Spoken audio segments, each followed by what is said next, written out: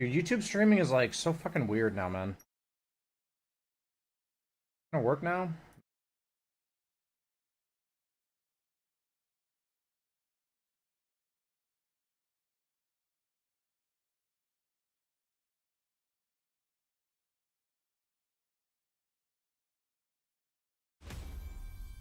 Yeah, I mean, I'm curious. Maybe he's got some interesting content to look at. I've never heard of him before.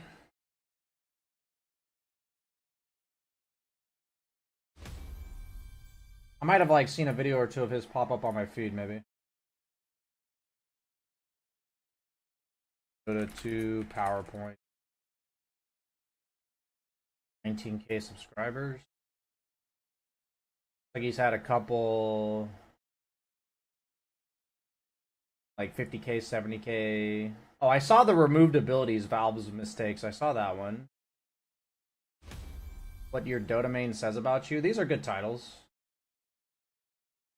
Yeah, he's got about as many views as I do. A little bit less on average, but his better videos get more.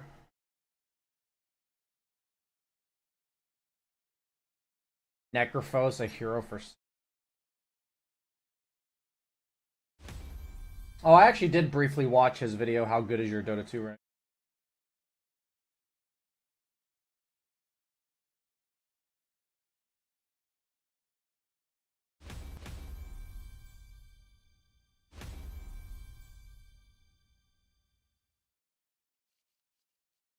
Time to run, throw it away.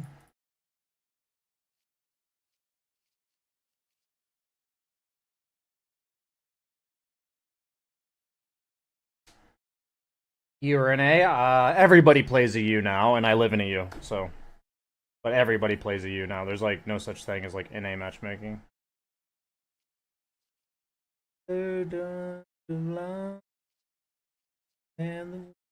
Бля, давай ты мне свапнешь Фуриона и кидашь строчку. Как тебе предложение? Snapfire or Veno? Ах ты, сука, ёбаная. Generally, like troll a lot against Veno because you can buy the Ags. I could also go PL. PL like just destroys Veno in general. I like troll a lot. I mean, I just think troll's a really strong hero. And it's really good against Jug as well. You take it all, go either way. This will serve. Haven't I like won every troll game pretty much? Yeah. I'm 8-2 with troll this patch. Pretty nice.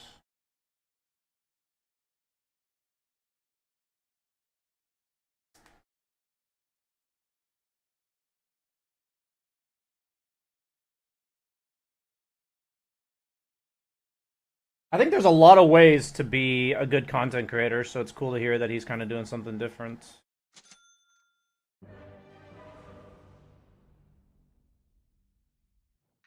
Вот он, петушара!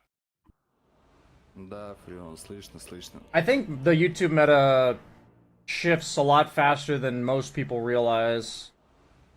And to some degree, there's like a lot of different ways to make a good video. У нас каймаги сложно. Ну, я постараюсь ни одним копьем не промазать. Like, there is a formula, but a lot of it's in, like, the title thumbnail, and I think the intro. I think a lot of the formula's in there. I'm currently working on my intros being better.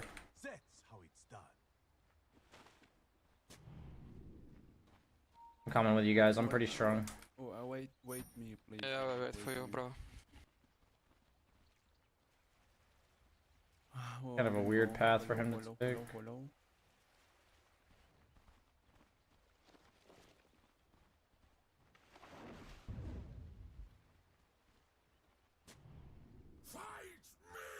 Build for sure. I'm gonna walk towards the bottom, I think.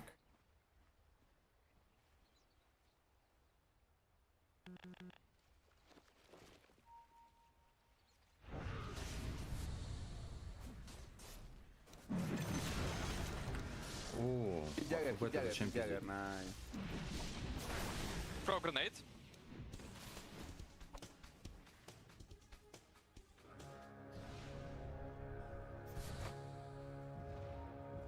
I'm so fucking slow.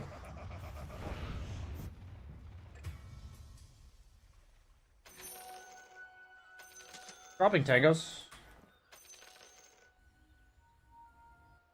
Не-не-не, ко мне везет. Бля, ну зря. Да, у меня дохуя что же. Dude. They never pick it up. Oh, he TP'd mid. So my support's not gonna be here for a bit. That in mind.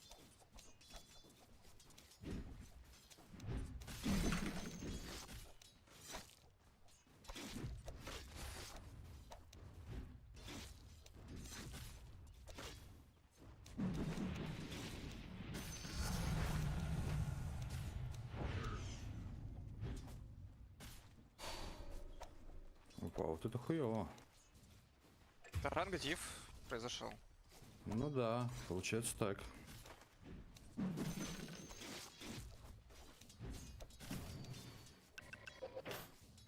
Does range creep to get denied?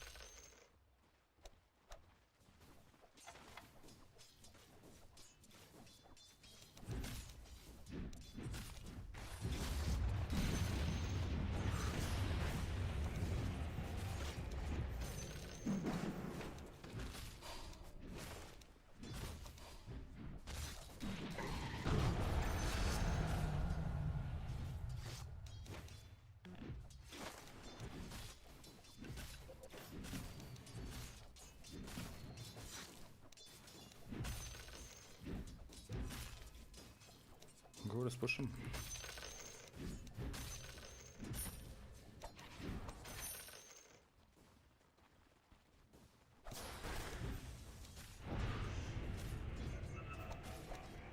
There's lots in the green. There's lot. Yeah.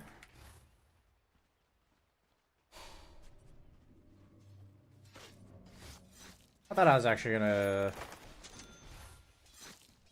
Lotus then. Ну, все хуёво получается. Что он быстрее все делает, брат, так бывает. Быстрее начинает пушить пачку под лотос.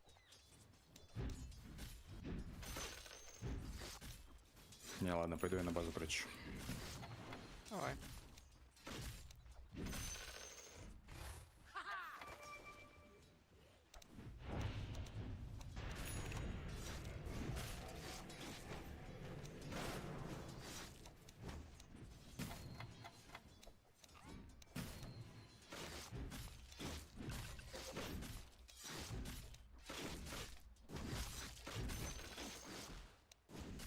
Mantle is missing, guys.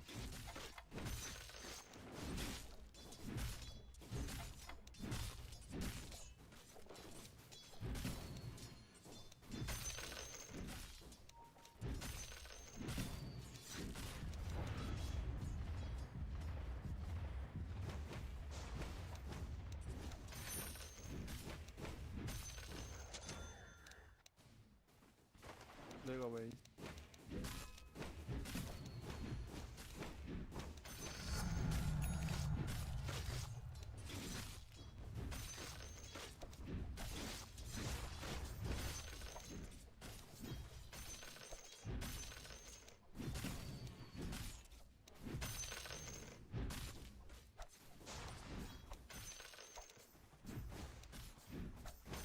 A little bit weird for him to be doing that. can TP mid, bro. Care, please. Timer can TP mid.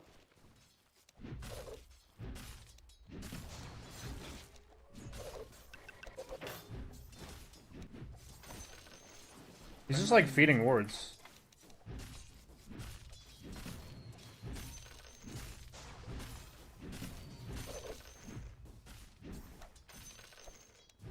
Jump away, Подкопил.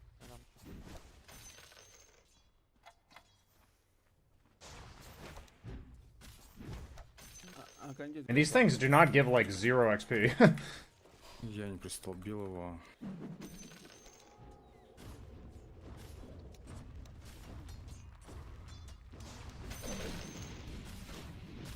Джаггер.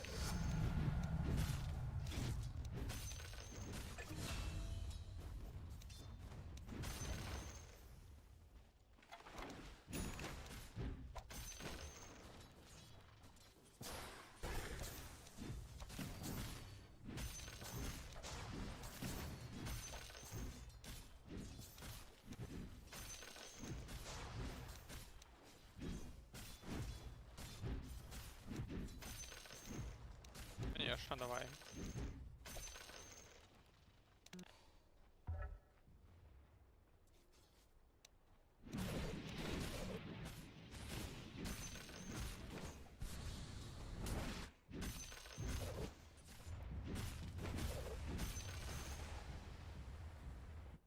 Smoke can TP maybe, bro.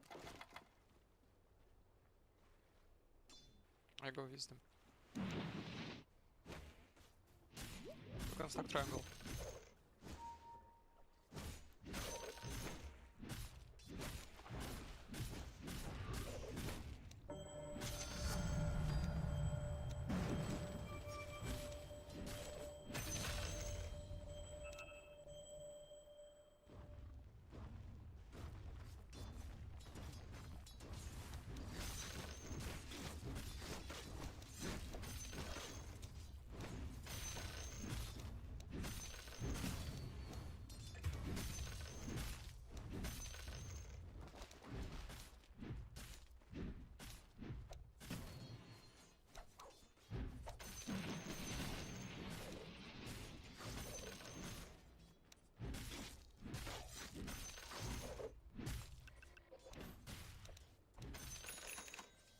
I was purposely letting him get some of the farm.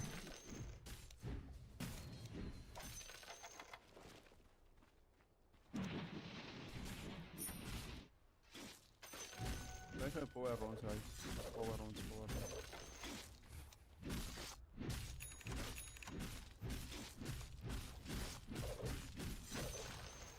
Power rounds, top. I mean, if they're both gonna sit there, it's fine. I'll just farm jungle. Jungle is missing, guys. Jungle is missing.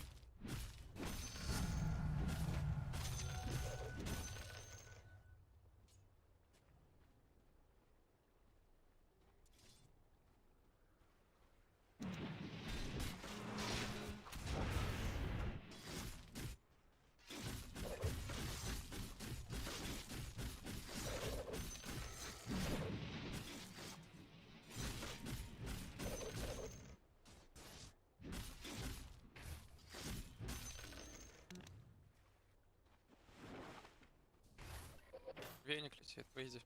Бля, ну мне похуй не осталось декспот.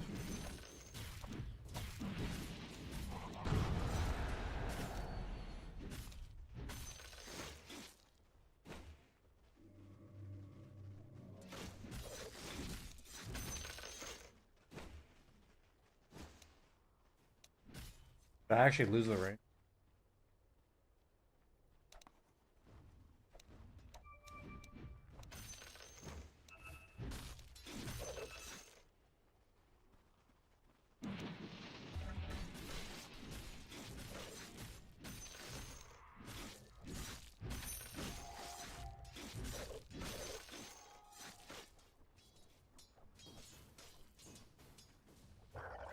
They're on me bottom.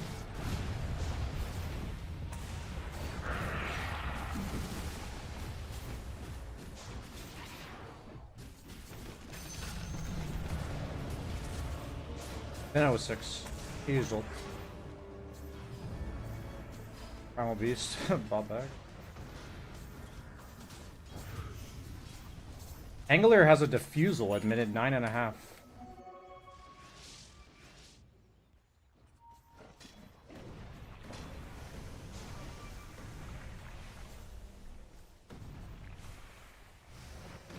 Angler the target he wants to go for?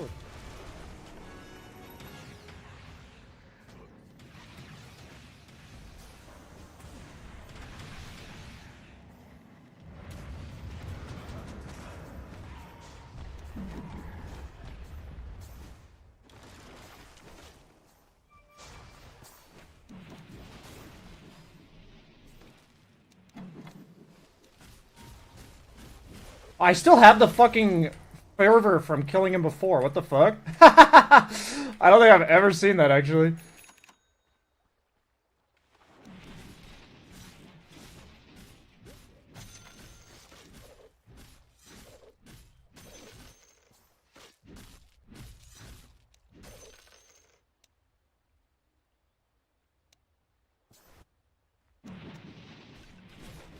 Nether, look me, please. Look and kill Nether.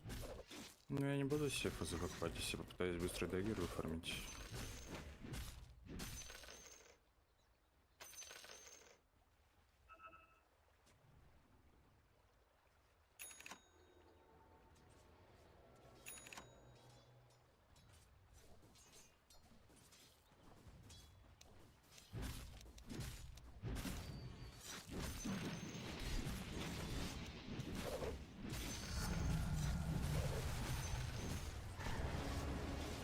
О, да ебаться в жопу. Over on side.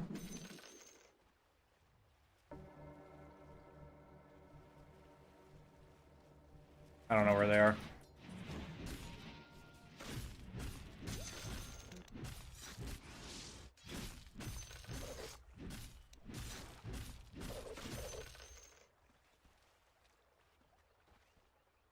I have ult.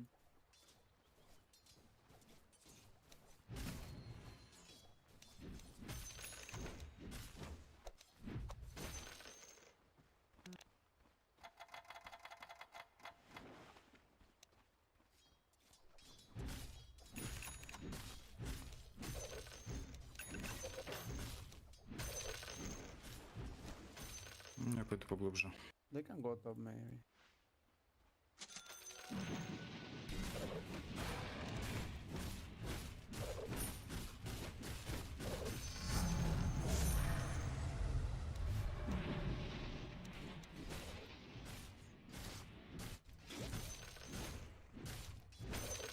Oh, where they fucking are, man.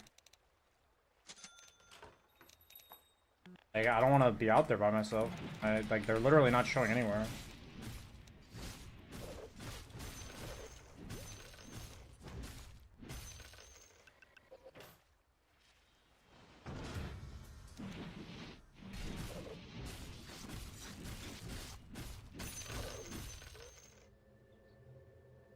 Over there, there's a stack.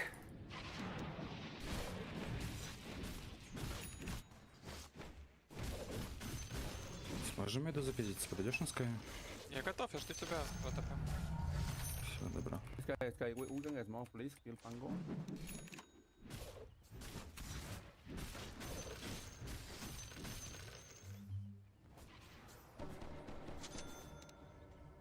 Eat the Sky, bro. Kill Pango. Pango. Зви меня. Давай, дай. Going on me.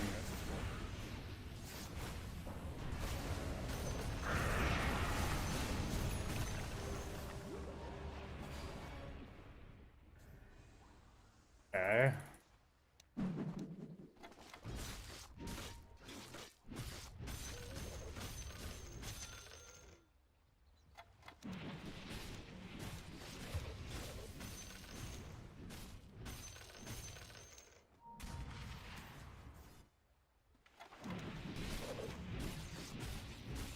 Бля, честно говоря, я очень сильно жалею, что я тебе дал нахуй мид.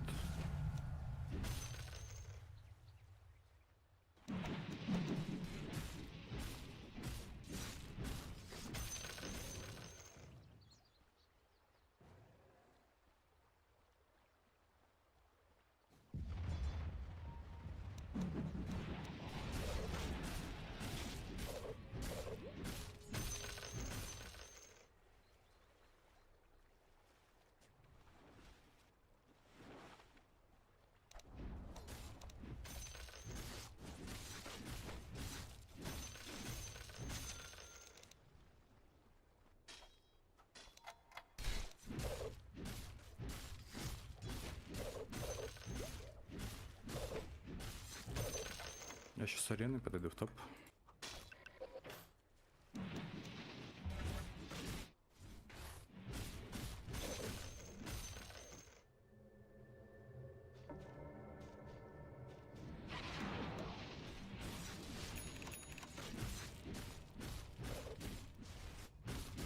Давай я к тебе туда иду.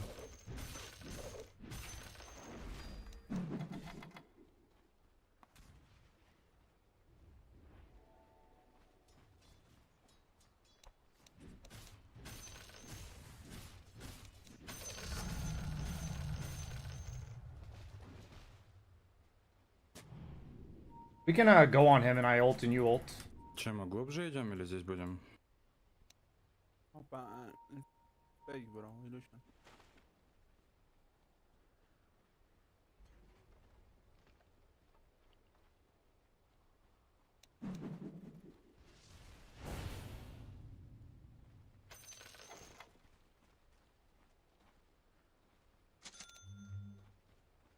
Ready?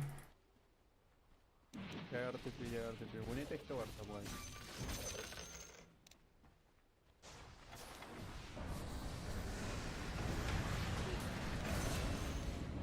Живее.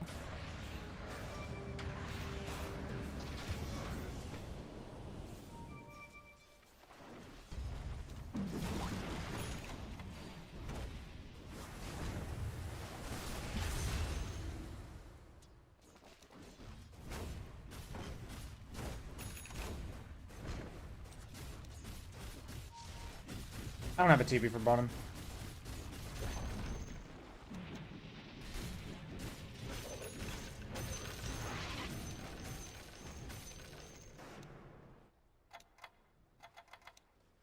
Тут больше для того, что я хотел постараться тебя засейвить. Я 2 армора, у меня герой не живет.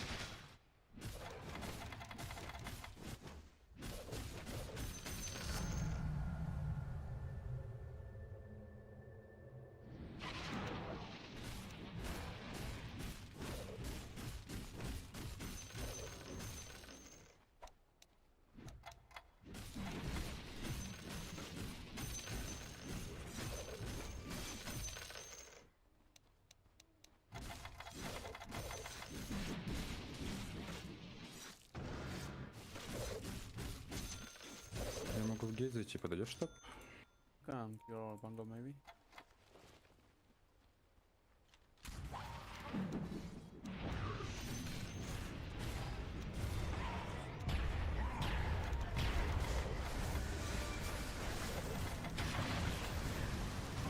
Я в спине.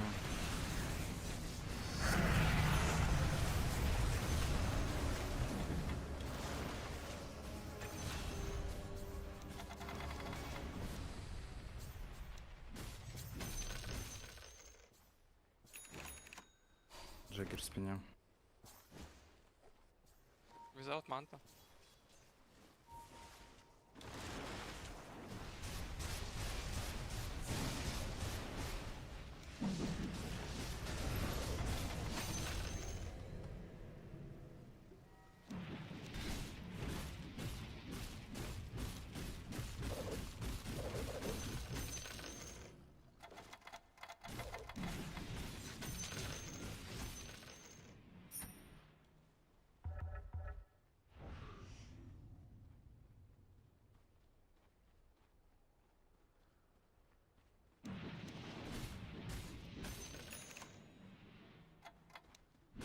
Села оса.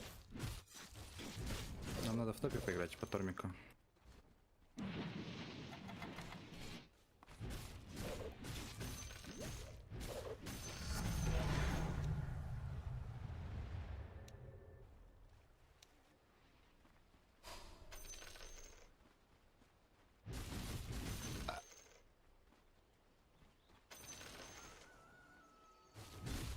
Будь здоров, получается.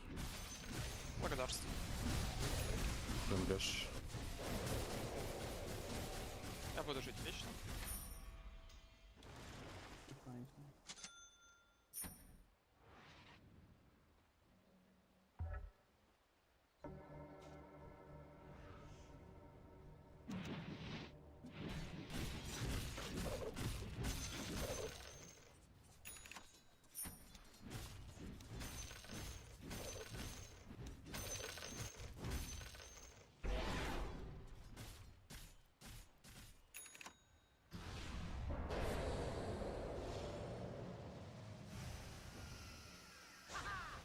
Бля, меня в топе не будет, Кир. Look together, guys. Look together now. Here. Super early disperse it. Okay, guys, run.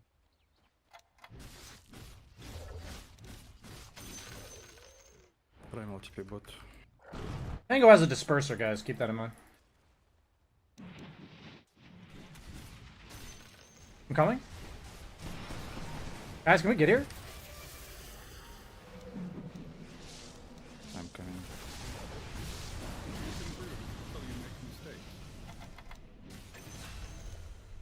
Deja vision, man. Look.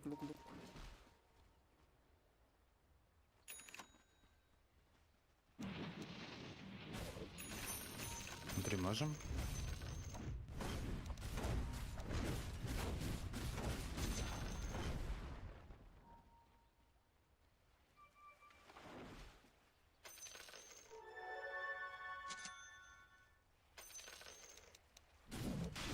Охуеть, ну как это, блядь?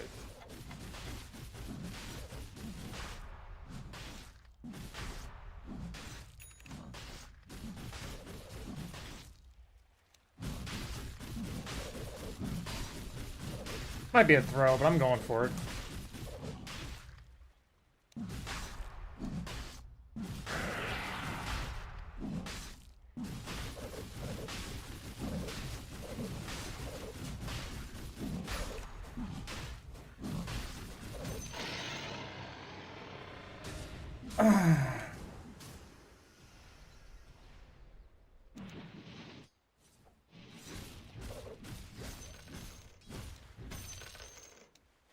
Classic DD outside the Roche pit, you know? Sometimes you just...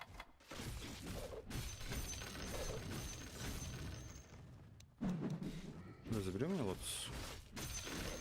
I have Ags now, I'm really strong. I want a TP top.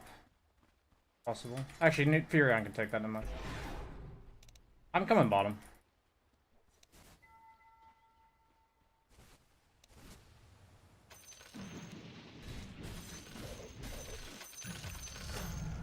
I'm strong.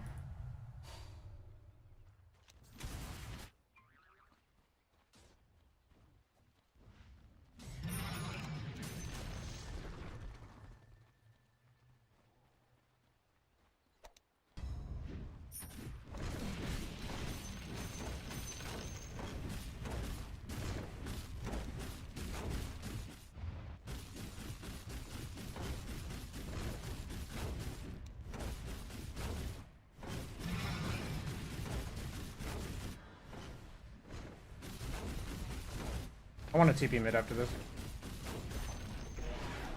Fine, I'll just farm backwards. Smoke, maybe, guys.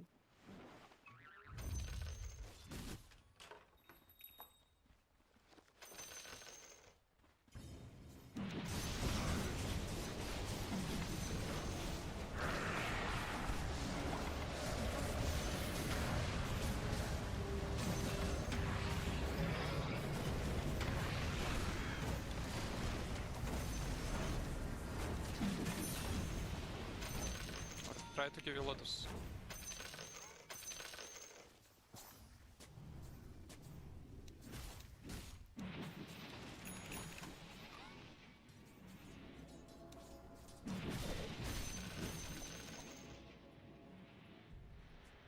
Buy detection, Mars, please.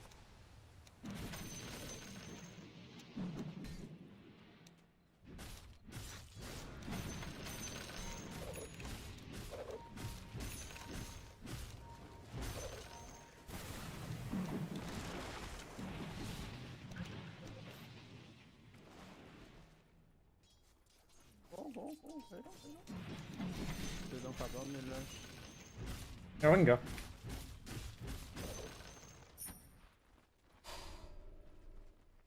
Might I don't have be- arena for a bit. Yeah, have big him.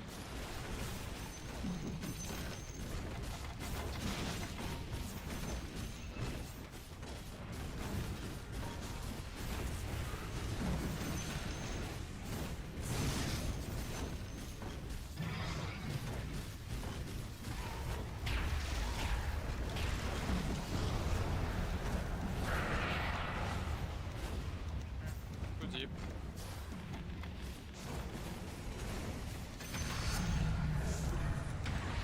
Yeah, boy.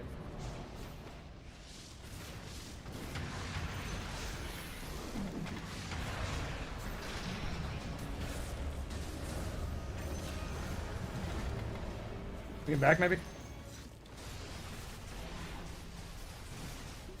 That's really okay.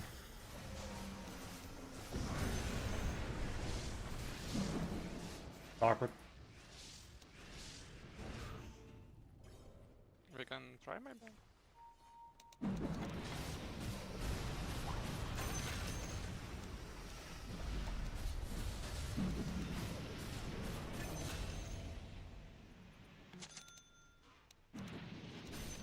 Last. Last B. Ну, у меня дагер далеко. Ну, тут он. Он вышел.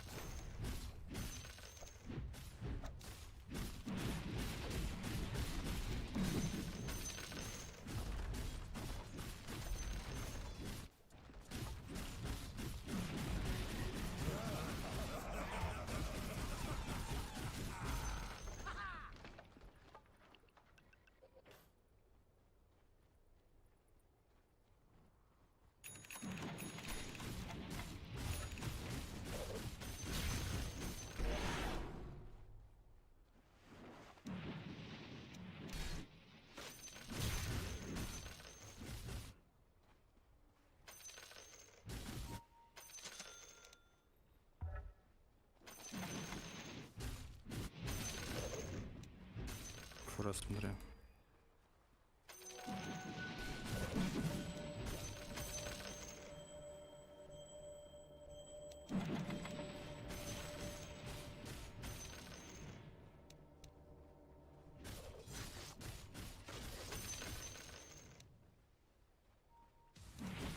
Не знаю, нахуя я говорю.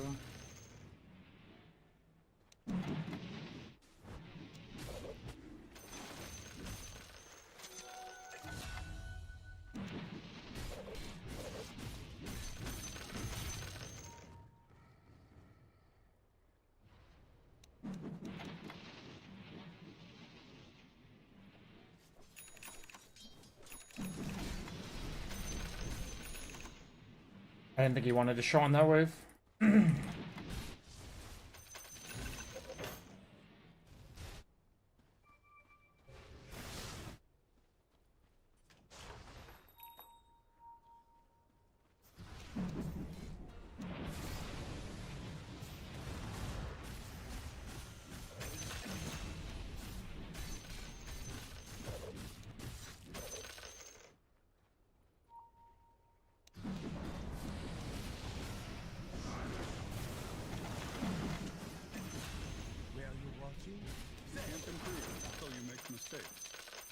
Money! I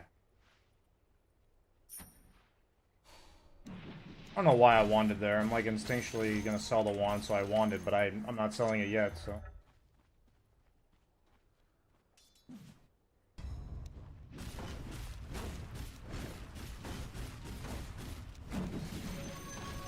Oh my god, I attacked.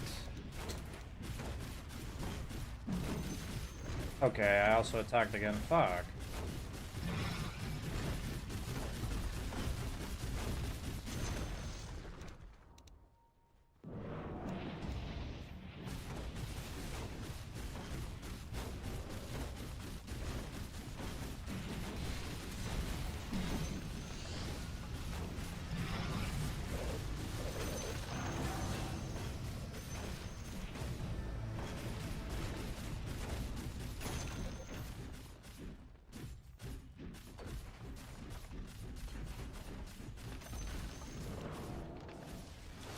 Nomnilek, bro.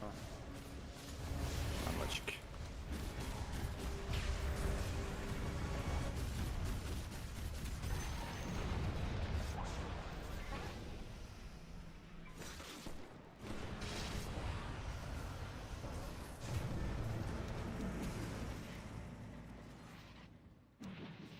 Go 5, I have global. Wait me, please. Oh, Nitrous, please, go 5, hey. Look, pango.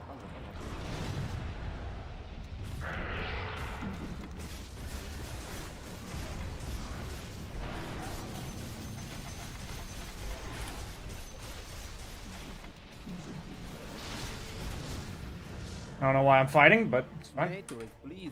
Wait don't fight. Try.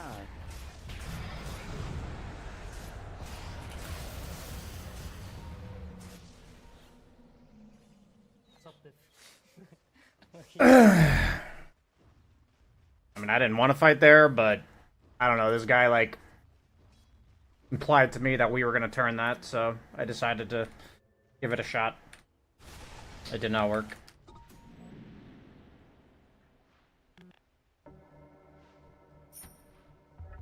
Not going to make an excuse, because I listened to him, and I didn't have to. Still sip.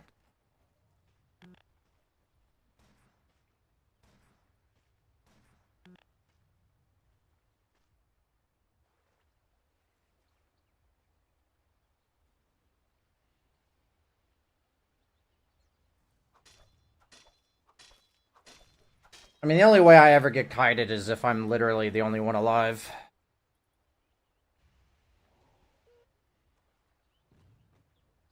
This guy's got a hex coming. I'm not too concerned about this game. If they get Roche, it's a little concerning, but I'd say I'm like 97% sure we'll win. Can we contest Roche? We need to go rush, guys. We need to go rush. Go rush, please. Go rush, go rush, go rush.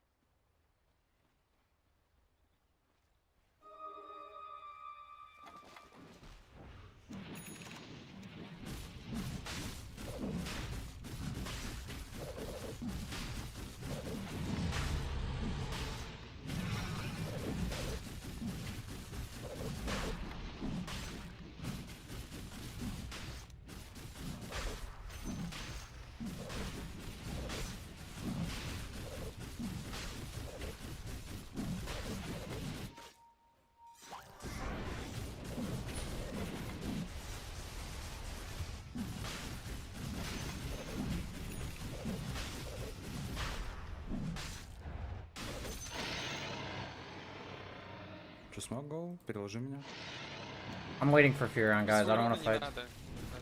Ну ладно.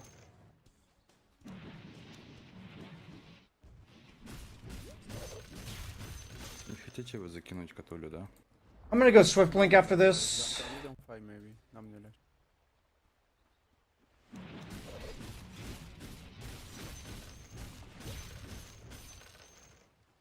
Crazy in these games how Jug is like the same level as me now after like one late game fight.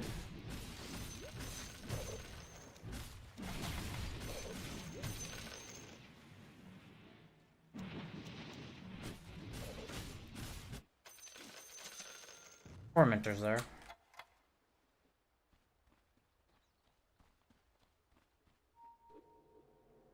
I don't need it.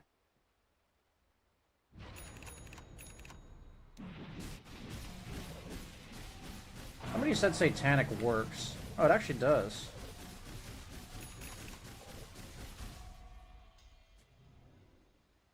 You don't heal, but you don't take damage. А еще можно уже потихоньку.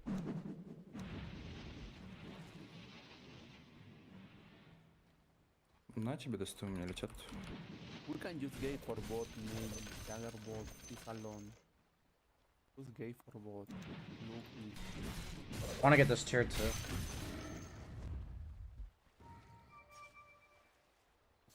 Then we like never have to go top again.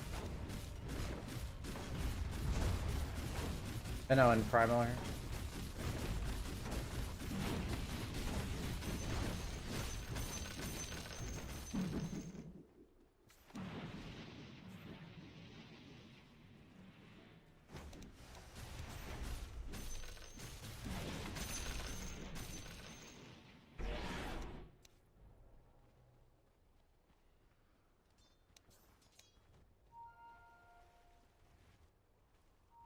can you use gate for bot, please? Use gate for bot.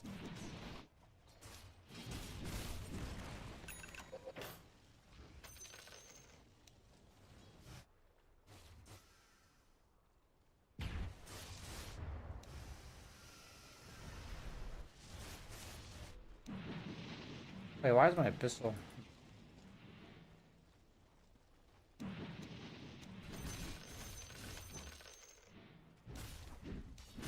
can be patient. They might have vision here. So bad position. Sure.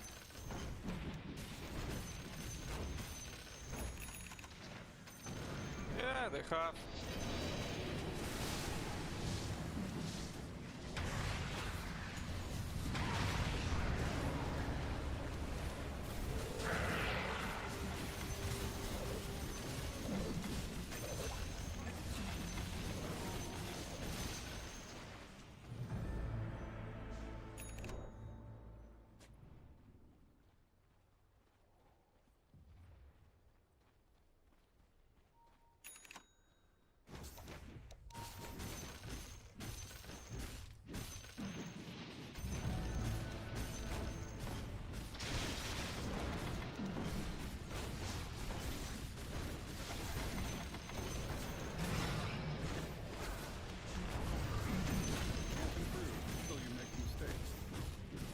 Я уж подумал, ты не среагируешь.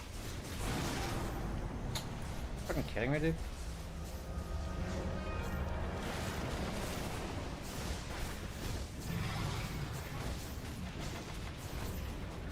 It is fucking shit, bruh.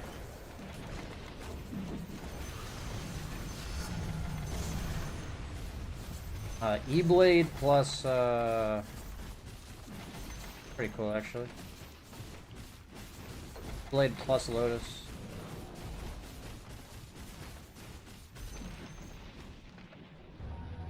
Nine X the Primal. Does.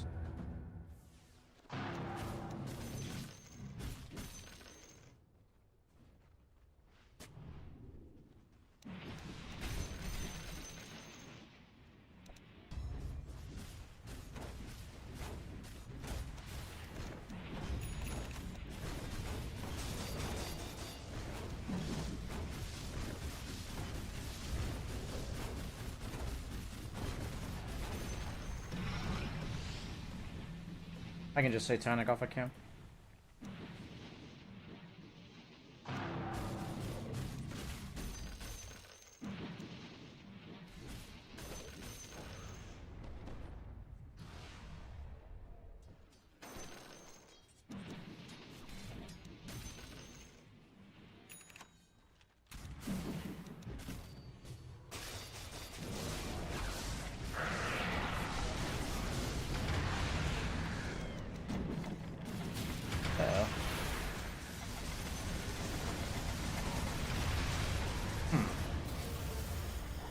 I thought I'd be able to lock him down, dude.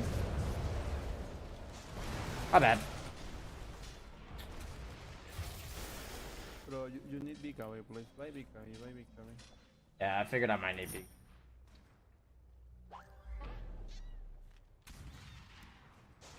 I was thinking, I'm like, do I need a BKB this game? And then that answered my question. That was literally the question I was asking myself. I feel like, in theory, I don't, but they just have too much, like, annoying control, you know?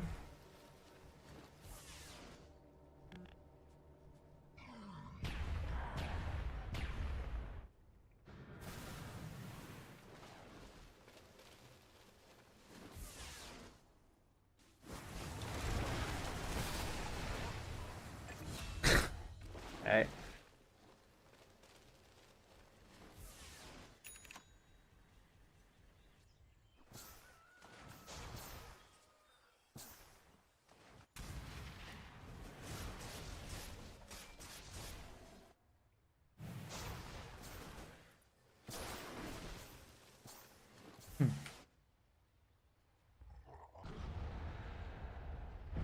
Yeah, I mean, we have, like, X's and shit, so I feel like this guy can get...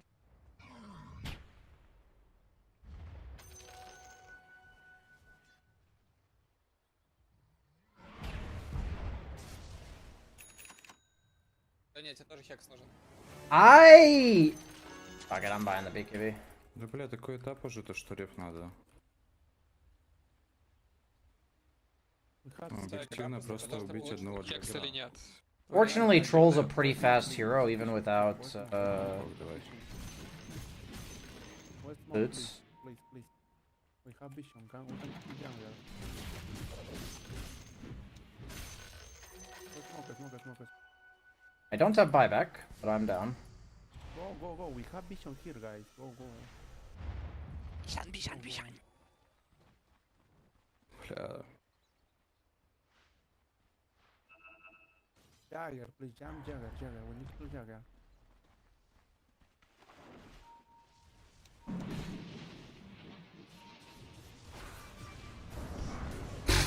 Okay, back. We fucked up. Just back.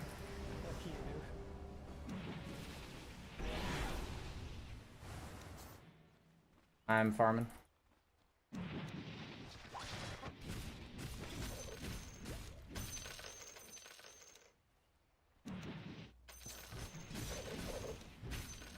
Not a big deal, shit happens.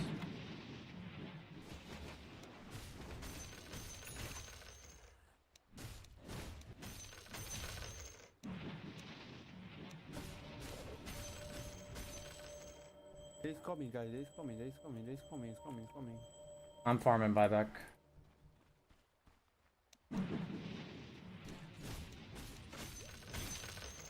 I've gotten rushed by my team a few times this game, and I've fallen for it.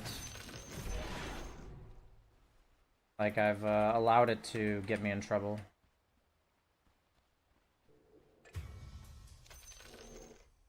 I'm trying really hard to throw this game, I feel like.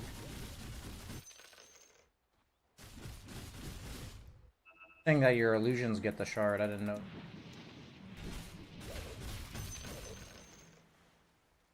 Really wish I hadn't sold my treads for this BKB, because I would have gotten gold count way soon.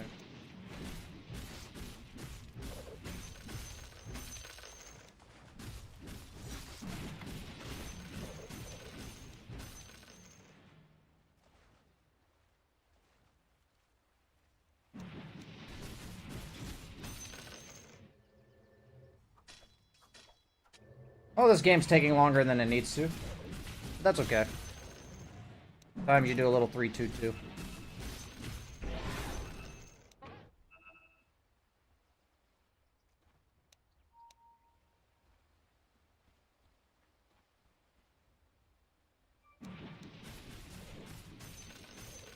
I have buyback now.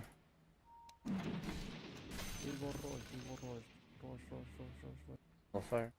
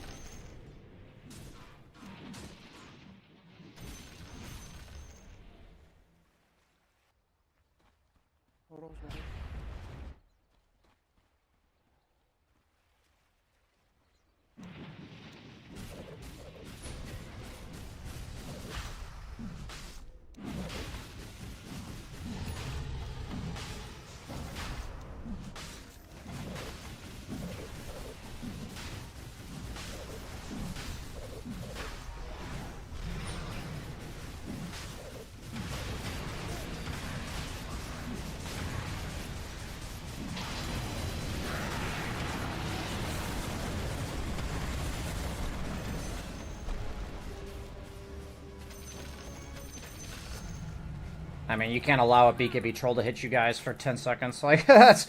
You're fucked. Oh, that shard does fucking crazy damage.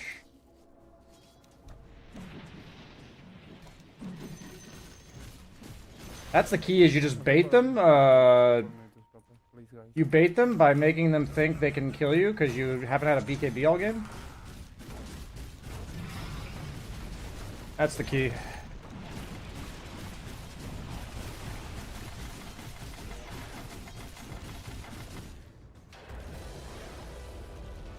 Cloud Easy, thanks for the 5 gifted, dude.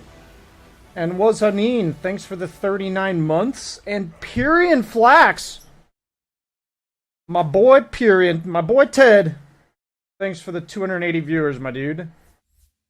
Thank you. And Galder with the 49 months. Thank you, Rupesh, for the sub.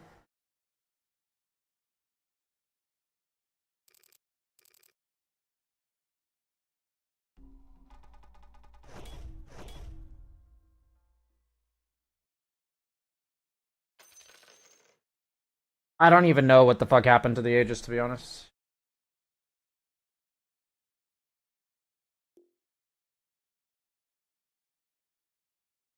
Sup, son of war. How you doing, man? Oh, nature's denied it. Not buying BKB was a big brain move to bait them later. Of course, everything we do in this channel was intentionally big brained, and there's never a single misclick in this channel. Nor conceptual mistake. It was all just investing in the future. Whenever I die, it's to give the opponent golden XP so that when I kill them next, I get more. That's every move. Every move is calculated in this stream.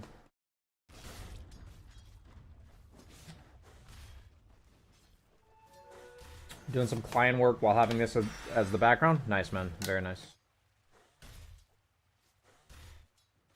You got an answer from our discussion we had. What's the answer? What'd you find out? Is Radiance good on Razor with Facet Synergy? Generally speaking, the problem with Razor is he needs other items. Like, a lot of Radiance builders can, like, function fully without other items. Like, there's no item for, like, Abaddon that really makes him that much stronger. While there's, like, a lot of items for Razor that make him, like, way stronger. Is like, kind of the problem. I think. Why is Jug picked in every second game? Doesn't look like he got that major buffs. The Ghost Scepter plus BKB change is just, like, a huge buff to Jug. Huge buff. In the past, any hero that bought a BKB could just buy a 1500 gold item and say, like, I can dodge your Omni Slash. And there's no item you can buy to counter it. So...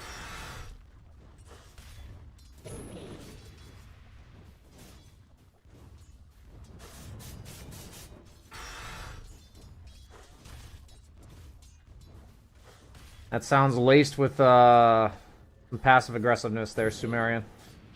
But I might be projecting. Which enemy pick makes Troll unplayable in my 5k bracket? Usually get kited and lose the game.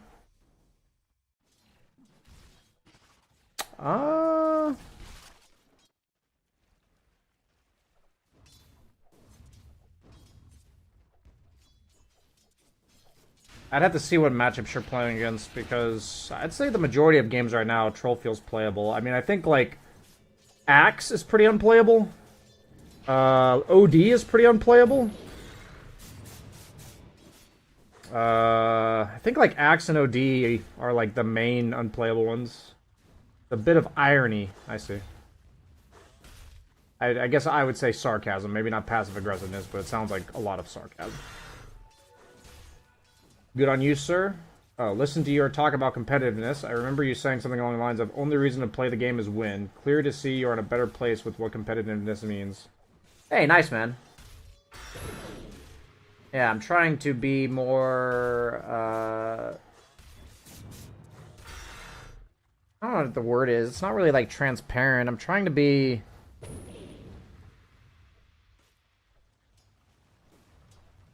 communicating mindset shifts, I guess? That'd be, like, the description I'm giving.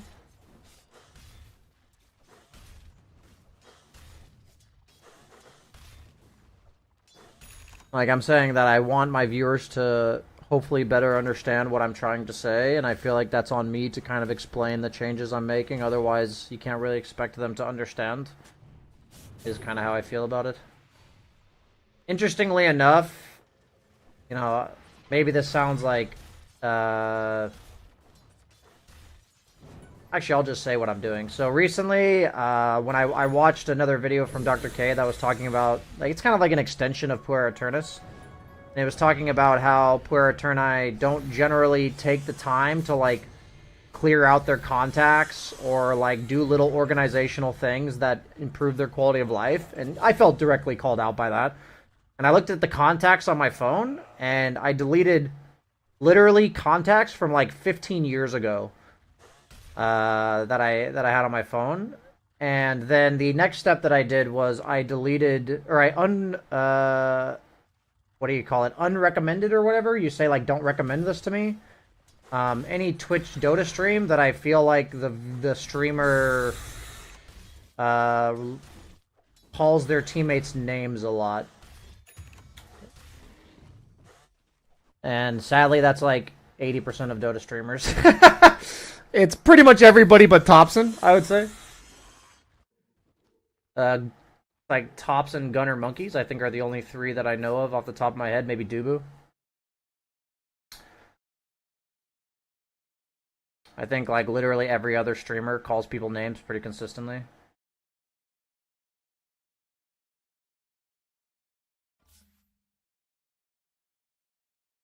Did Quinn survive? No, he did not. He did not. I don't think I've seen Dendy stream when I'm not live. I feel like Dendy and I have like very similar stream times. I hardly ever see him online. Mason is low toxicity. Very, very good. Of course. Agreed. Mason is a stand-up individual for sure.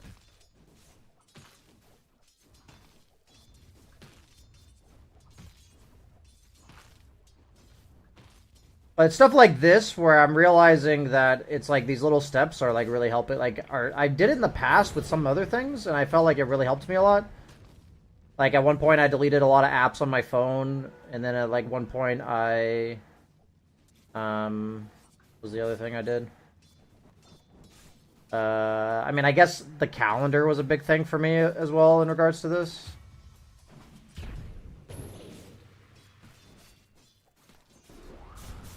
Oof. I guess it's not just calling people names, actually. I think it's also when the streamer is very ego-driven as well.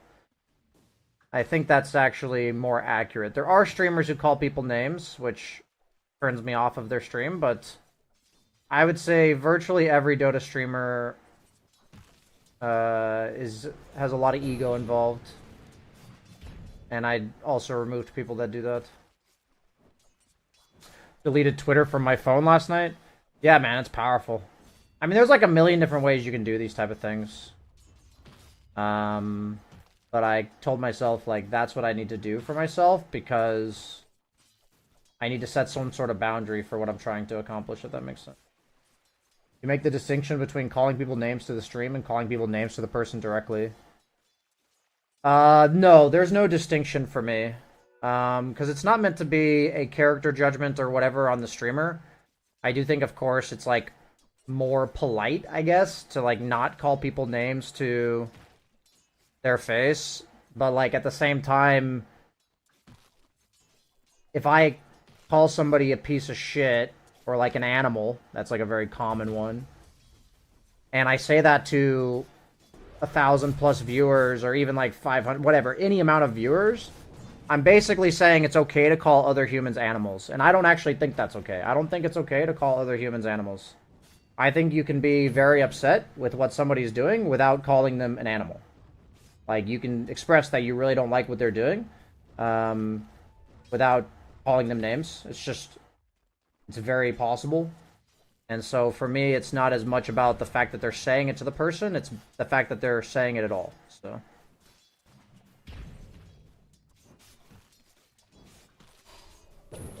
Dark Horse with the Hydrate redemption. We shall do that. This Marcy's pretty funny.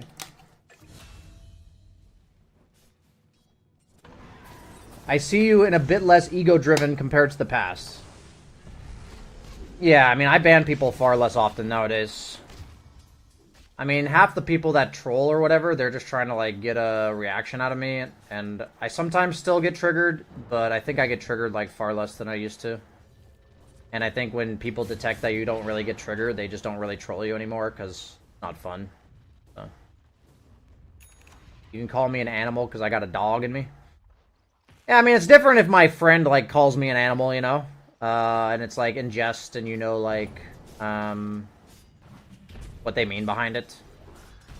But, no, it's, like, a very different story for, like, some random pubber to call me an animal, or hear people call each other animals in a, like, a derogatory sense. So. Aren't we all animals? Yeah, I mean, now you're getting down to, like, semantics. Of course, it's not what they're saying, it's what they mean by what they're saying, right?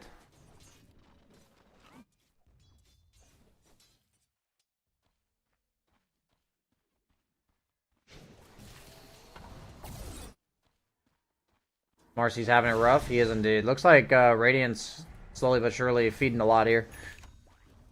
I'm actually pretty surprised this Wind Ranger offlane did not max win run against Ursa. I think you go 1-1-3, almost certainly.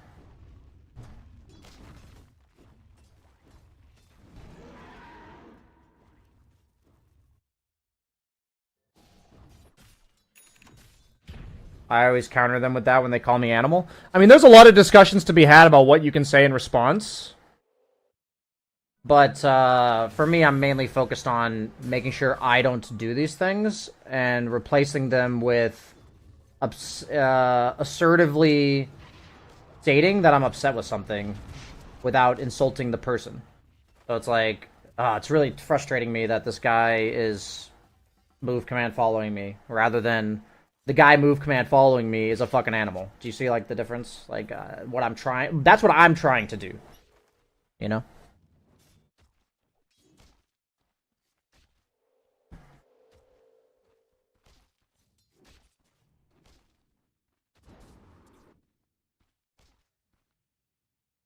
I need to turn my lights on. Why is Wind Ranger bald? He got into the bald Reddit after having a bald spot, and she just committed. I'd be so lost trying to get back into this. I mean, in general, it just depends on what you're getting back into it for. I think all the new stuff is really fun and exciting. So if you want to, like, play your favorite hero and learn their facets, that can be really fun. And sometimes you're going to die to random shit that you don't understand, and that's okay. I think Dota's in a really fun spot, generally speaking. I think all the changes they've made are good. Might be a bit overwhelming, though. Or a lot overwhelming, perhaps. But I think that's kind of expected for anybody who comes back to Dota. Is Wind Ranger manned up when she doesn't even have any hair? There's no reason to max E in lane. I think when you're against Ursa carry and Ogre, where like most of their damage is right clicks, then I think there's a reason to max your E, because the only way you die is right clicks. There's literally no other damage. And Ursa's not a hero that can poke you. Like, he will either hard commit onto you or he won't. So by maxing Windrun, you're dodging 100% of damage from the Ursa. And so, you know, it's easy to say in hindsight, but like, if you die 3 times and it would only be twice if you had max Windrun, then I think you should max Windrun. Or like 3 points Windrun. I think that's pretty reasonable. But this guy is Master Tier Wind Ranger, so I'm just, you know, stating how I feel about this situation.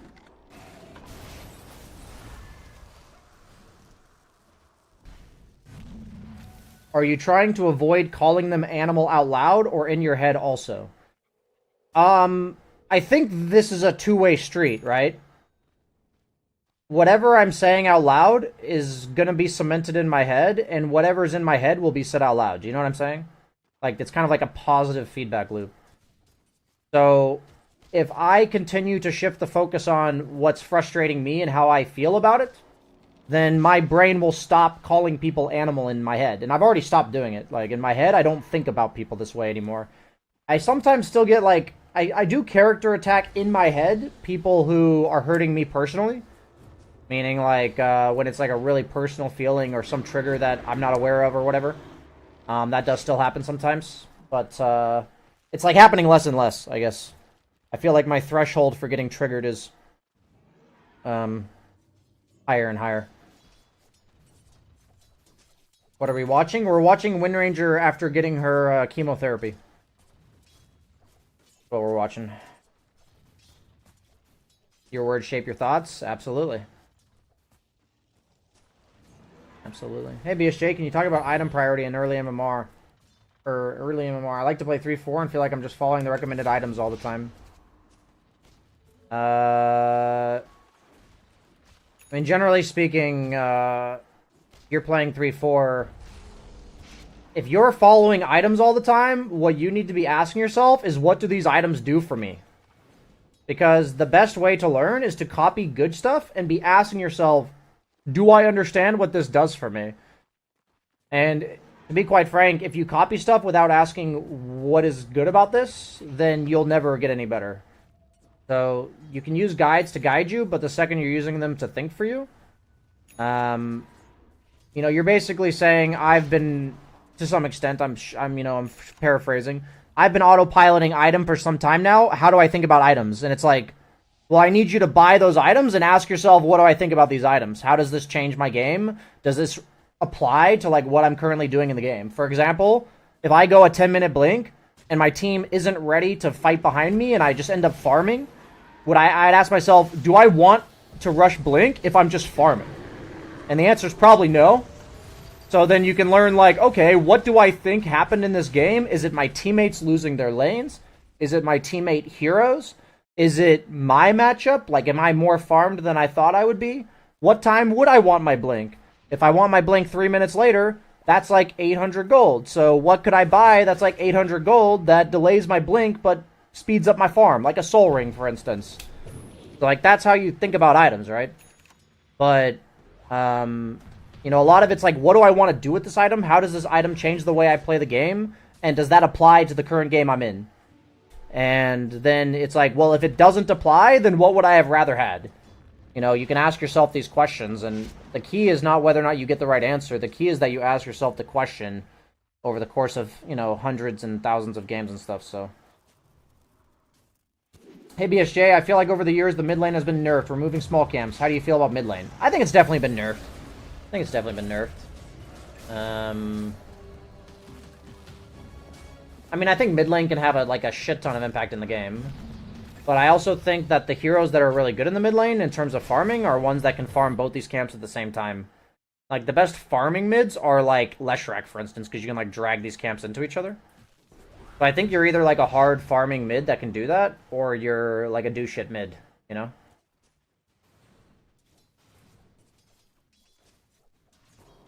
Hey, I'm glad you enjoyed the advice, Vendetta. Hey, Brian, can we expect a full Troll Warlord guide video? Or if you're comfortable, you can answer these here. When to pick, lane positioning versus item comparison. I can look to make a Troll Warlord video. The problem right now is that I'm actually using an alternative mic because my nice mic is, like, on the fritz, so I ordered new parts for it. And, so I have to delay my stuff right now. I guess my answer to these type of questions is there's like a million videos I would love to do, and I already have stuff in the pipeline.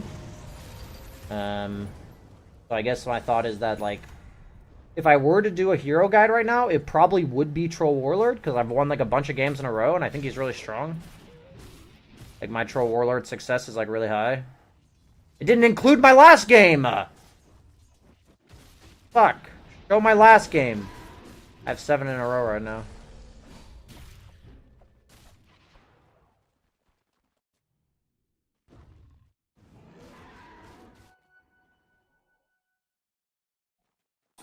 That every Dota player needs to hear this video is great. I think you are on the right track of what the community needs and needs to hear.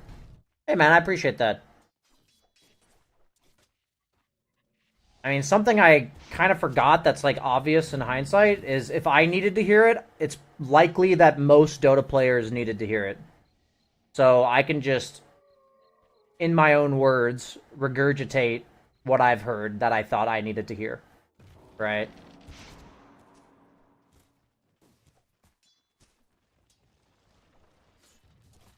I can just be like, well, this lesson really helped me. Here's how I would describe it to somebody else. I think you need to hear this. You know what I mean? What would you say the best role to gain in the game is? Gain MMR? I don't like that question because the best role is the one that you enjoy playing the most and that you'll learn the fastest on. Like, that's the best role in the game. Like, period.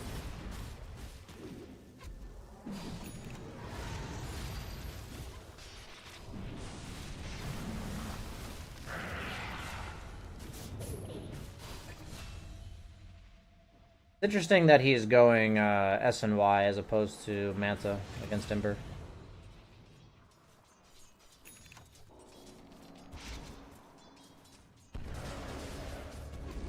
I will try to learn carry roll 3k, you spam Ursa, and I feel like I'm playing Legion Commander again. I can only fully commit into a fight, and if target doesn't die, I'm fucked and I feel useless.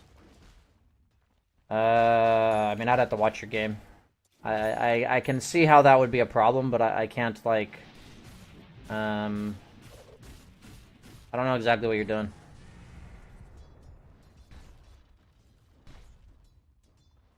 you might just have really bad target selection, and you might have poor itemization understanding. It might be map movements. It might be bad timing in the fights, like not just target selection, but bad timing. Like you might be impatient. I think if you're treating Ursa like Legion Commander, that actually tells me a lot. Like, that's just not how Ursa works. Because Legion Commander has a way to reliably hit you for, like, 5 seconds. But then after that, she's, like, fucking useless. But Ursa is, like, allowed to go in and, like, disengage sometimes. Like, if they force staff and stuff, you can just back up and go again. So, I think if you see a parallel between Legion and Ursa, you need to, like, somehow unsee that. Like, you need to acknowledge, like, they're not the same at all. And then say, like, how do I... Like, it's not that they're not the same at all, but there's, like, a pretty large difference between the two of them. That's, like, my best, feedback I can give without watching the game.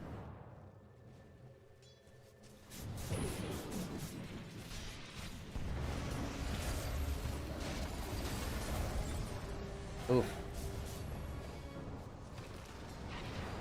I think that troll thought he would live because he has Venge behind him, but I guess Venge didn't use her W to get Vision or something? Because she could have W'd for Vision? What actually happened there? Did Venge not W for Vision?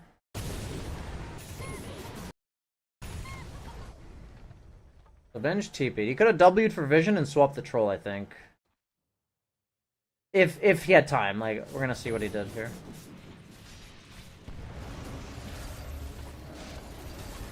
Oh, he did not quite have time. Okay, he tried, though.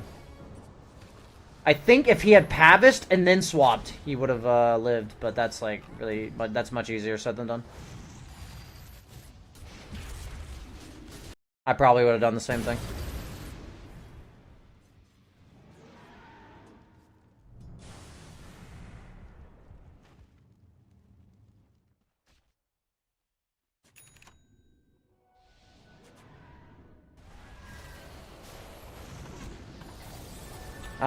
I have a lot of things I could potentially say to your response, Sumerian.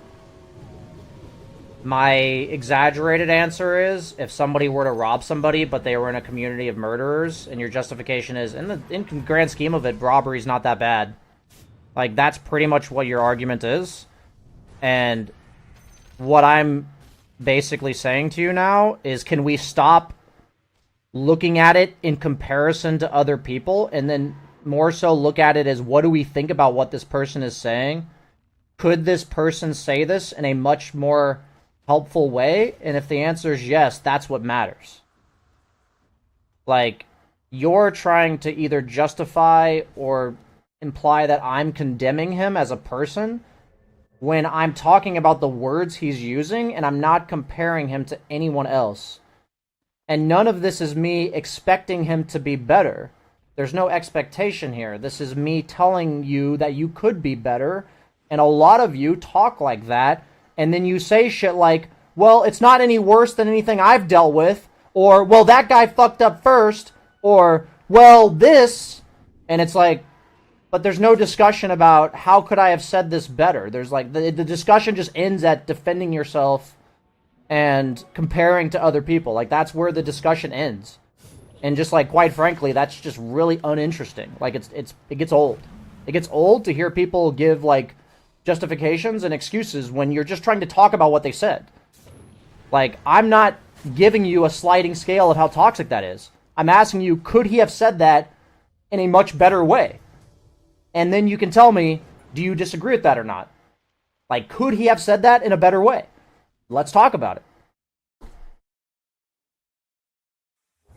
Like, I guarantee you, if you ask yourself the question, could he have said that in a better way? Most of you would say yes. I think almost all of you would say yes. Maybe we don't know exactly what we would say. Like, for me, the biggest problem has been, it's not only that it's like, I know what I'm saying could be said better, but I don't actually know how to say it better. Like, I don't have, like, like, I've never been taught in my entire life how to, like, assertively state my needs as a request without being at all defensive and worried that the person's gonna blow me off. Like, I never got taught that. So, like, his words are, like, laced with, you guys are bad at this game, I'm smarter than you, listen to me. Like, he could just say what he thinks we should do. Hey guys, when I'm up, go on TA, like, Abaddon's really hard to kill. Like, you can just say that. But then you have to ask yourself, why doesn't he just say that? Like, why does he feel the need to tell us we're stupid? Like, there is no need to tell us we're stupid, but he's doing it. So then the question is why? You know, why? It's just a discussion. You know, it's not like there's something wrong with this guy. It's just, why is he doing that? You know, why do we do that? And for me, it's usually rooted in like ego or insecurities or frustration. Like, I'm not handling an emotion very well. Like, there's a lot of reasons that it could be happening. You know, but that's like the discussion. You know, I tried to say it in the video. Maybe I didn't do a great job, but I tried to say, I'm not trying to shit on these people. You know, I'm not trying to like use these guys and demonize them. Like, that's the last thing I'm trying to do. I'm not trying to say like, this guy's a fucking idiot. In the video itself, I literally said like, I really didn't like how I handled this. You know, I really did not like how I handled this situation. What he said frustrated me. And on a better day, like where I'm in a better headspace, it's not going to frustrate me. But the fact is, like, I'm not perfect and neither is anyone else. So there's going to be days where you say shit that frustrates people. And you can't just say, well, if that guy wasn't so, you know, sensitive, then he would just chill the fuck out. Like, you can't just say that because then, I mean, you can, but like, if you say that, you're taking literally zero responsibility for what you say and how you say it. Like, the discussion just ends there. Like, what I'm literally telling you is, you can take responsibility for what you say. Like, that's effectively what I'm telling the Dota community. And just because I made a bad play, like, that I made a play that lost the team fight, doesn't mean that you can stop caring about what you're saying. It doesn't mean that you can just start being a fucking asshole with, like, no consideration for me at all. Like, you can't just dehumanize me because I fucking didn't press B, Kibby. You know what I mean? Like, that's the idea. That's what I'm trying to say. And I know I'm getting pretty, like, you know, like, worked up here. But, like, the crux of that video is just how often Dota players will act like that, and they'll just say, well, my teammates fucked up. Why can't my teammates be better? Why can't they just be less stupid? And it's like, ugh, you know? Ugh! I didn't ask you what you thought of your teammates. I asked you about what you said. Like, do you stand by what you said as the single best way to communicate what you just said? You know, fuck. But I'm good. I'm good. I'll be right back. Hey, BSJ, keep up the good work. How exactly do you see Vengeful Spirit in this patch? I have Vengeful Spirit as the one hero in my grid that is not there, because I think she's fucking garbage. You know, I could go into detail, but I just think there's always a better hero in every situation. There's better save heroes, there's better aggression heroes, there's better cores. She's just dog poop. I'll be right back.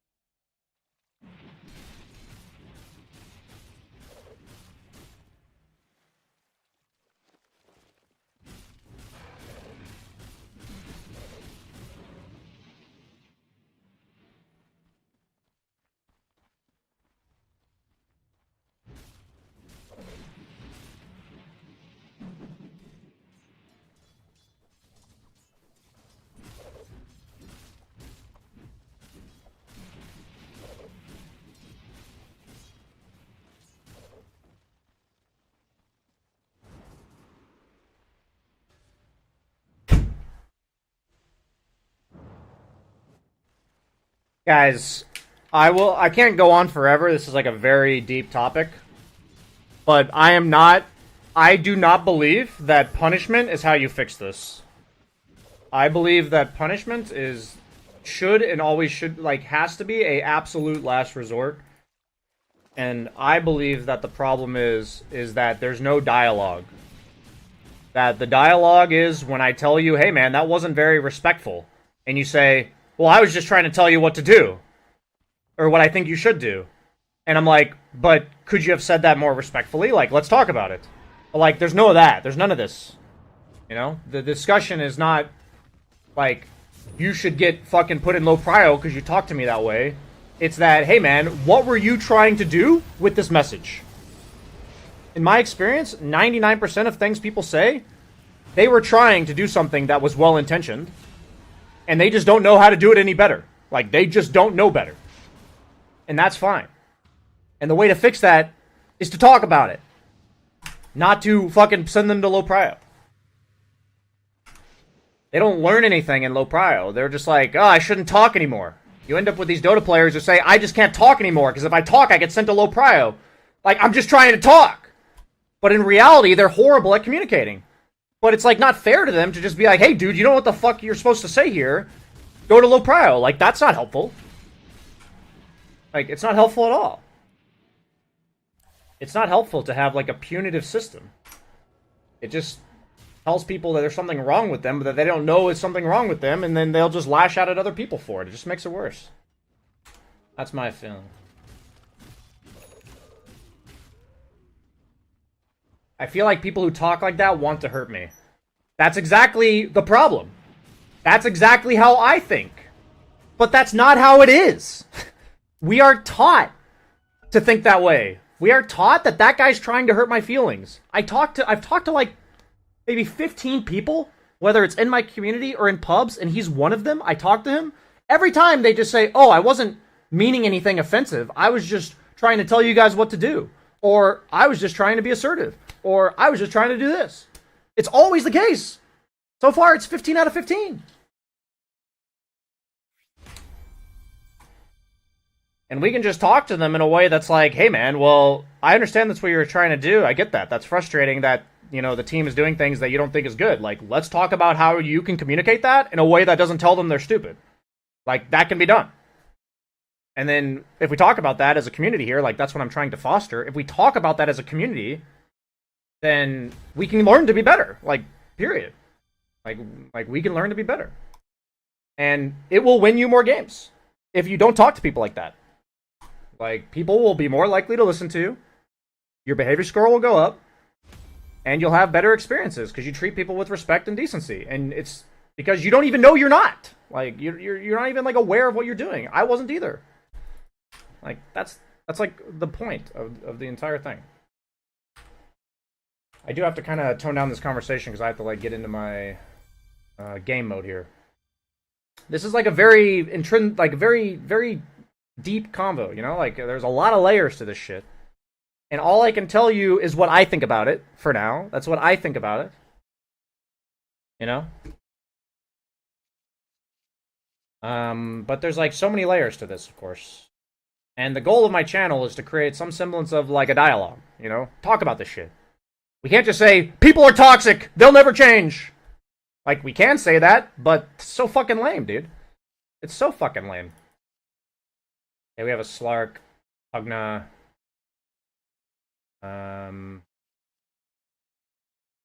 My gut is Ursa. What I see here. Yeah, I like Ursa a lot.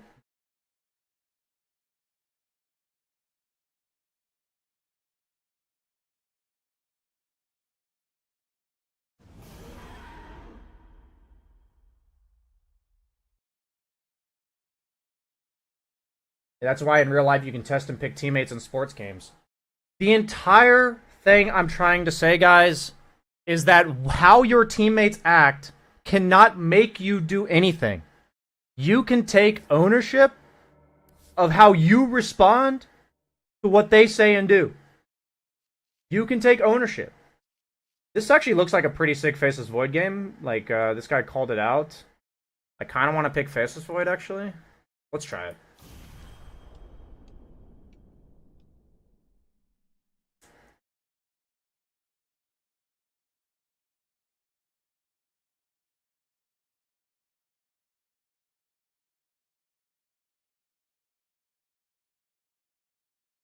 How do I want to do this?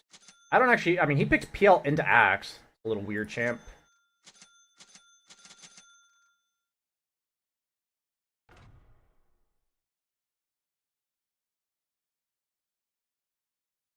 I mean, get it on. I understand what you're trying to say, but what I'm saying in this channel is I'm never gonna advocate for a punishment system.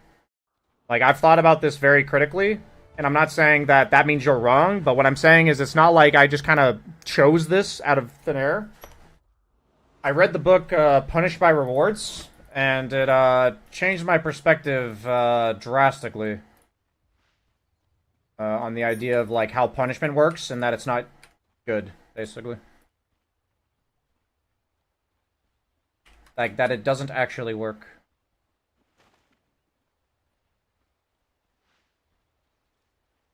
So, like, it's not that I'm saying I'm right, you're wrong. I'm saying that I've thought about this a shit ton, and there's, like, if you want to have that perspective, which is fine, like, you can have your perspective, but, like, that's not what I'm going to advocate for here, you know? I'm not going to advocate for punishing people.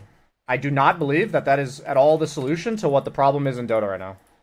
Like, for me, that's, like, as far off as you can be to the solution of the state of the Dota community and like online gaming as a whole.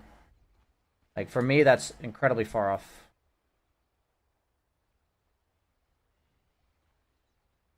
And of course, when it's like a complex issue, people are going to have different answers to the problem, and so like there's going to be people who think, you know, it's better to do that. I get that. Yeah, I gotta focus up.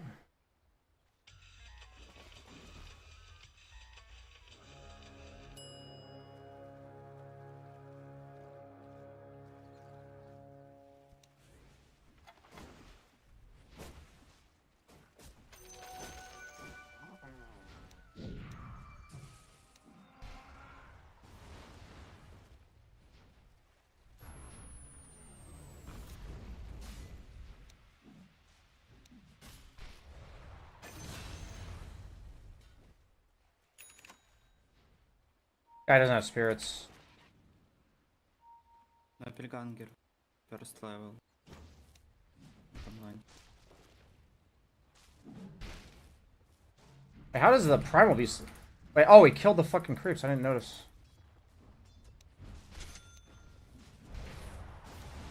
Like, how is he level 2? What the fuck?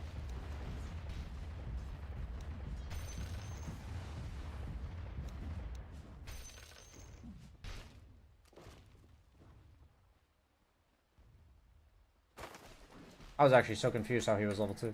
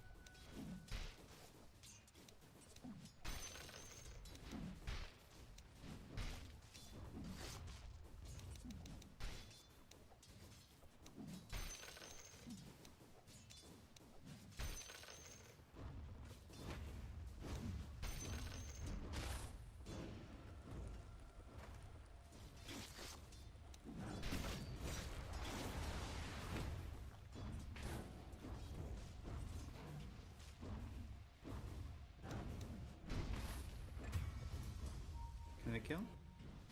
Kill. I need level 4, bro. Давай, Help давай. Axe, please. I'm fine on mid. Не, что ты файн, он без батла, блядь. Мне четвертый нужен.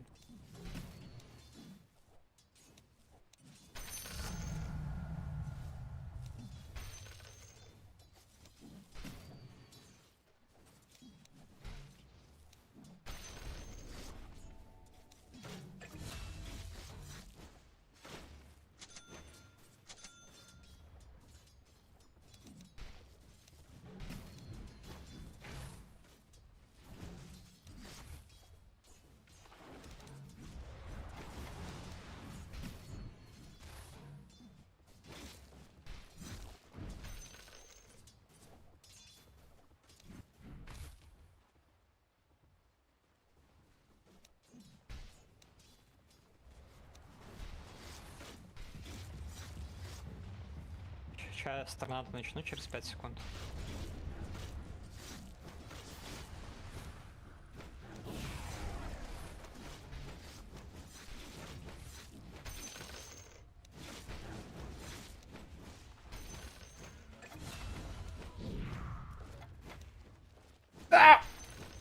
Дуаксу помогу, он сейчас...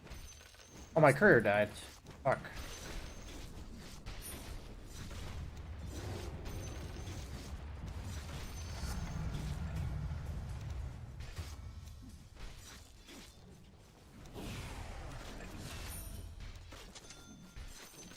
Dropping my boots.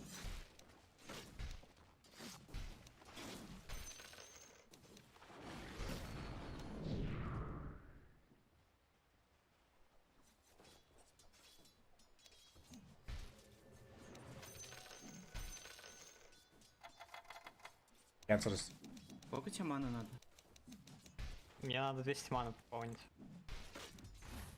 Все, у меня есть мана, можно напасть. Ну я... У меня только паунс. Гранатки даже нет. Давай.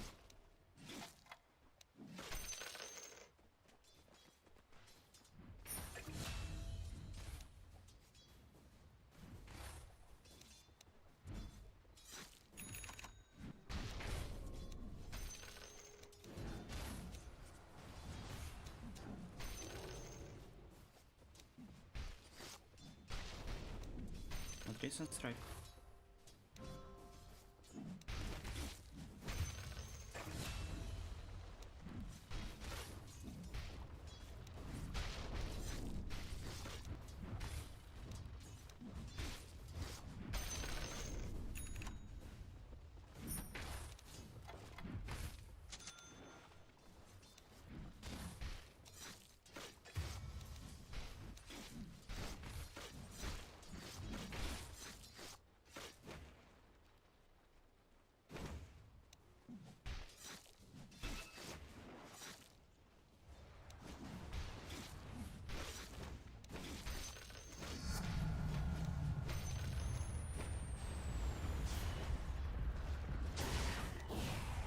Вайкер, смотри еще. Когда санстрайкс еще, ребят? Сколько? 15 секунд. Кулдаун, кулдаун. Yeah, you can show it. I will try. Max, we can try kill PL. Oh, come on, I level missed. 6.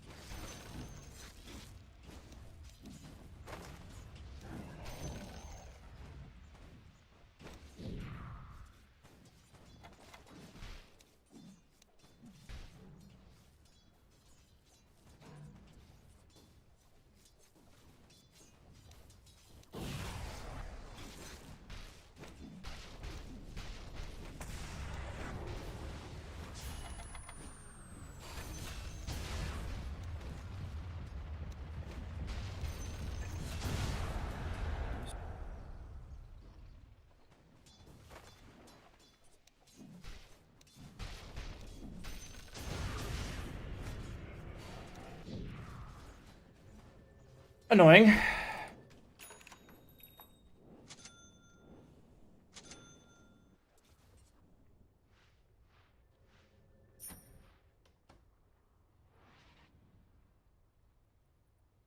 Yeah, I'm gonna time this person out for a day. Need you to chill out a little bit. Reset mentally, you know? You're effectively tilted and we need to have the system mute you for a little bit. Not because I believe in punishment, because I just can't have my entire chat derailed by you for now.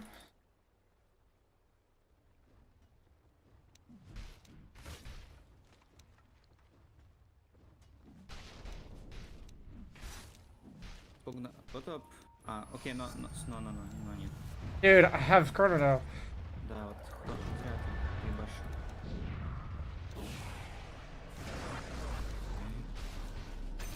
Like, he can just not Sunstrike. Когда 5 секунд? 3 секунды. Maybe you didn't notice I was almost...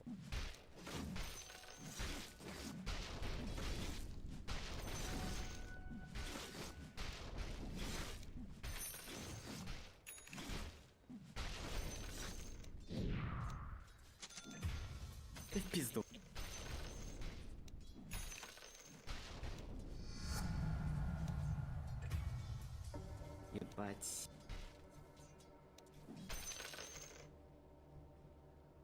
This here.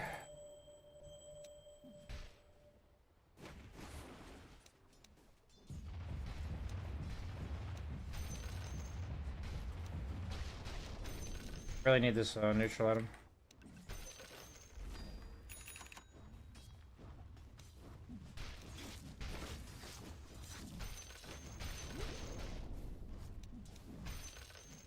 Надо мапку подъебать.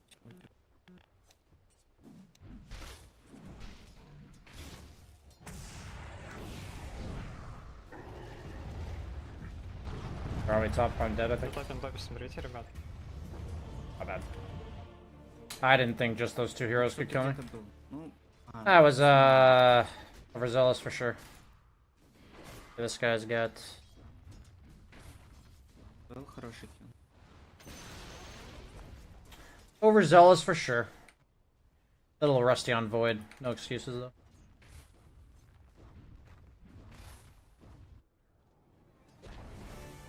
Since I have Chrono in 40, I don't want to TP somewhere. I want to walk. Because my TP is longer cooldown than Chrono. So I would hate to not be able to TP mid or something because I TP'd right now.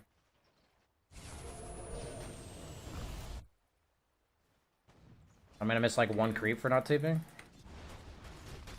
All price to pay for... Buy ready. Блокер, го по мапе ходить, пожалуйста.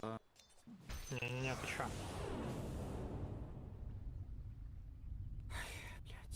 I have Chrono in 7. If still alive. Лучше фидить меду, забей. And like if he had died a little bit later, I could have. А как можно на локере обходить по мапе? Ты чё, угораешь?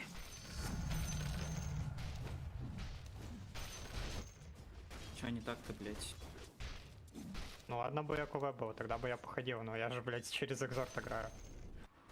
Не, просто игра въебалась еще. Да, так нормально. Она не въебется, эта игра никогда.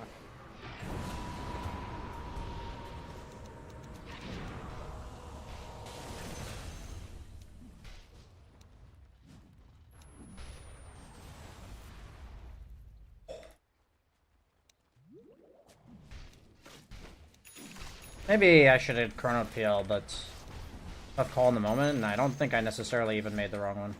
Oh. Fuck it, eh.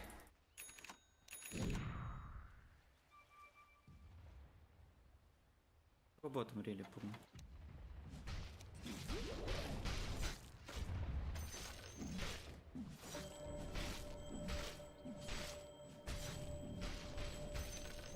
Wait, kill this guy since you're... Wait 50 seconds, cooldowns and strike.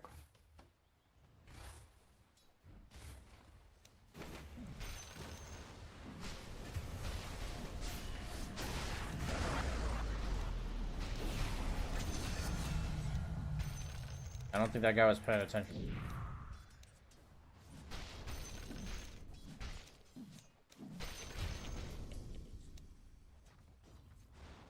Бля, еще говноед на пугне не слушает. Вообще никто не слушает, блять. Я просто существую, но.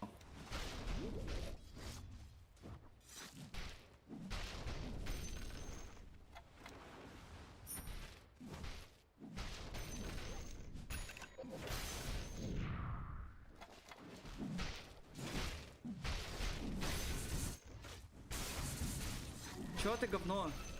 10% маны бегаешь по мапе. Поможешь, можешь? I feel like I need BKB, so maybe going Manta is like a grief. Going... Короче, го качаться. По-другому не знаю. Не умеем по-другому. I think I'm supposed to go back for a Mask of Menace.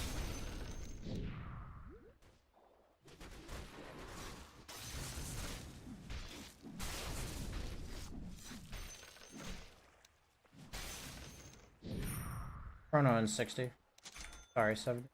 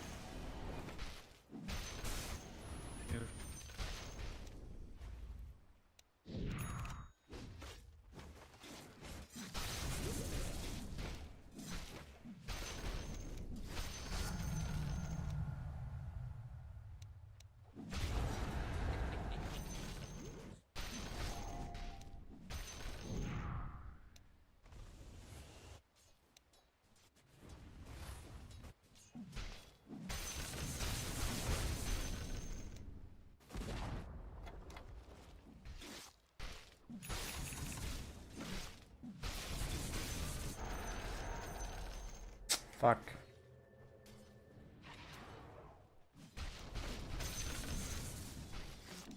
We smoke.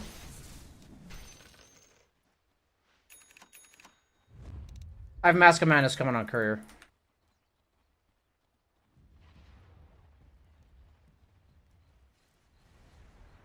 I'm getting my Mask of Madness, guys.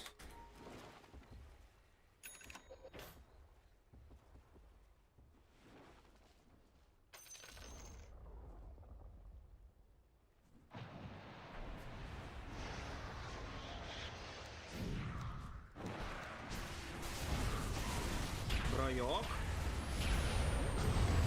Okay.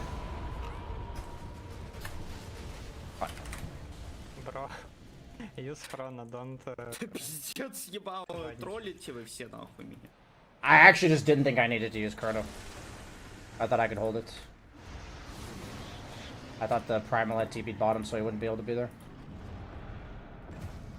Not bad.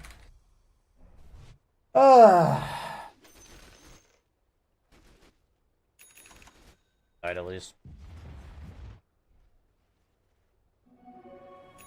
We'll have Cataclysm plus Chrono.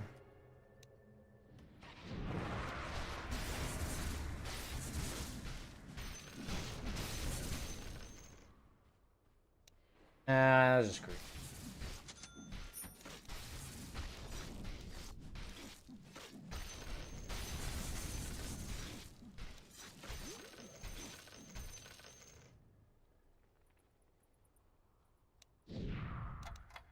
Now they're gonna have global though.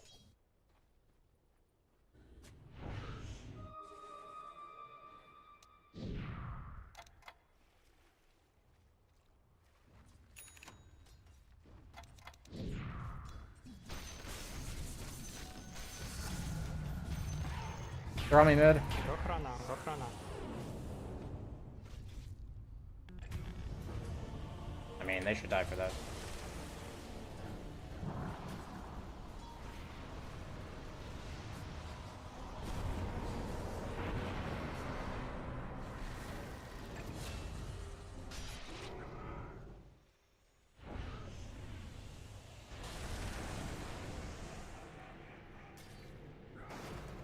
Oh, that sucks.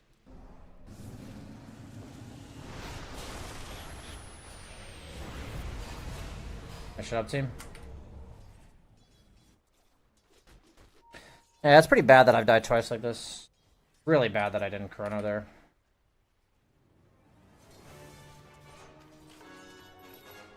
God damn it.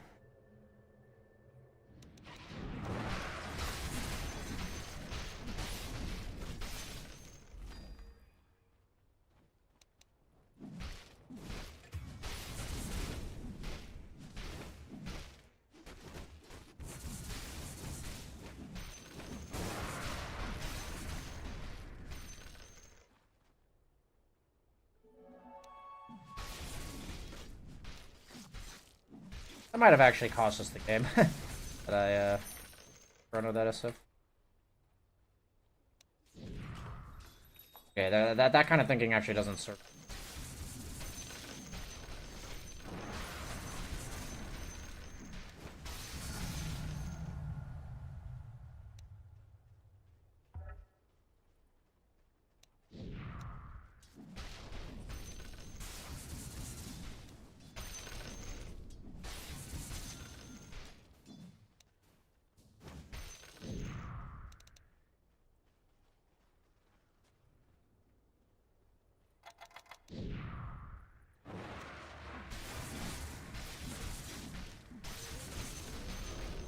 Go Chrono, maybe?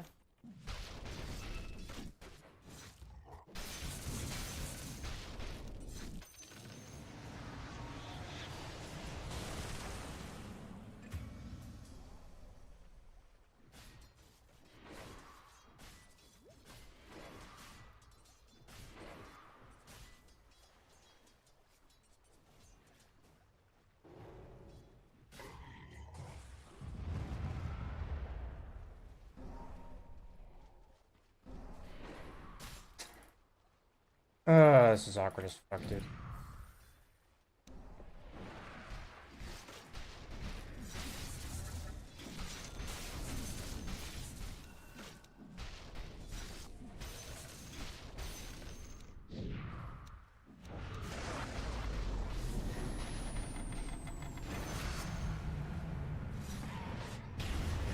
actually all there? What is this? Like, actually all there? He's just walking in on Silencer first? That's fucking psychotic, actually.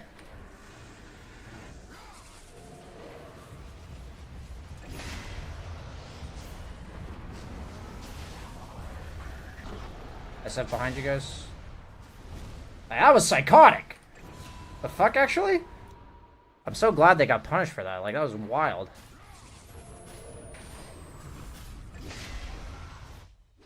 Good job, team. You own. Like, it's hard to say, but, like, it's hard to, like, describe it, but just looking at the map in that situation, it just made no sense for 4 of them to be there. Like, let alone a Silencer walking in first. Like, that entire pattern was just fucking strange. I shouldn't have Mask of Madness, though. Not using my Mask of Madness very well.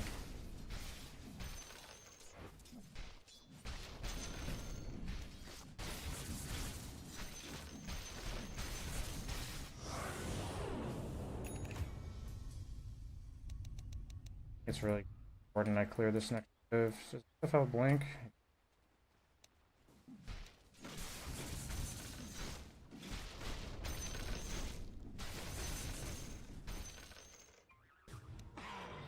Fucking waited.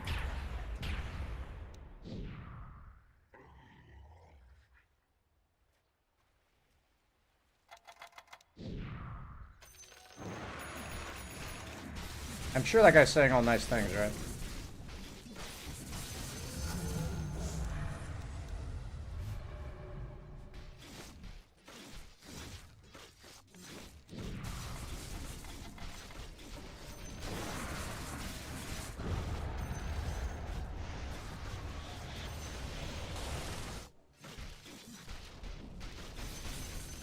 I need this real bad, guys. Can you not take this wave? Oh, God. Oh, that sucks.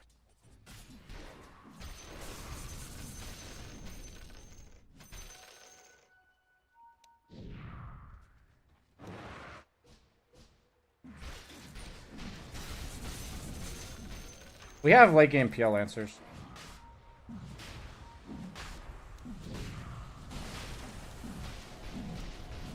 They're not gonna Diagra him, or?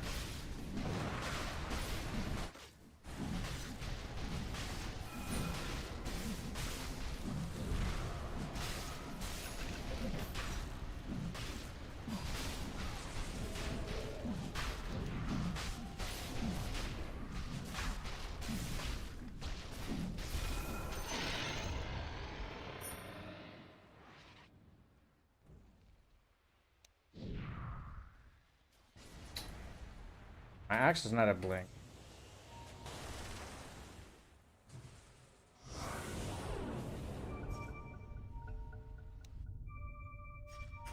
Behind you guys. Don't press BKB wait.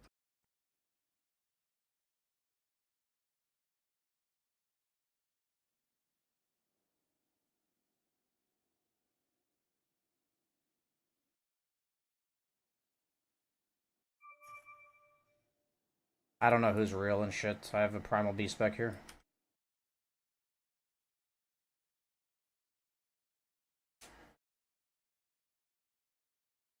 Now this is just silly.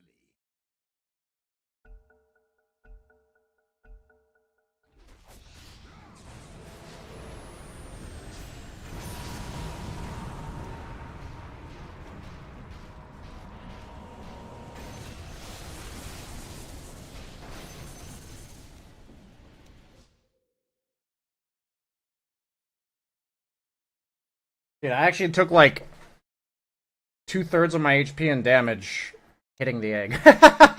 Like, only the egg. So, the key thing about this game is I actually need to be really patient because they have global, they have heroes like PL that cause a lot of chaos, but also I have an axe with blade mail pipe, so he's not meant to go in, he's meant to like walk at them and force reactions, and then I have a Slark who can walk at them and force reactions. So I actually need to be like, incredibly patient this game. Like, I don't think it's going to be abnormal for me to just not chrono in teamfights. As long as I'm the threat of chrono, it might actually be more powerful than the actual chrono.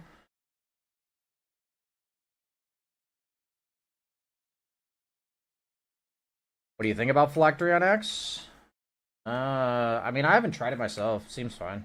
I mean, like, this makes sense as a playstyle, what he's doing. He's got, like, a Soul Ring for mana, Blade Mail to walk at you, and then Phylactery to slow you, and Pipe to Aura. It's like, it's a good pipe game. I actually like this guy's build a lot.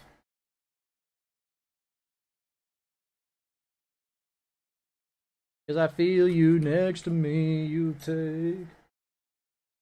Lincoln's is definitely good after Mjolnir here. Lincoln's is definitely good.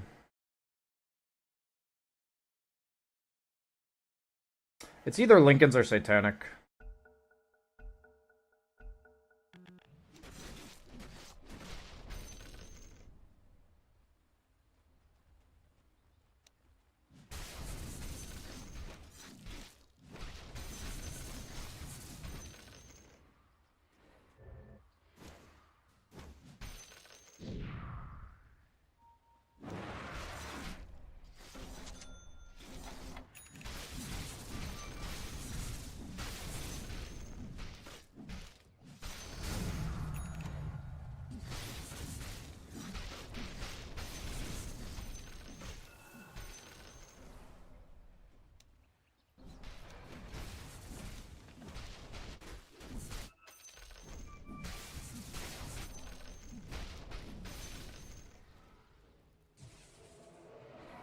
There's no reason for me to show in this game.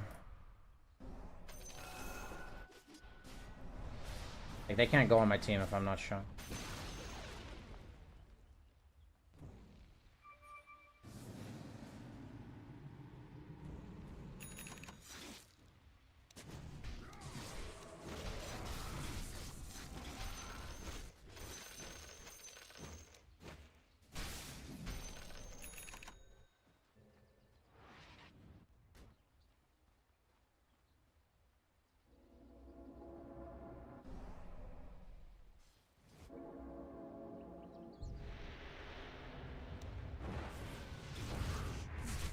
Yeah, I'm realizing this. I need to remember this type of stuff. I'm getting to the tier of Dota where vision starts to matter a lot.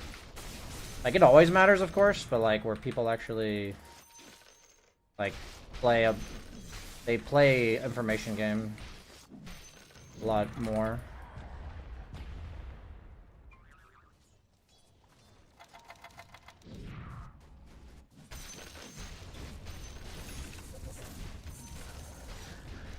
Cancel his blink, he can die.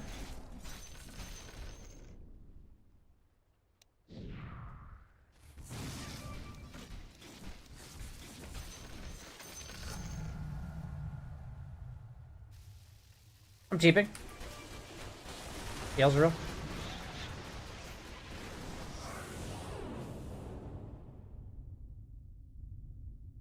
I can BKB chrono him if he TPs.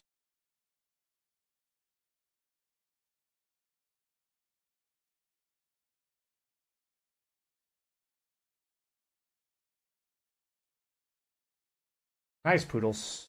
I don't know exactly what my Luna build is, but maybe it's from a video or... Yeah, I think I've collected my composure this game pretty well. Like, I was definitely losing my composure. Is SF also just like DC?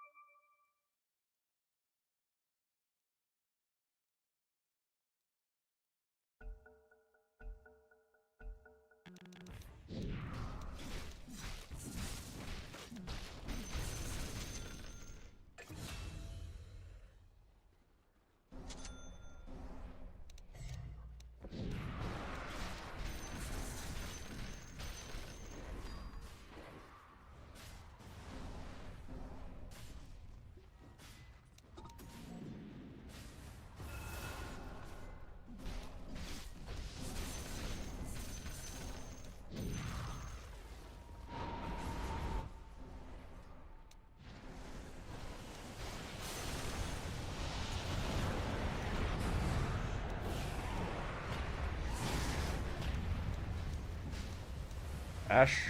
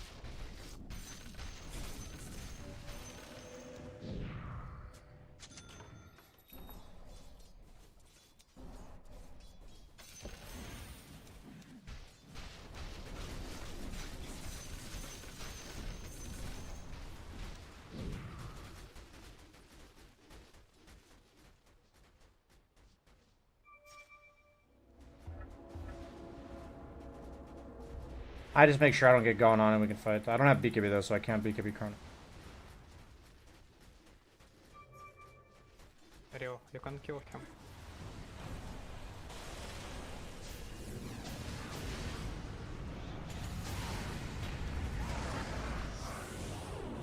It's bad Chrono.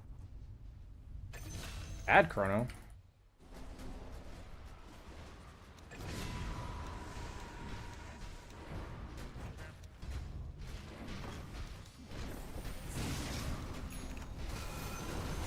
I thought that was like the perfectly placed Chrono.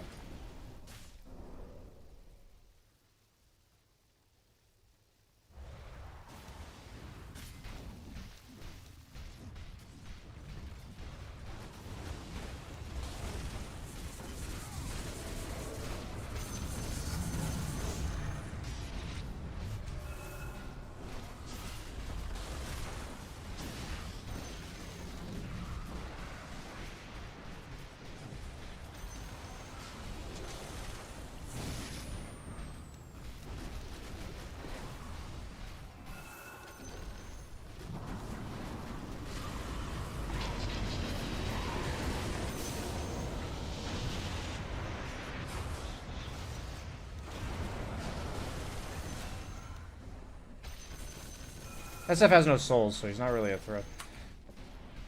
No Chrono for 6. My fucking axe is just like full HP.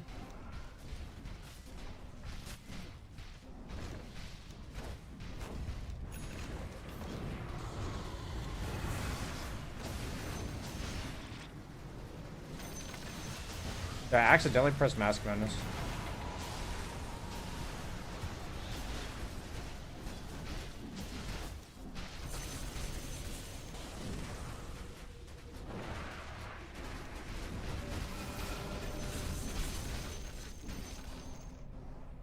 I picked PL into Axe. That was a bit weird, champ.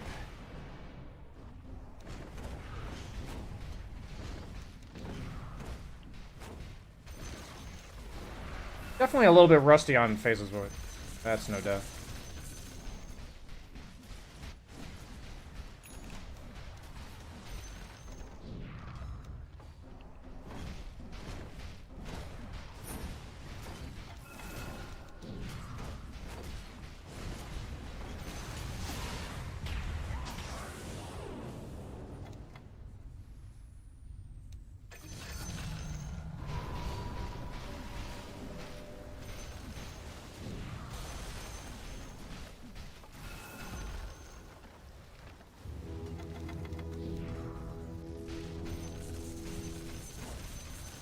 I mean, I think PL should go Shard before 20 minutes, or 25 minutes, I mean.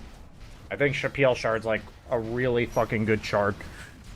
Because you can doppelganger off Dust, so as long as you like don't have a gem on a guy chasing him, it's like really hard to find the real PL.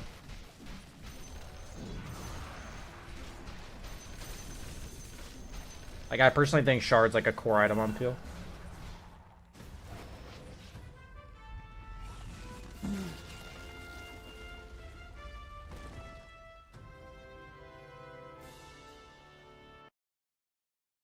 Yeah, that PL was a pretty good juker. Did not play the cleanest Dota that game. That one time I held Chrono on SF, and then the Death top lane at tower. Just kind of like an unnecessary risk. That was a lot of progress towards my Arcana. That was a lot of progress.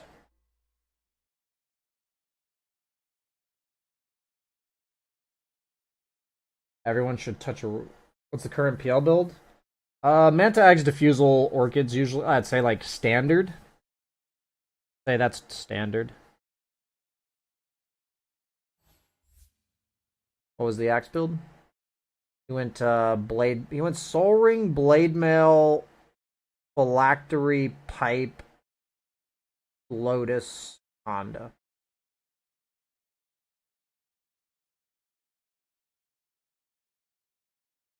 Why Wraithband in lane? Primal Beast is a hero with really high base damage, and he can't really trade with me. So it's actually like really nice to have those first 5 damage items early level, and then the Wraithband attack speed is nice against Phoenix.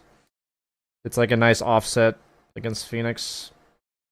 And you can actually hit Primal Beast like level 1 and 2 with Faceless Void. So I think investing in items for level 1 and 2 is good.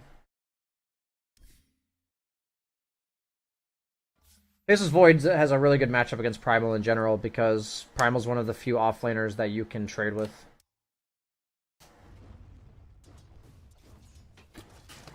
Interesting that position 4 Slark worked.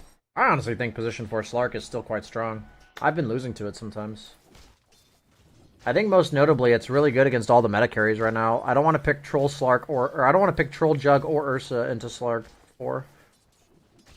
So I think it forces you to pick weird heroes in the meta. So I actually think support Slark's pretty strong right now.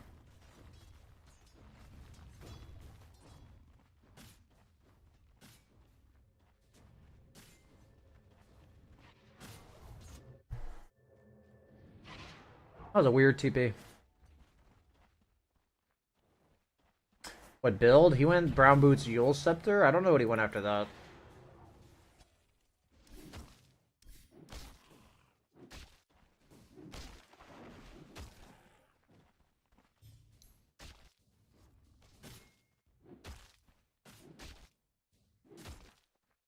Glimmer Cape. The Shard. Yule's into Shard, into Glimmer Cape. He was gonna go Lotus, I guess?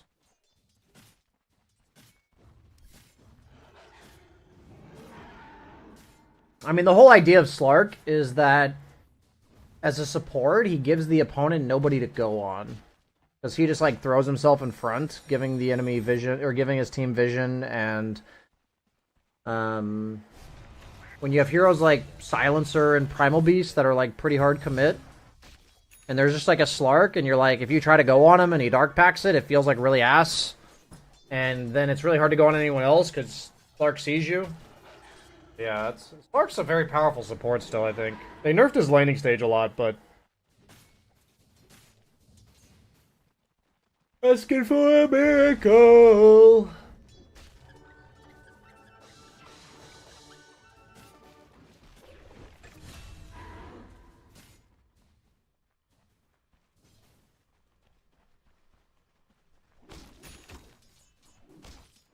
I still think PL Lancelot maxing Q to hit Power Spike at level 7. If PL does that, then the opponent can just leave lane, which honestly happens a decent amount anyways. And then you just farm slower is the problem. I think it's okay to maybe go a second point in Q for the laning stage. But I don't think as a carry that your level 7 skill build can be to fight people in lane, because good players just won't fight you. So I disagree, but honestly, if people in your bracket, like, lane no matter what, then it's probably pretty strong.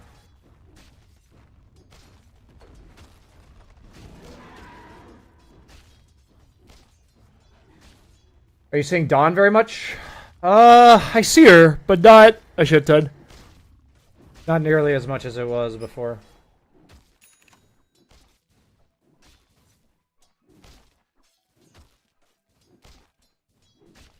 Dota Sin number 27 is Ursa hitting a tower. I mean, this early on in the game, Ursa hitting a tower is fine. Of course, people in my bracket lane no matter what. Yeah, there you go. Yeah, I mean, it's just important to understand that there's going to be things that do and don't work at each other's brackets respectively. Like, there's things that you'll see in high-tier pubs, like Slark support, that I don't necessarily think are good in other brackets. And so I wouldn't really recommend it to you. Because it relies on your teammates capitalizing on the vision that you provide them. And if they're just, like, playing super passively on the map anyways, then you don't really do anything in the game.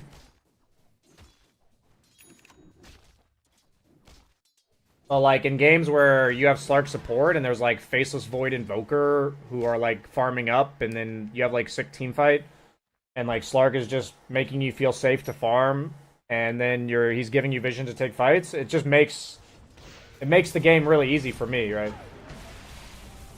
And I think in the lower MMR you go, the less your support should be about making your teammates' games easier. It's not like a 1v9 mentality, but like the amount that you invest into your teammates should be generally less the lower MMR you go.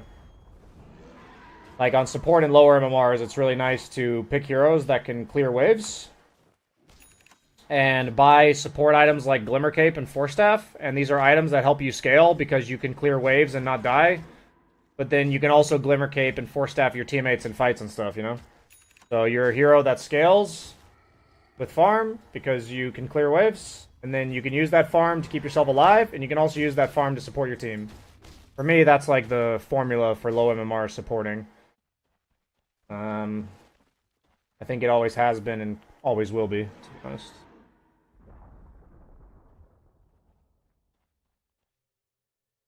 ESJ, are you always able to point out in your head exactly why a hero doesn't feel good to play, even if numbers look good in theory?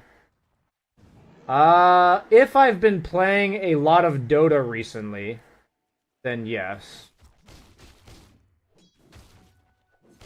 I don't necessarily... I'm not always able to articulate it. No. Like, right now, Necrophos felt really good, like, 2 weeks ago, and now he doesn't feel good at all. And I'm not exactly sure why. So I'm just like, well, I feel that he isn't working the last, like, 3 times I've picked him, so I'm just gonna give up on Necro, because it doesn't feel like I'm doing anything particularly wrong. It just feels like the game feels really hard. So I'm just gonna move on to another hero.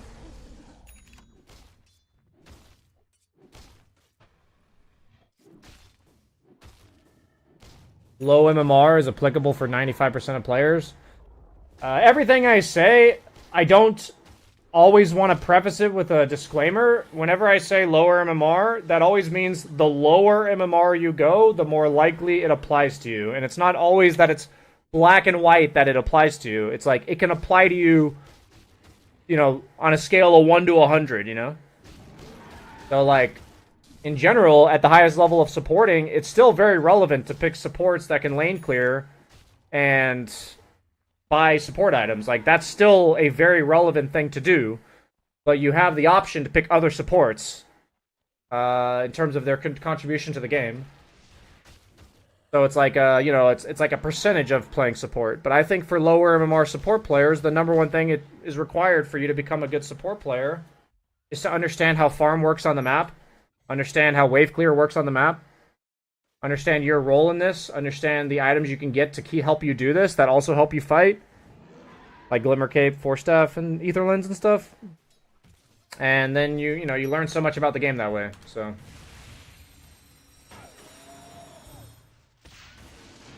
which bracket is the strongest in 1v9able? I don't really think Dota's 1v9able anymore, and I don't think it's a good mentality to have, personally. I don't think the goal is ever to 1v9. The goal is to have as much impact as you can. I think if your goal is to 1v9, then you generally talk down about your teammates. You think they're stupid or bad or whatever. And I don't think that helps. We don't need to think our teammates are dog shit for us to try to maximize our own impact. And in my experience, the majority of people who speak 1v9, it's like a very ego-driven question, and I don't think it helps. So, like, I think there's just far more helpful questions than 1v9ing. Because, sorry guys, you're not the main character of the game. There's 10 people in it. This isn't some anime where you got, you know, a random superpower bestowed upon you and you are a god amongst the plebs.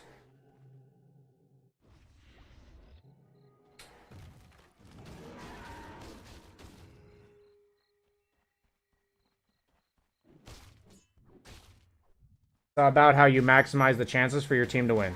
Exactly. That anything that's presented as scalar or scaling is, in my opinion, almost always a good metric. Almost always. It's infinitely more likely to be a good metric. Can I 1v9? Yes or no? Not a good metric. How much impact can I have in the game? That's like, that can scale. That can range from like 0% to 100. You know, like there's a large range of impact you can have in the game.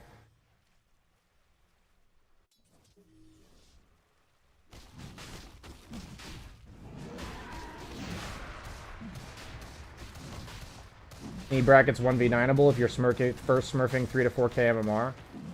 Yeah, I mean, like, yes, but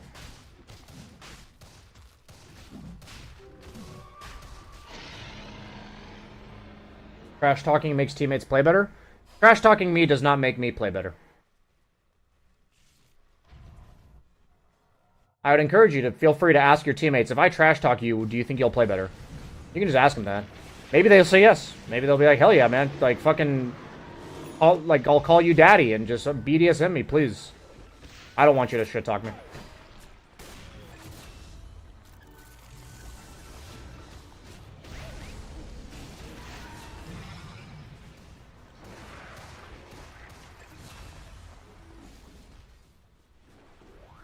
Like, when people make statements like that, it's like, according to who? Like, if you tell me, hey man, I polled 100 of my teammates asking them, if I shit talk you, will you play better? And they all said yes. If that's like if that's your evidence, then fantastic. Like, cool, man. I'd actually love to see that, like, gameplay footage. I would love to see that.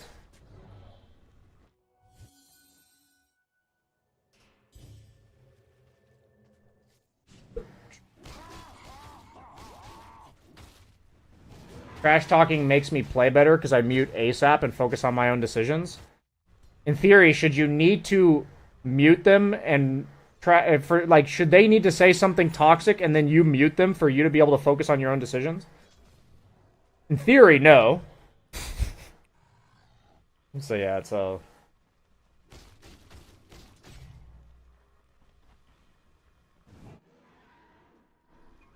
Impact can go way below 0. That's arguable. It's arguable to say that 0 means that you'll remain 50-50. That's actually like a very... I think that's actually a really cool take. That's interesting. Because, like, if you say impact can go below 0, there's absolutely teammates that just need to let themselves get carried that game, and they have, like, such a main character complex that they just, like, destroy their items or they AFK in the game when all we needed them to do... Do you guys remember that Marcy last week? That literally AFK'd the entire game. He farmed his BKB, and then he just farmed the rest of the game. Like, he never showed up to a single fight. Like, if that guy could just drop his ego for a second and have, like, negative 70 impact instead of negative 100, we could have probably won that game. You know? You didn't even need to have positive impact for us to win that game. You know?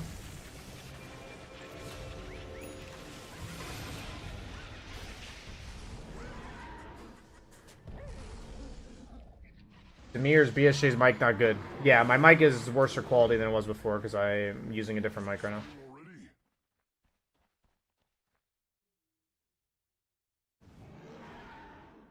Yeah, I also probably don't need to scream into this mic.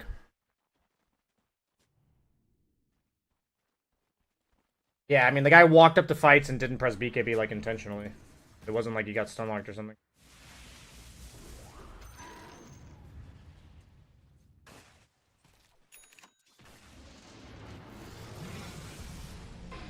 Yeah, I mean, I think this mic is not bad, but it's definitely worse than the quality I've had for a while. But I think it's not bad.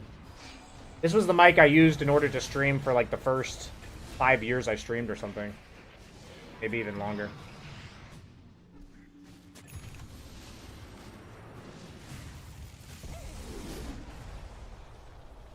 Is Ursa dead? I think so.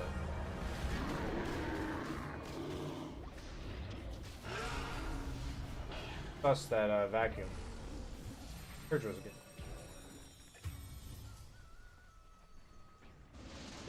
Go on this.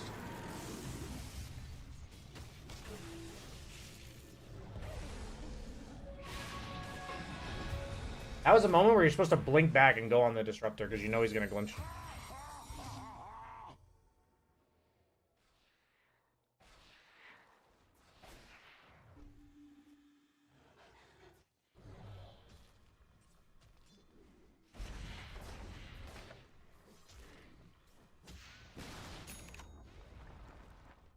Do you think new players should try to play every hero a couple times before specializing in certain heroes? I believe that new players should just always have one thing that they're trying to learn. It can be a new hero, it can be, you know, buying items. It can be practicing some CSing. I think there's absolutely no fundamental right way to go about learning the game. But if you're trying to do advanced concepts, that's probably wrong. You're probably hurting yourself. And I do believe a lot of players do that. I've had that conversation with many of my dojo people. Telling them, hey man, you're trying to run before you crawl, man. Come on, bruh. For me personally, I really enjoyed randoming for like 3 or 4 months. Like I just randomed every game. And I got like a lot of knowledge out of that. But like I also think you can learn a lot about Dota if every time you die to a hero, you like go look at their spells, you know, like meaning you take the time in the middle of the game because you're new to the game, who cares? It's not like you care about winning. It's like, oh, I died to Bane, what the fuck do his spells do? You know? I remember hating Bane. He was literally a nightmare. He was the bane of my existence when I started playing. Absolute fucking nightmare to play against. It was really enfeebling for me.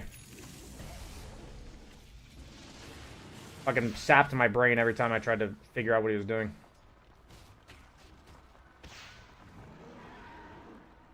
You know what I mean? A poor defense.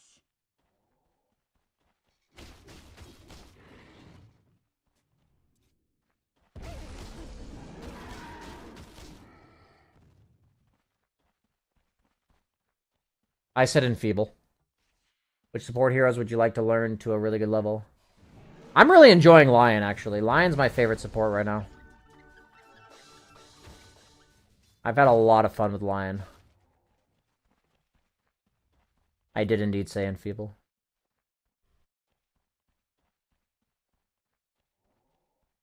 How about heroes like Meepo, Chen, and Brewmaster? The thing is, when it comes to heroes like Meepo, Chen, and Brewmaster, I would give the complete opposite, where you either play them 100 times or you just don't play them. Like, that's my advice for those heroes. Would you guys think it would be interesting if I made a video about the arbitrary complexity of heroes, in the sense that this is how many times I think you need to play this hero in order to feel comfortable on it? Would that be a cool video? That'd be kind of cool, right? Actually, now that I think about it, tier list of how many games it takes to be good at a hero, or to like feel comfortable. That would be a cool video, actually. Dude, I just thought of that. That'd be a sick video.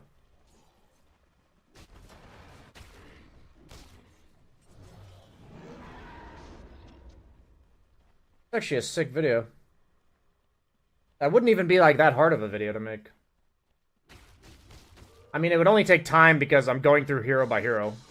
But can't get credit for the idea. Did any of you propose that idea? I don't think so. You guys can be mentioned in the credits.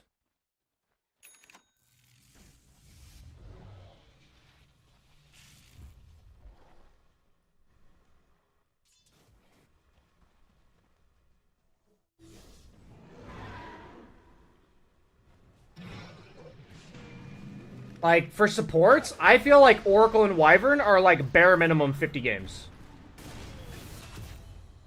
Like, if people were trying to learn support, I'd be like, if you want to play Oracle or Wyvern, play them 50 times. Otherwise, don't play them.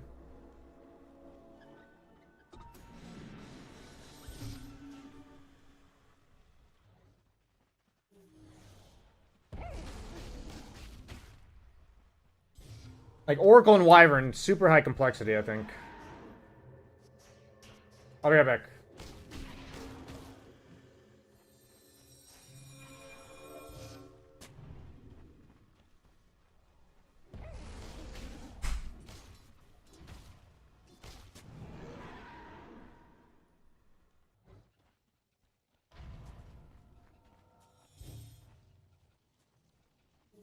Is it spring already?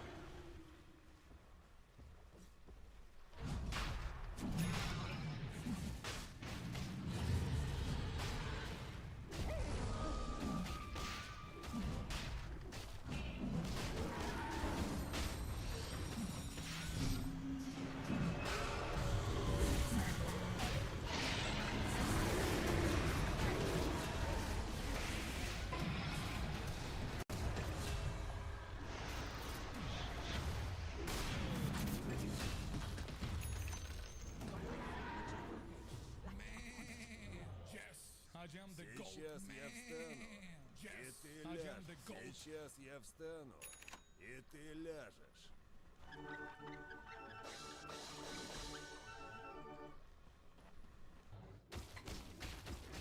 Yeah, I think Oracle's one of those supports that if you know, you can definitely win a lot of games because it's actually harder to play. It's like equally as hard to play correctly against Oracle as it is to play Oracle itself.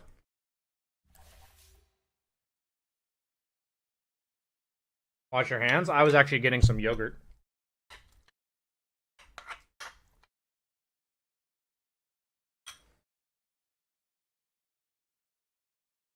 How many times do you need to play Rubik? I would put him in the 100+ category.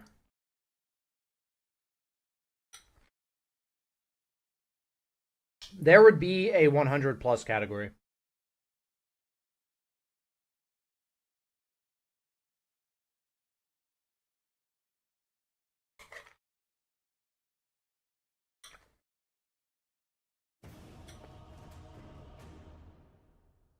Like, I don't think there's anything scarier than having a Rubik silver tier Dota Plus on your team.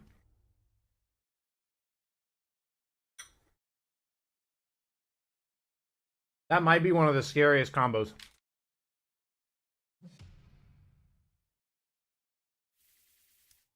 What would be the lowest category? Like 1 to 2 games. Maybe 2 to 3.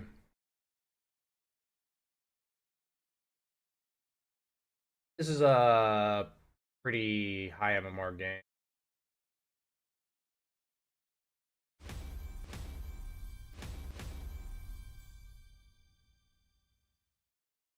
I guess I'll go mid.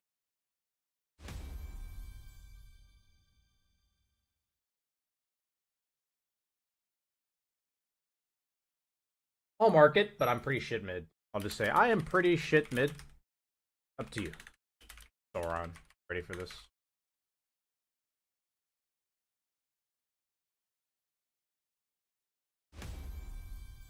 Oh. Oh yeah, that's Waga. He has a picture of the fucking king from Attack on, or not, sorry, Hunter x Hunter.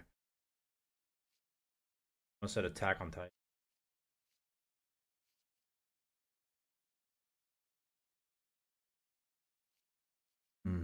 Shadow Demon Pool. This guy playing Case or Jug? Там на позади, который... I like Weaver a lot.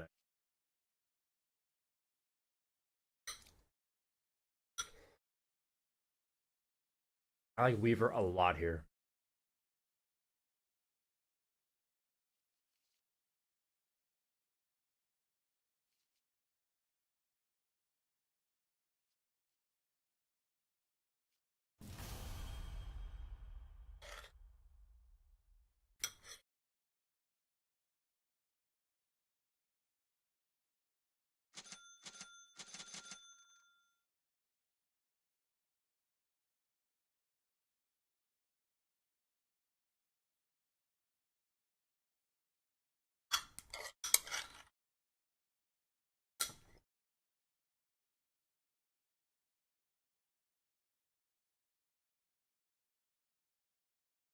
Should I mute opponents if they're talking smack?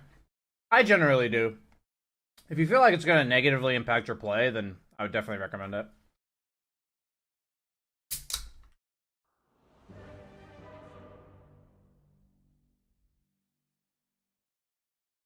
I don't personally enjoy shit talk unless I know the person.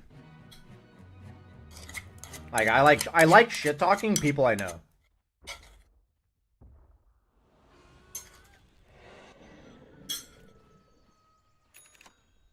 Я не буду смог покупать.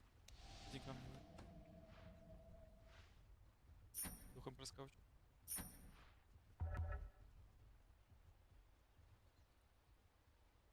I mean, I personally think engaging people in anything that's not a conversation about the Dota game itself is innately distracting. Like, maybe it's worth it to you, but like for me, it's not really worth it. They may become SSD. I gotta focus up. This is a high MMR game. My captain's rank 92.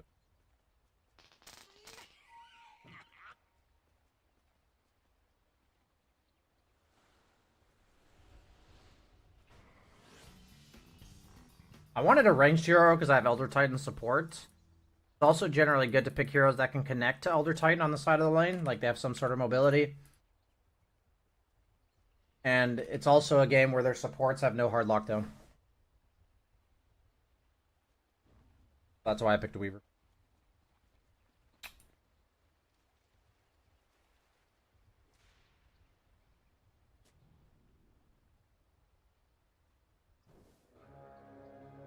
Is it gonna work?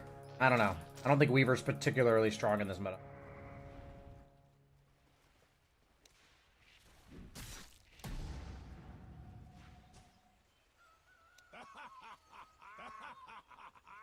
Rough.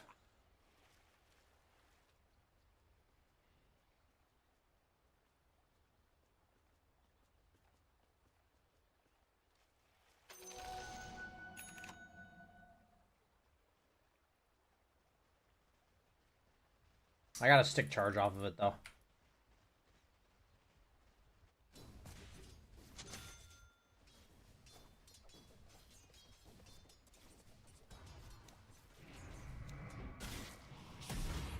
What? Relax. It's okay.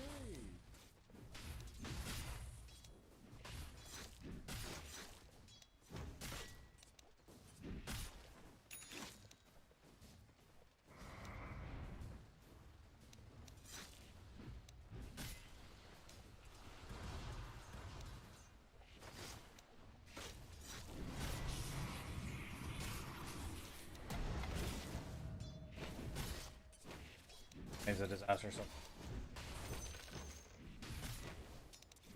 by myself.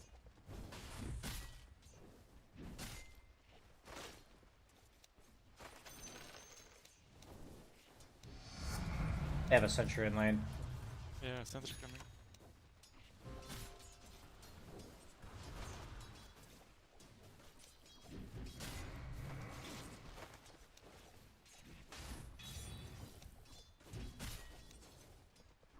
Go pull.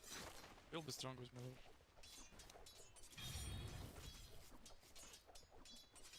Not really.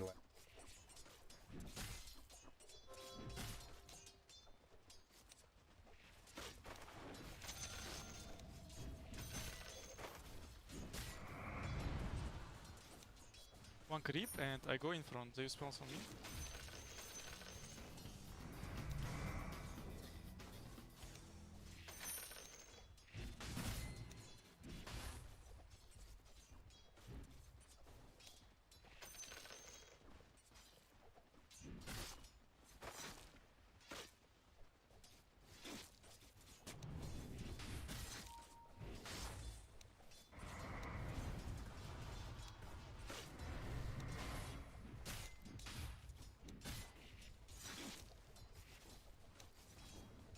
Not laning very well.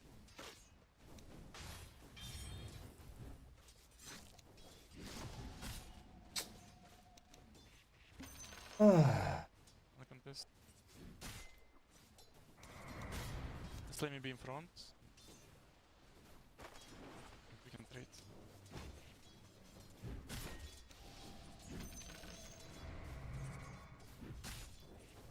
I can go pull smoke.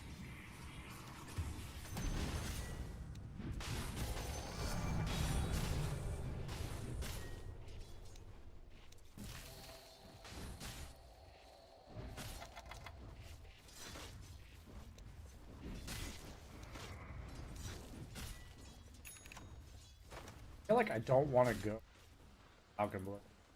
I just want.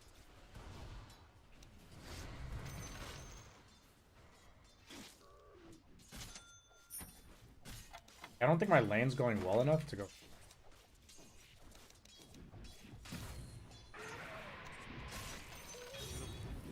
Self coming.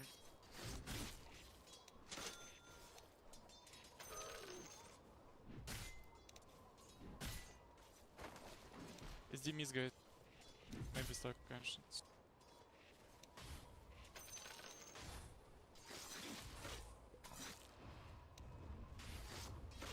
I don't feel very locked in this game. Also playing it's better.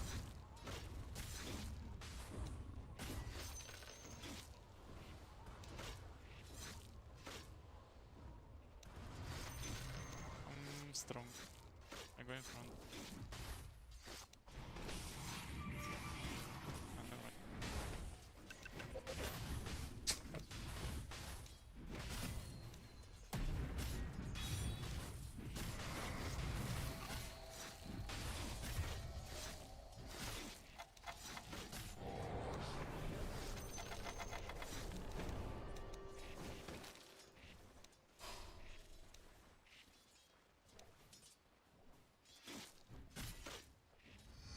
Dude, these fucking flag bearer creeps are destroying me.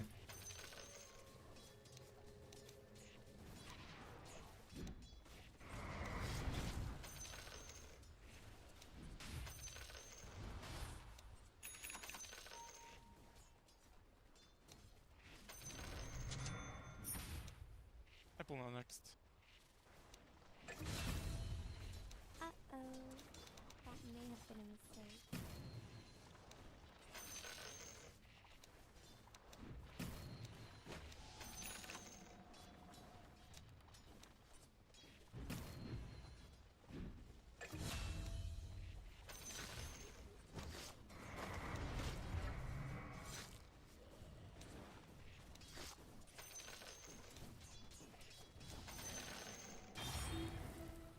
Did I not get the thing?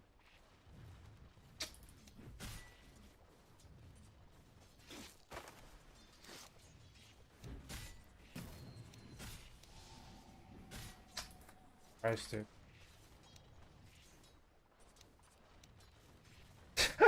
This game.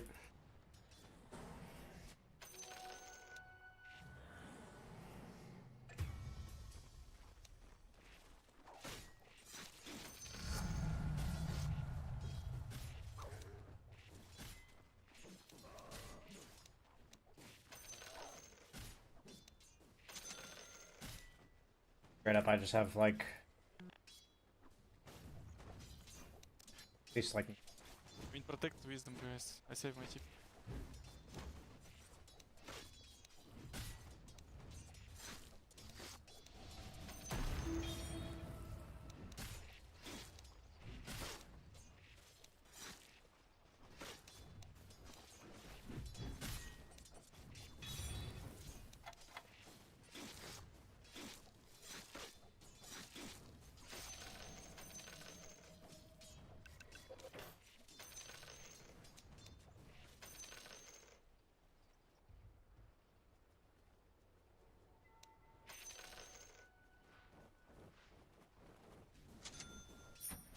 actually a dragon.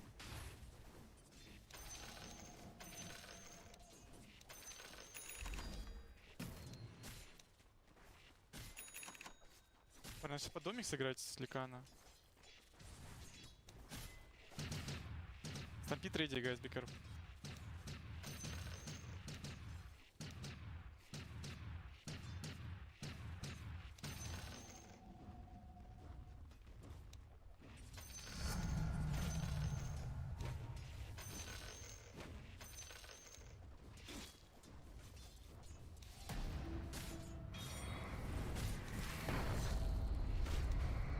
We'll tip you, but it's fine. Viver, we can use gate and Sure. fight with storm. Well, not now, wait for me.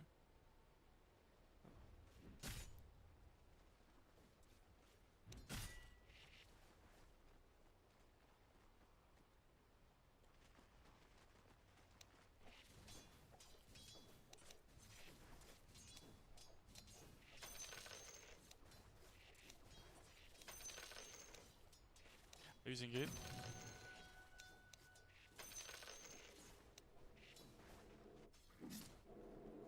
You can go in.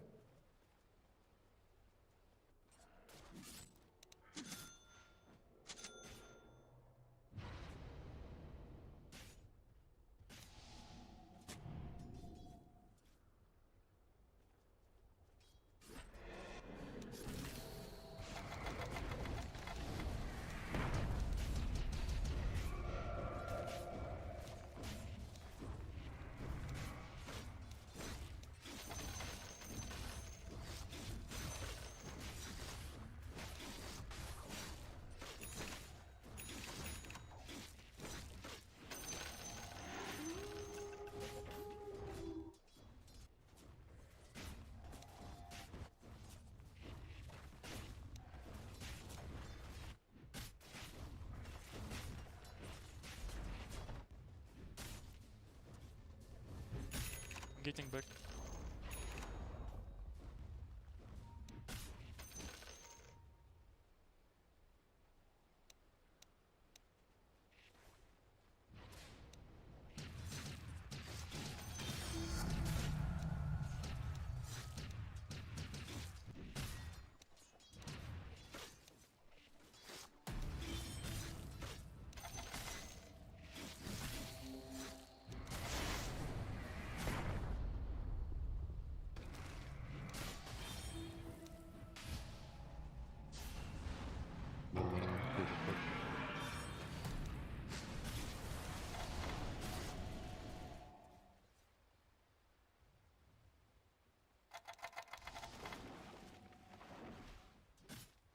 Okay, it's good. It's not good, but it's.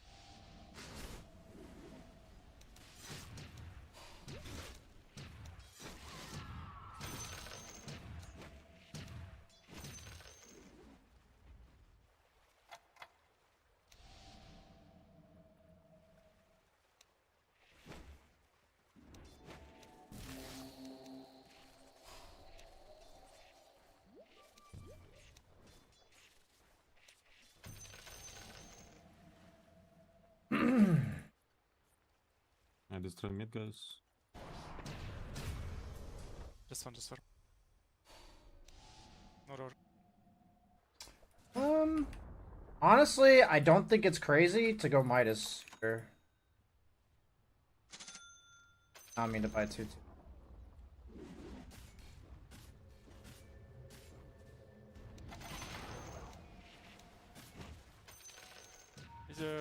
It's killable, this guy. That's Yeah, we need heroes. I would one and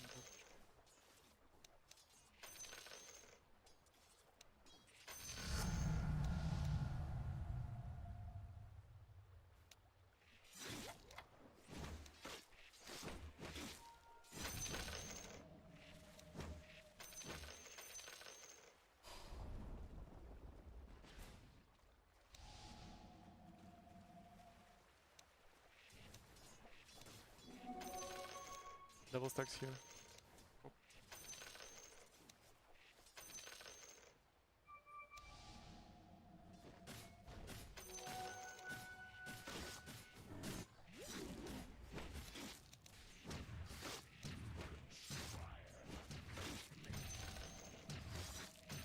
I'm not gonna go Midas. I did.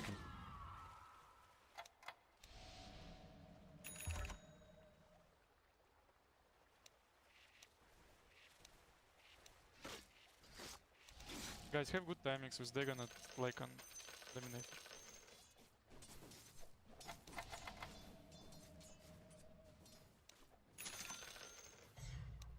That was that. Есть triple stack попа, может.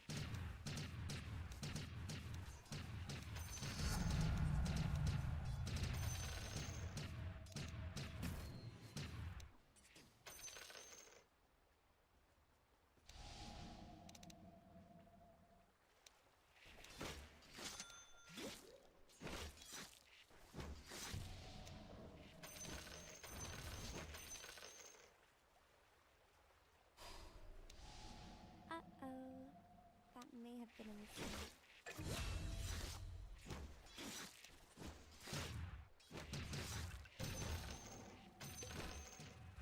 Going Basher, boys. I got the belt plus hammer. I'm kind of out of the game for a bit.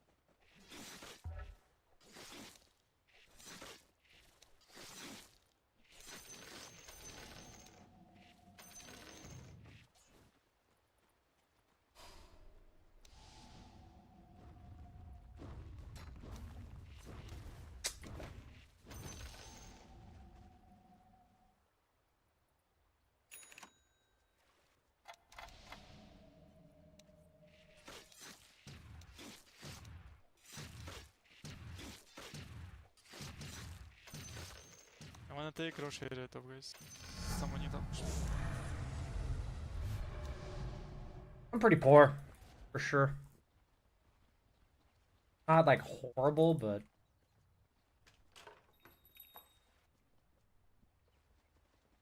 Not sure about Kitzar.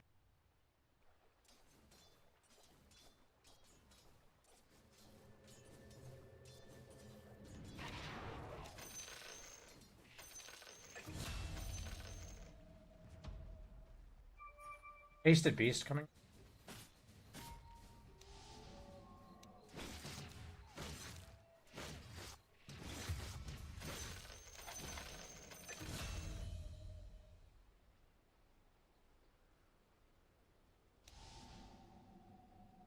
I come in mid.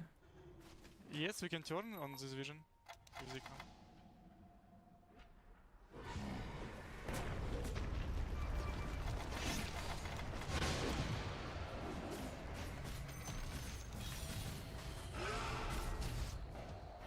Fire.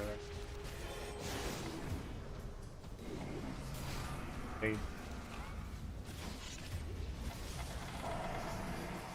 Oh, come on, dude. Peacemaster. Oh, I thought we could get him. Fuck me. Master literally just turns and kills us, huh?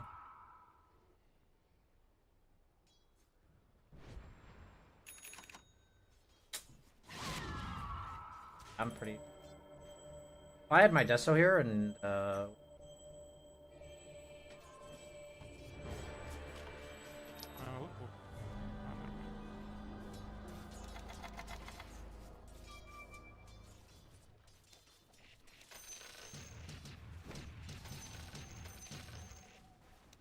please.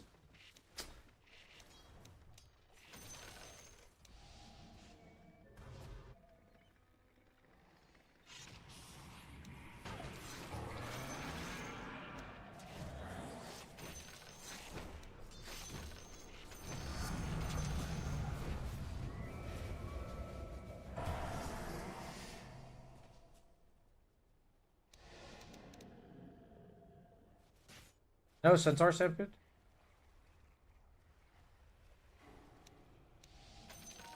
Here?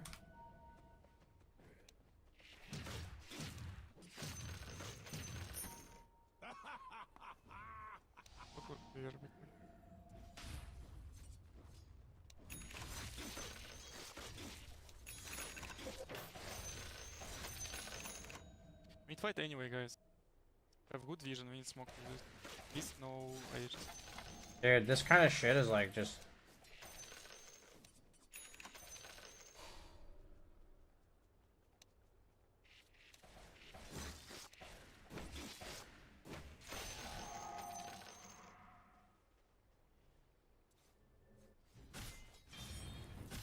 Чего с маганем обойдем? Сапу.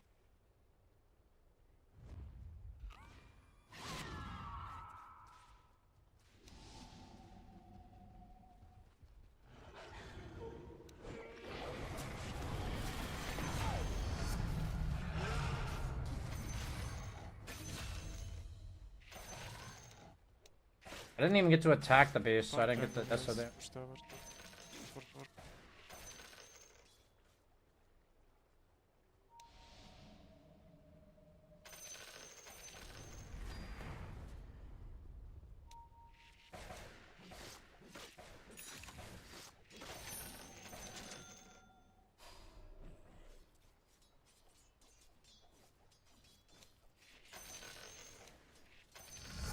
I'm really tired of missing CS by 1 fucking damage, bro.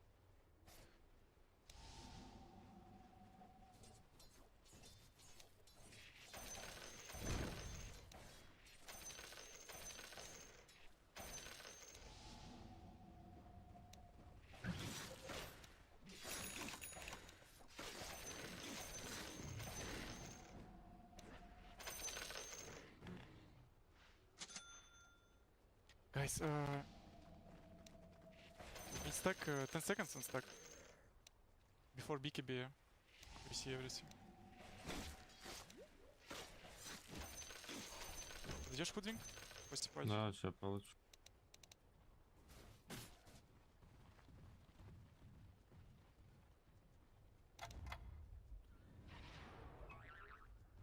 Very good vision, guys. Beast very good target. But we need co-op.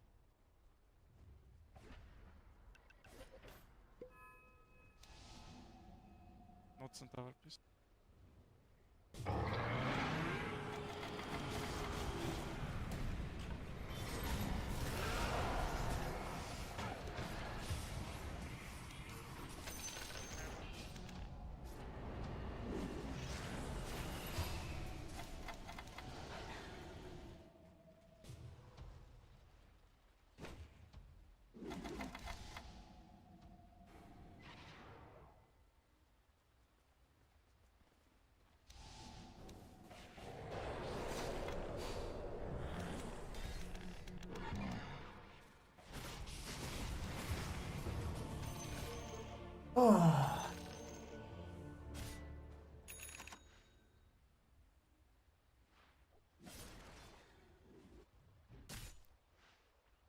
think we lost. Not sure where Quap is in these engagements. Okay, we kill Beastmaster if we Quap. Maybe he's like lost faith in the game or something. Guys, we can trade Torm for Ocean. Like Beast is gonna have beak. They only go for Torm. Guy going Nullifier.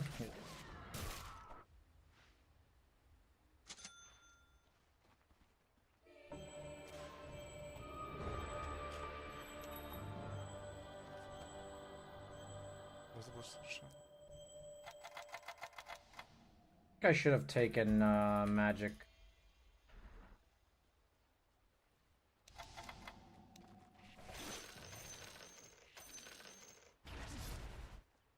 They're going sticky.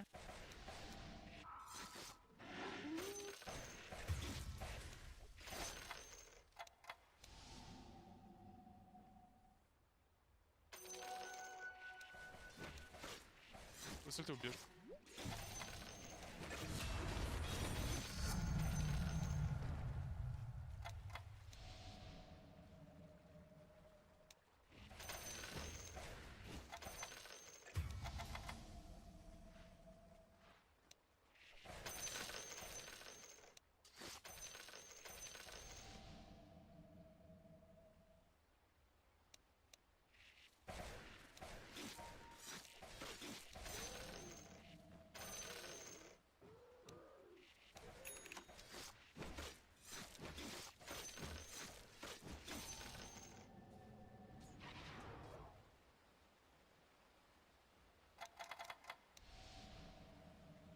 I stop getting fucking.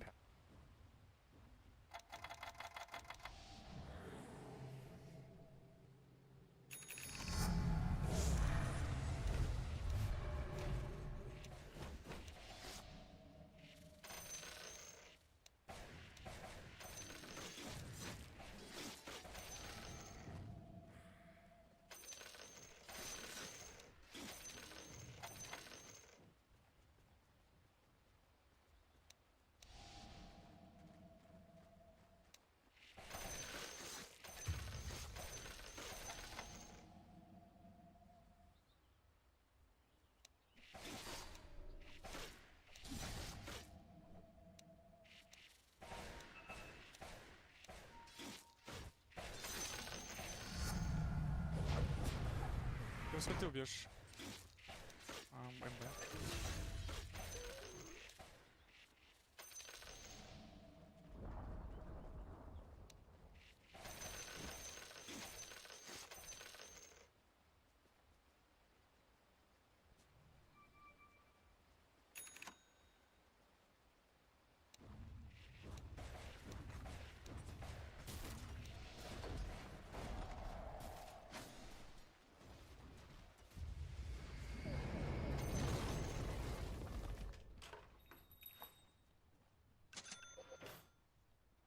Guys, with Nullifier we can fight. They all die in 1 second after beacon.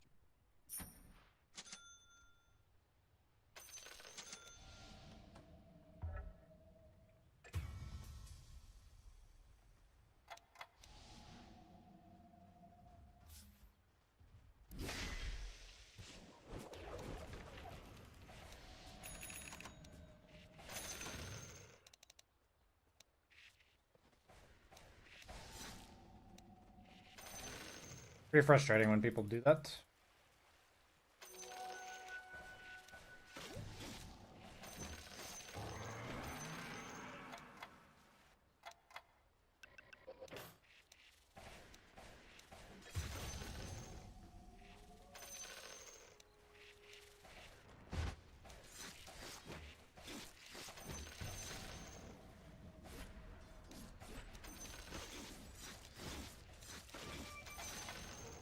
Yes, you can kill.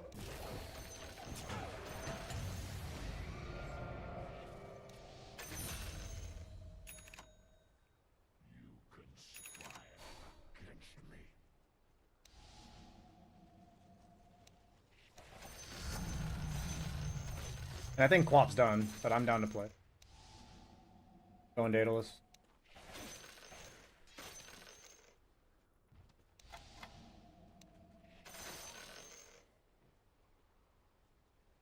Not really sure why people like this give up. I mean, I think it's ego. It's guys, it's very big timing for us. Roche start up, no cast, no snap. They will come here, we can smoke and attack. Can we burst anyone for 1 second? I don't know if it's possible to convince Co-op to play. It's fine, bro. We can 4v4 fight. Even this guy die easy.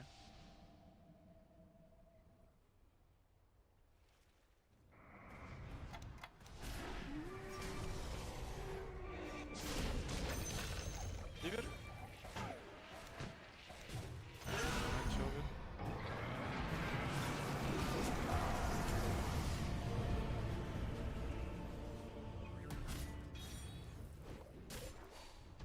We still have like an old one. I have buyback, guys. I have buyback. You don't have Co-op.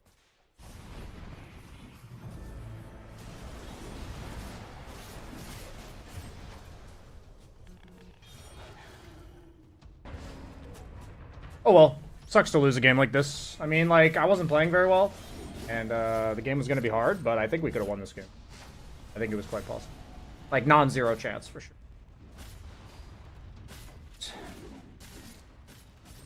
Curiosity, I always try to check. I have noticed a lot of rank, like, 500 or so players are pretty unpleasant. Maybe anecdotal, though.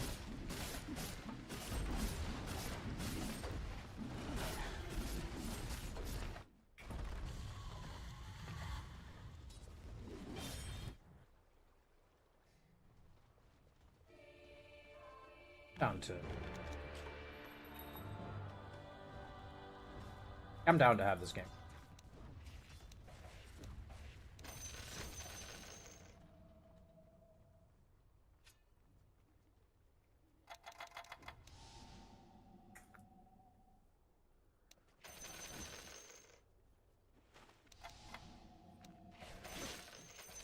Co-op's probably having a bad day.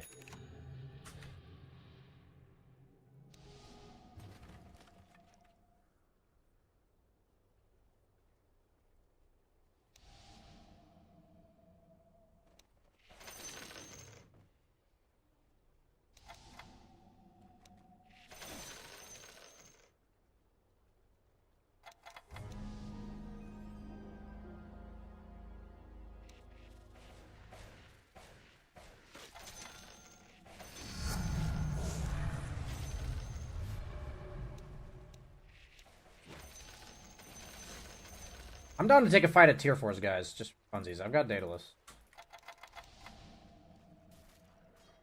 I'm ready. Keep him back.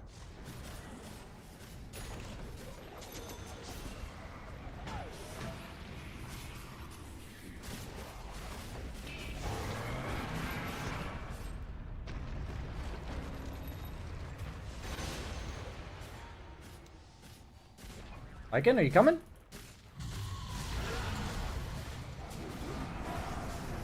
Man, we could actually try. Like, I actually like two-shot people. I knew it was a good Weaver game.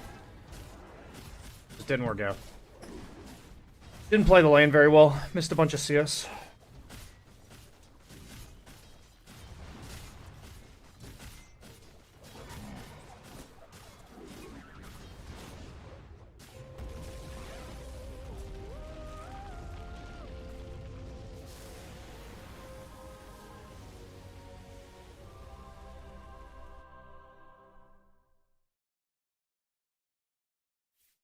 I think it's hard to last hit against Centaur. Yeah, but I think the CS I'm talking about that I was missing was, like, if I was playing it better, I would have got the CS. Big period.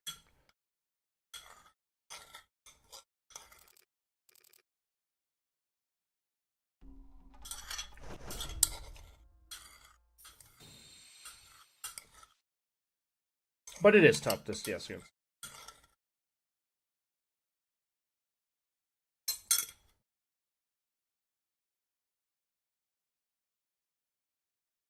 Are you using a different mic? Yes.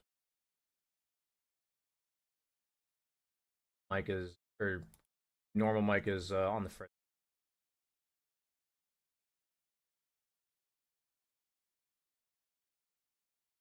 Hog evening, BSJ. What's up, man?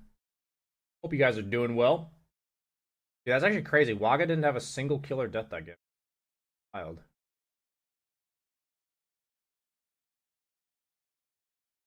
All-time best game? Yeah, I think it's like 12. Maybe it's Naga. Definitely be.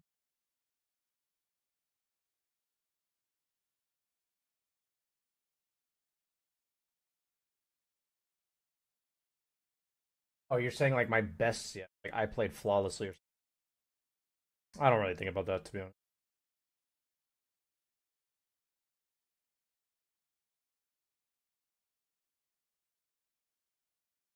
I was a bit hard on myself that game, and it didn't really help.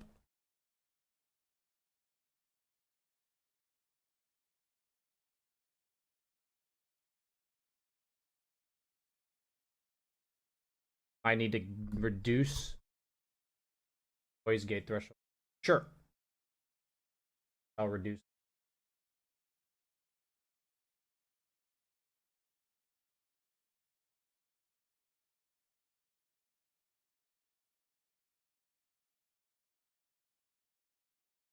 There you go. Hopefully that's better.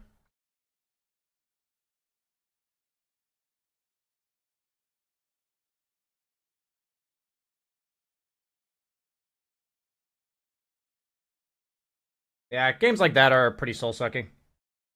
Definitely sucks to play those games.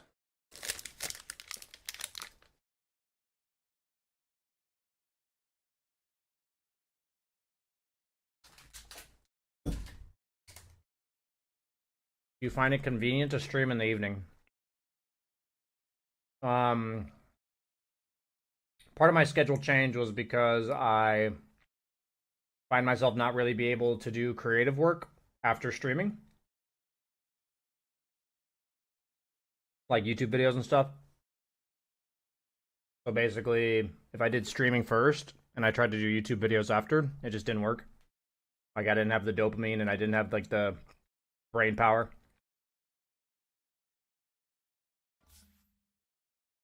So I found it better for me to swap it up. Looked like he had a path back into the game. Oh, we absolutely did. I mean, that game was not at all unplayable. It was a really tough game, don't get me wrong, but it was not at all unplayable. I assume Quaps just had a really bad day. And he'd rather get out. I think when you are having a bad day and you're in a bad mental place, you're just not very resilient, you know? And I think that was just a really strong lack of resilience on Quap's part.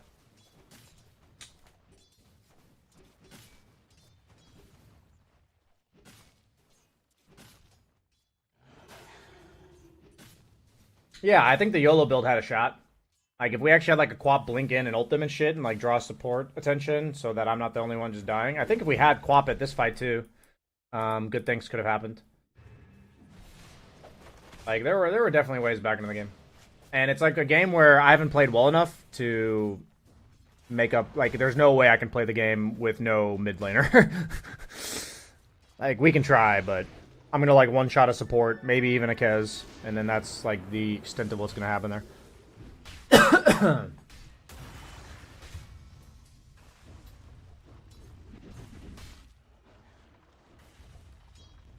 haven't been looking at my YouTube chat very much.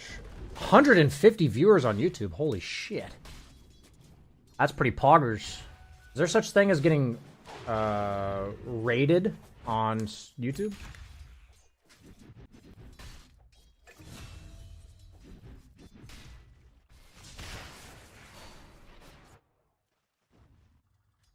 Sup, Sarpali? Looks like I walked into a conversation in my YouTube chat.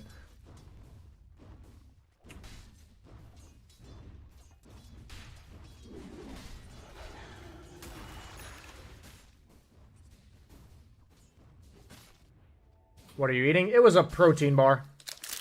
They're called, what's the brand called again? Oh yeah, Bear Bells. Bear Bells protein bars. And I even have the banana flavor. It's the Banana Dream. They named it after me, the Banana Dream. That's the name of the flavor.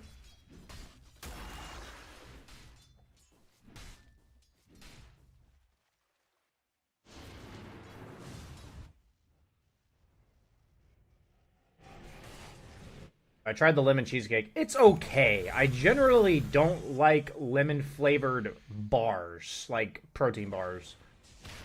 I do love lemon bars in general, though. I do love me a good lemon bar. Like if I'm at like a coffee shop or something. Or a cafe.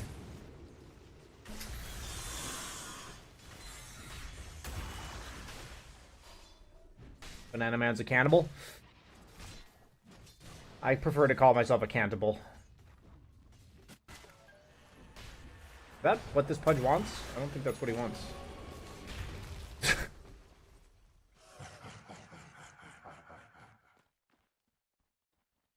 I can make it to rank 440. No worries, guys. We can get there.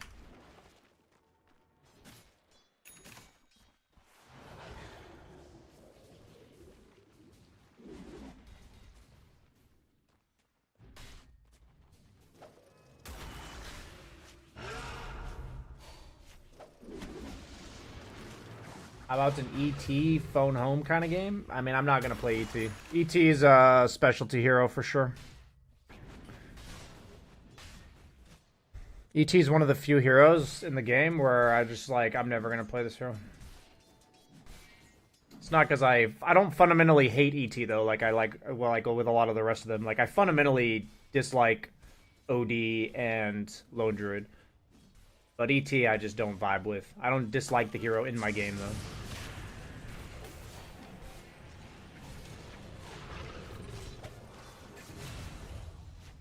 Oh, that Ringmaster like barely fucking died.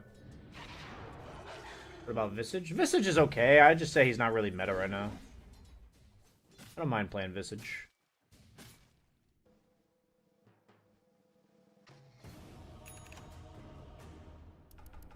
Is it fair to say that ET has the best passive in the game? There's a lot of powerful passives in the game.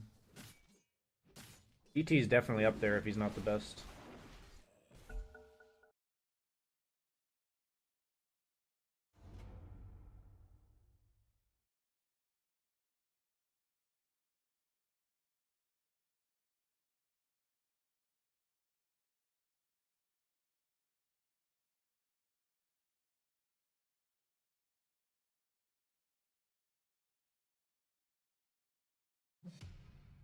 Any ultimate passives are very strong. One might say if it's an ultimate passive, that it's the ultimate passive.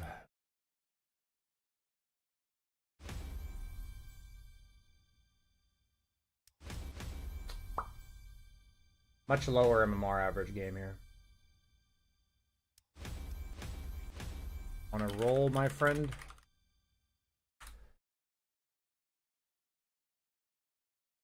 I'll roll with him. Look at that, 90 fucking 6, bro. Oh well, I got it. He went 5. Augers.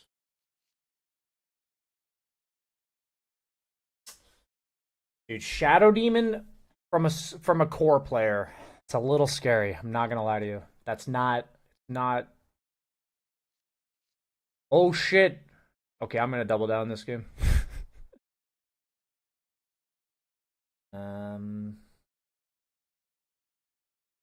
I feel like this is a good warm-up game for TB. I need one of these. I don't want to like take the game unseriously, but it's a good matchup against these two heroes, and I've been wanting to have like a. I feel like I'm rusty on Terrorblade. We'll use this as a little warm-up.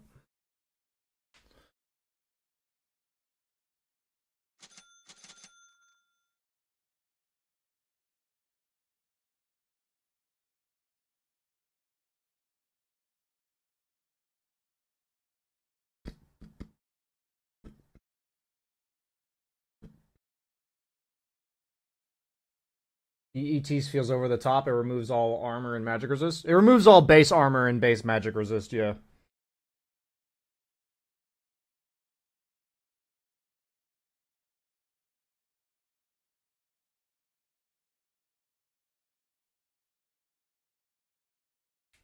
This is plus 10 minus 40. Is it? I feel like we're about even. Maybe it's like a plus 17 or something.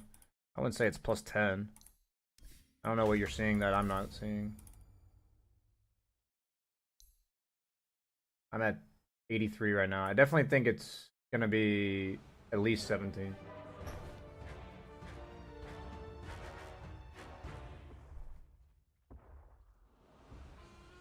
What's the lanes? I mean, they're just two carries fighting over carry. That's what's happening. No reason to complicate things. I don't know how they're gonna play it, but that's what's happening.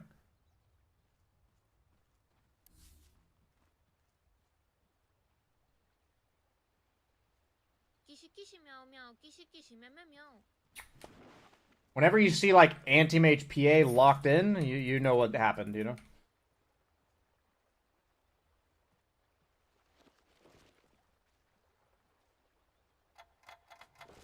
Honestly, ever since I did this experiment, I get to play carry way more, and I don't have this happen to me. Really nice, actually. I mean, sometimes people first pick on me, but, you know, just...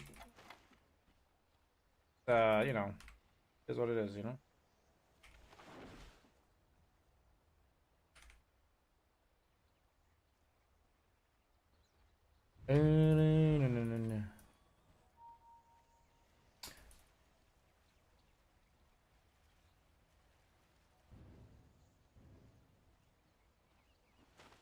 Did I not break? I'm still smoked somehow.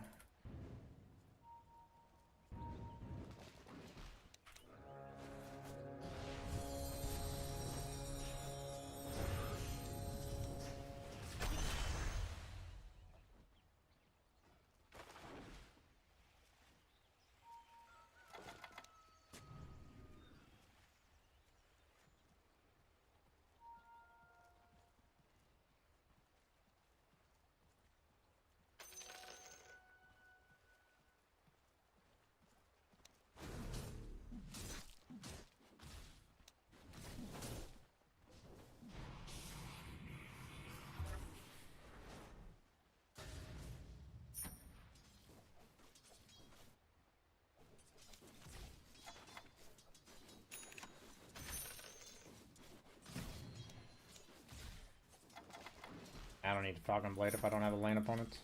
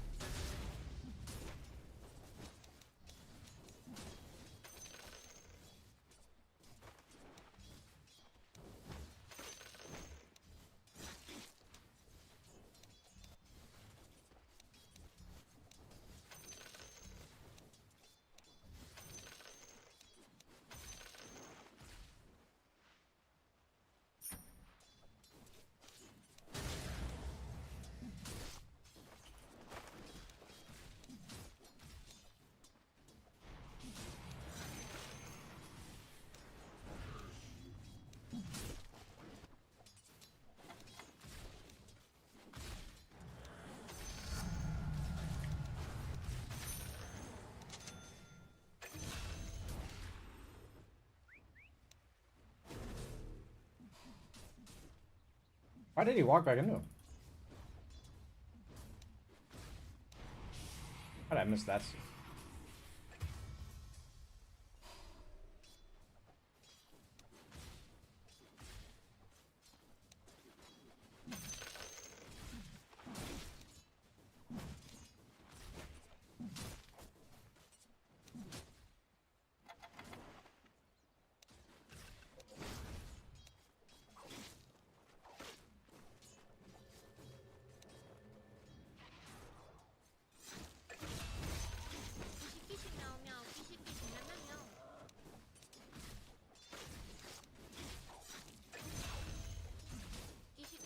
What the fuck?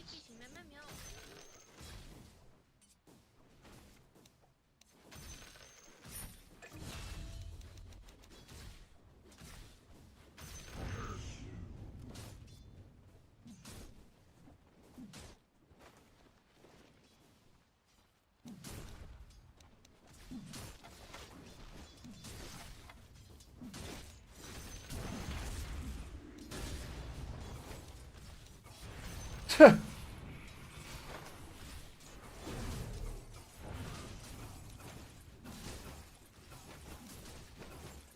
bot. Oh, what the?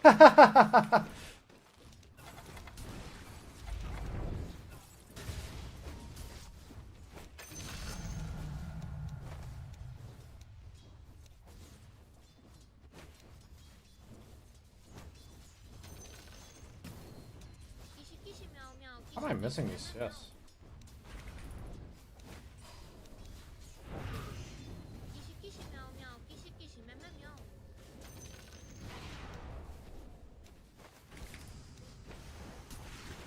Ooh.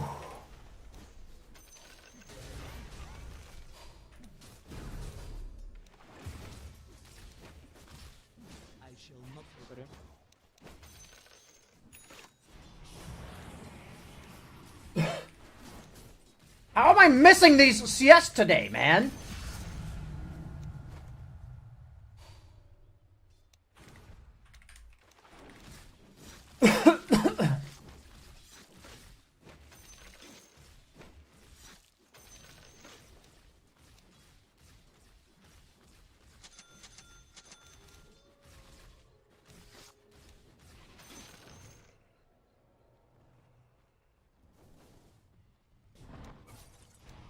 Oh god, dude.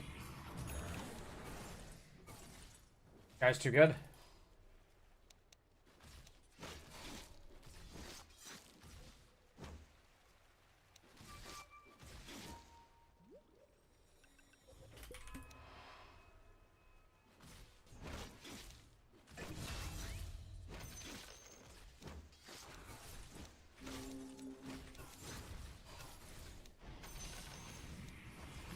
Oh my god.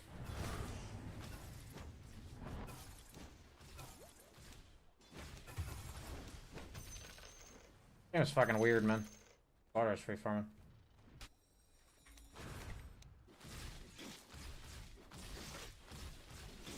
I actually need Falcon Blitz.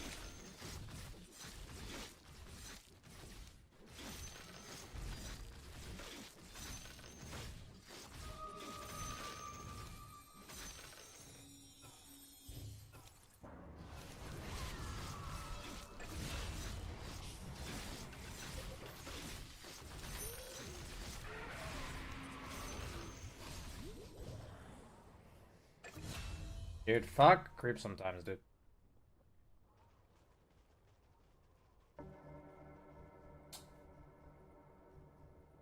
This anti-mage is being stylish. That's for sure.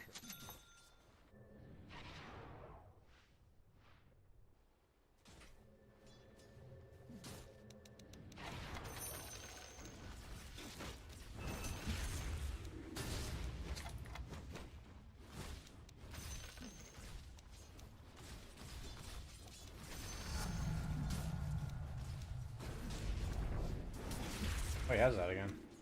Good.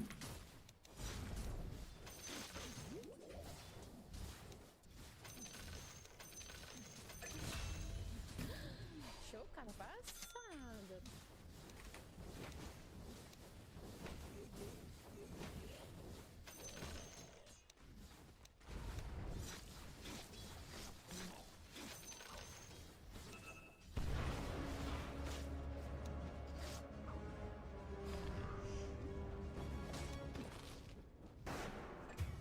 Rough.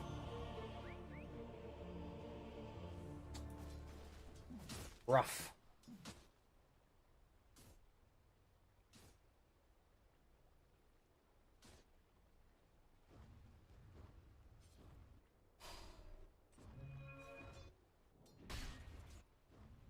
I think I'd die there, actually.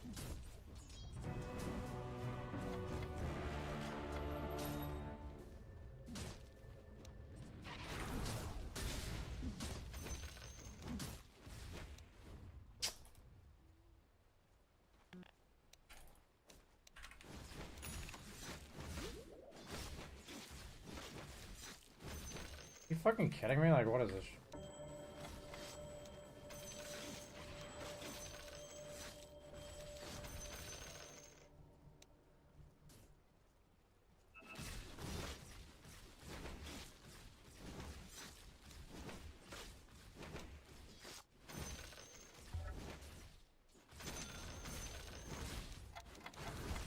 Зафансили топор?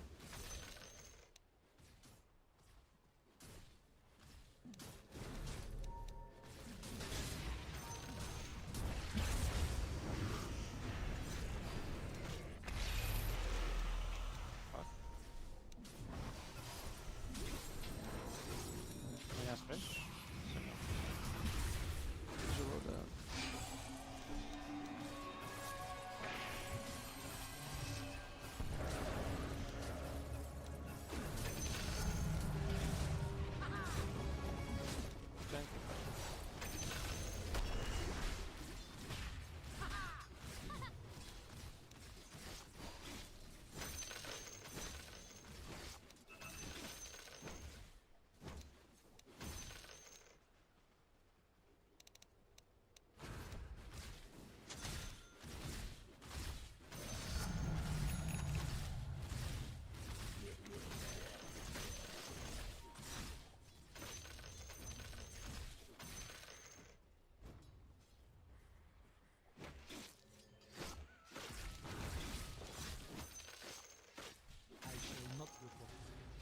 Illusion rune, guys.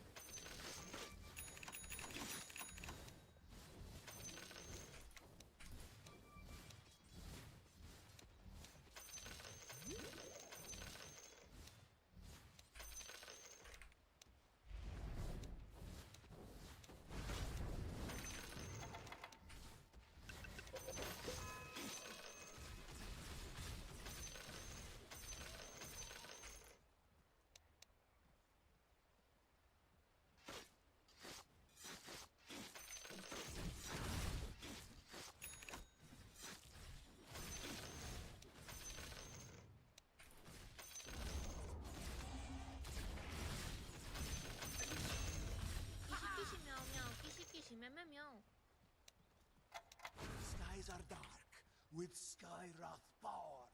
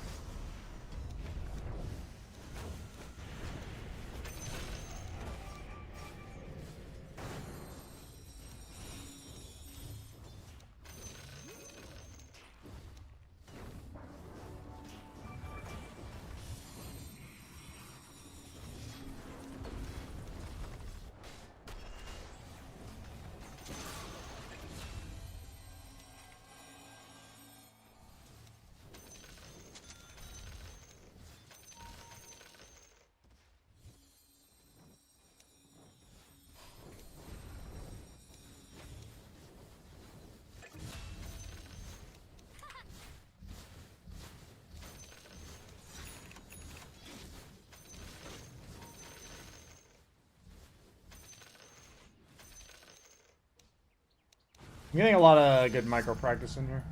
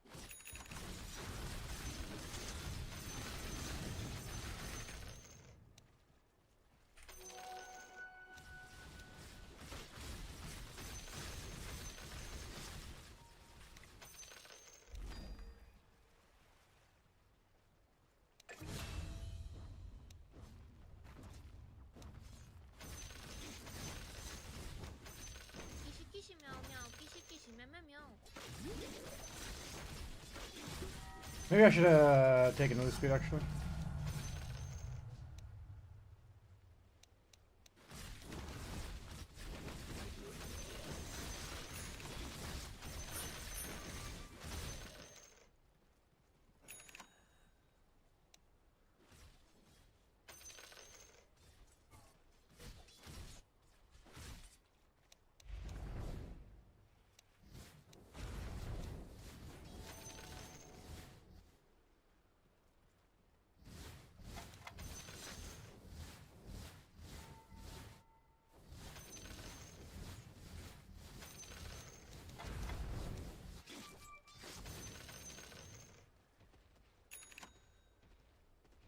I shall not report you.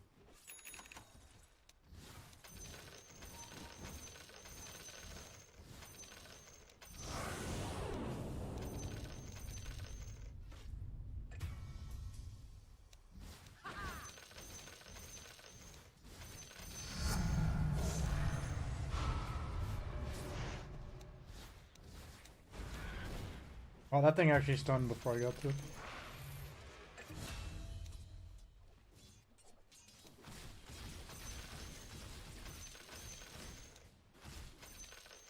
I'm coming.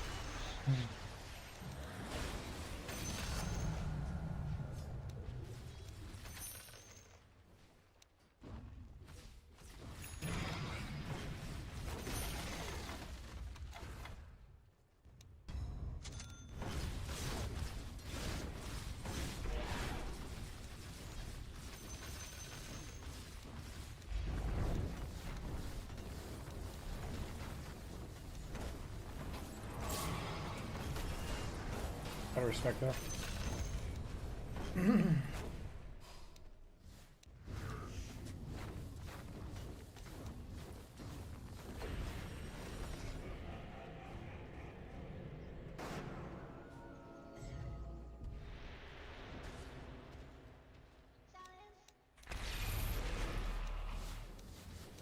I sundered him earlier because I needed to like save one up, you know?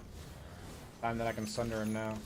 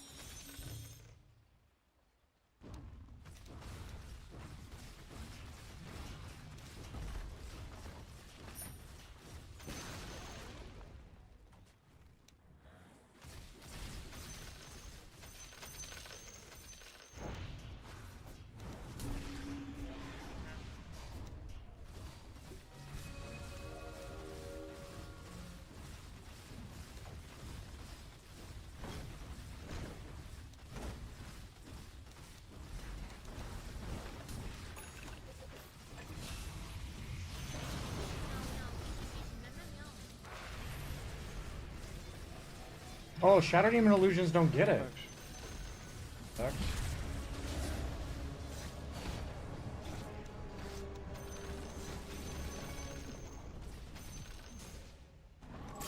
Oh, I tried to Manta dodge it.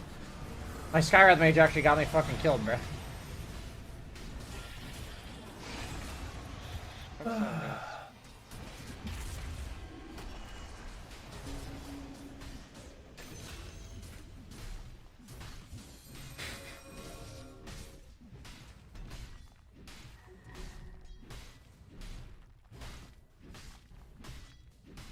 TB Shard's like S tier.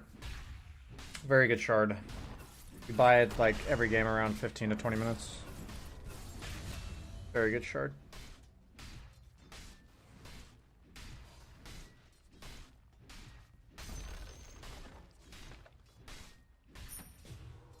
I mean, honestly, I just go to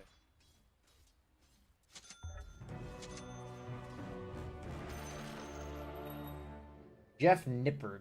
I don't know who Jeff Nippard is.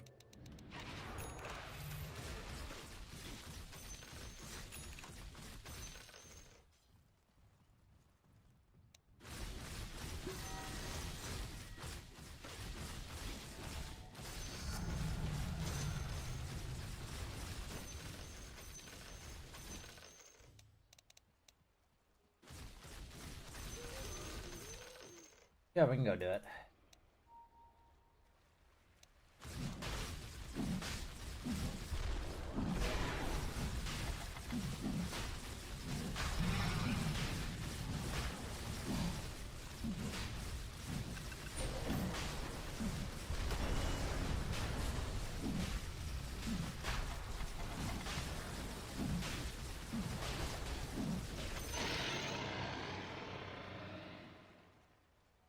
Science-based lifting. We can just go mid, guys. We come home again.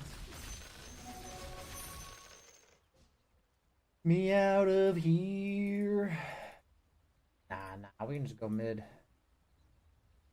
Oh, тебе, guys.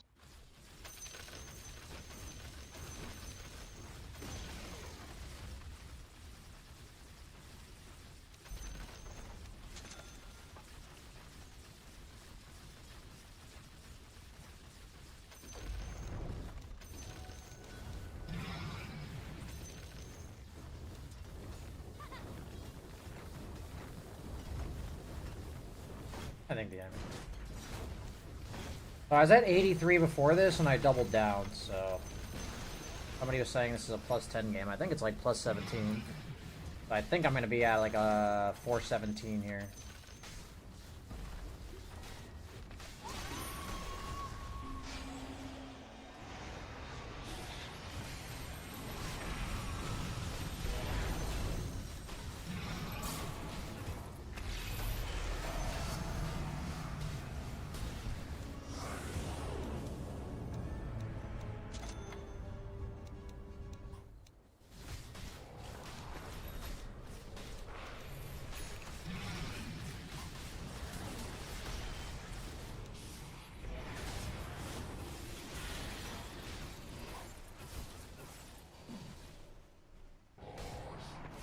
Oof.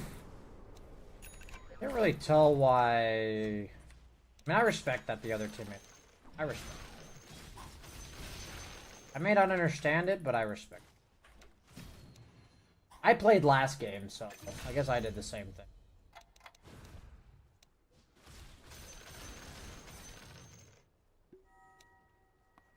TB's a good counter to Jug, right? It's okay. I'd say it's like 65-35 TB, but Jug's like a better hero right now, so...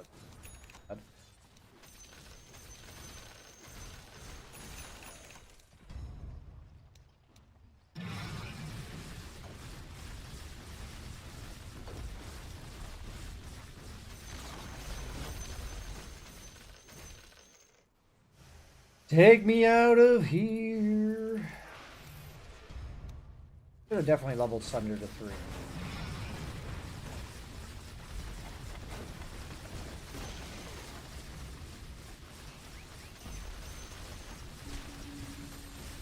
Pretty lame games to end the day. My teammate gave up last game. They had double carry this game. I think the game quality this week on average has been pretty ass. Not like the good kind of ass. Bad kind of ass.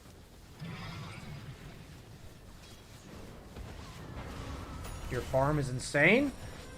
Thank you, man. Thank you. It was a really tough fought game. Really hard fought. But we managed to persevere. I mean, I got to use that as a warm-up TV game, which is nice. I wanted to play like a practice game of TB, or I knew I needed to play TB in like a lower average game at some point to like feel ready to play him a bit, because it just give you that little refresher on the micro and stuff. Yeah, I mean, I gained 21 before the double down.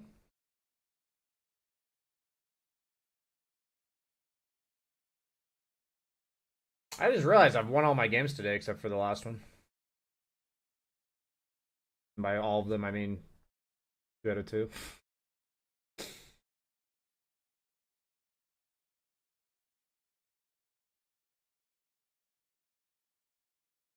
The Helmdom? No. Went Maelstrom into Masculine. Second to be. Not my cleanest game, to be honest. Not my cleanest.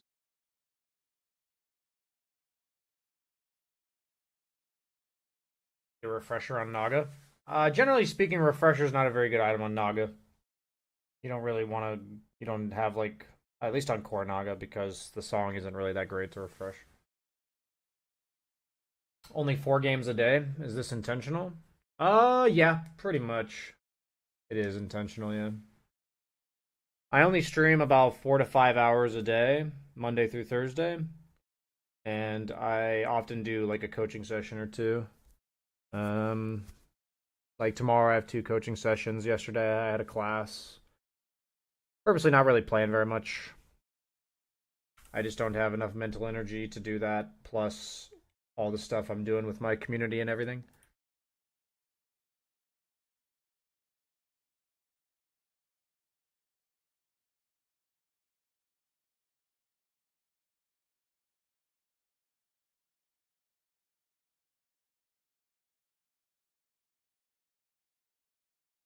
You ever randomly find yourself not following advice that you give in coaching sessions? Just curious around your self-evaluation of your games. I mean, I think the easiest advice not to listen to is your own, for sure.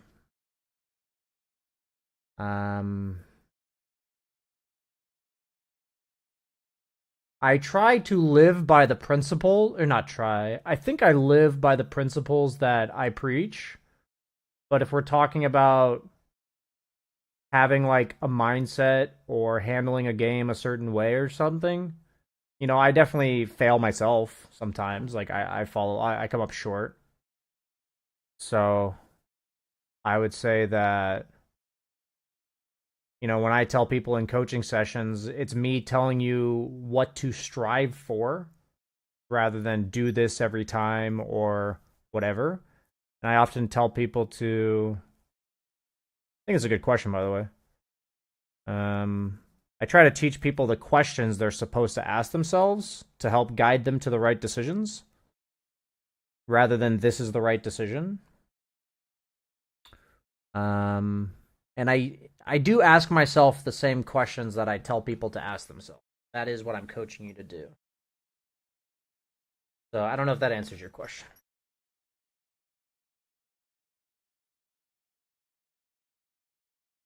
I know, Qualwez. I was fucking with you.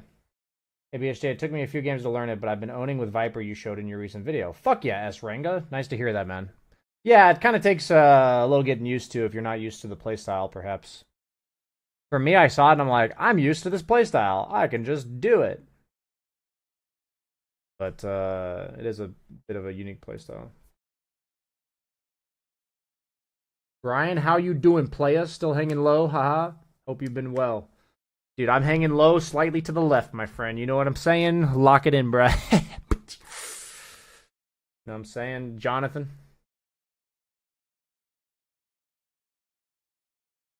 Is Void good this patch? He's solid. By that I mean he's like B tier, maybe high C tier. General chat. Is there an estimate for the price for the one-on-one coaching?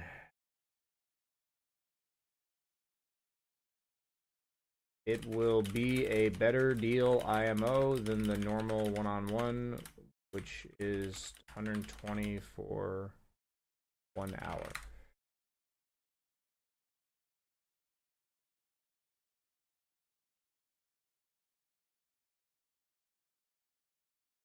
Dota 2 7.40 wish list. Honestly, just something that changes up the game. Like, change to the map. New items. Something like that. Like, something that... Like, I don't really care that much about a new hero. I care much more about, like, things that adjust the rules of the game. I care a lot more about that, where you have to kind of, like, figure out the game again. You know, remove 5 to 10 neutral items, add 5 to 10 more. Like, you know, that kind of stuff that really... throws you for a wrench. That's the kind of stuff that I look for in patches. I wasn't successful on Viper. Maybe I don't understand it well enough. Well, my advice is perfect, so if it's not working for you, that means that it's a skill issue. No, I'm kidding. I mean, it might just not be your playstyle.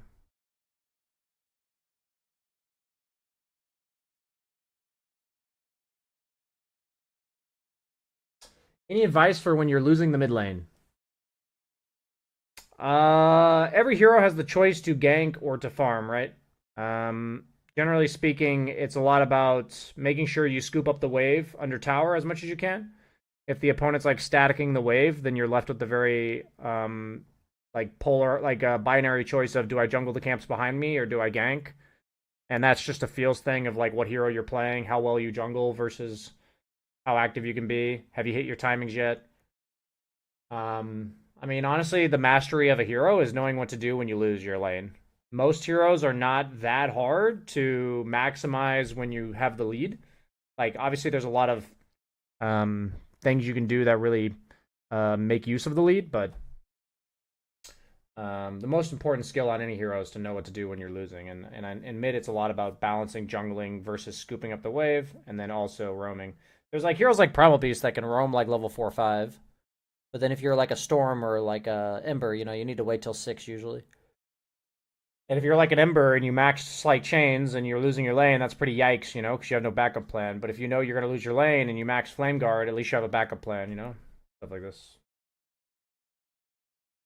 Have you played card games before? Do you think Dota should have rotation? Personally, I don't like when they completely change system mechanics. I'd rather they add new heroes. You think? Oh, so I mean, I've played Hearthstone Battlegrounds, and they kind of do like rotation of rules. I wouldn't really like that in Dota personally. I'd be curious, what you would like about it. When you say rotations, are you saying like, oh, one patch has neutral items, and then they remove them for like a year or two, and then bring them back? That's like effectively what I think you mean. Hey, BSJ, thoughts on supports being willing to die mid-game to take focus off of the farming core? The entire game of Dota 2 is about which team is farming more for the first like 30 to 40 minutes of the game. That's like the entire game of Dota 2. So supports can play a much more indirect, complicated role in regards to the farming idea. And it definitely is your job sometimes to draw attention away from your cores by either ganking or gank tanking or aggressively farming in front of them, such that if they were to smoke gank, they'd find you instead of your core. Definitely a lot of considerations for supports.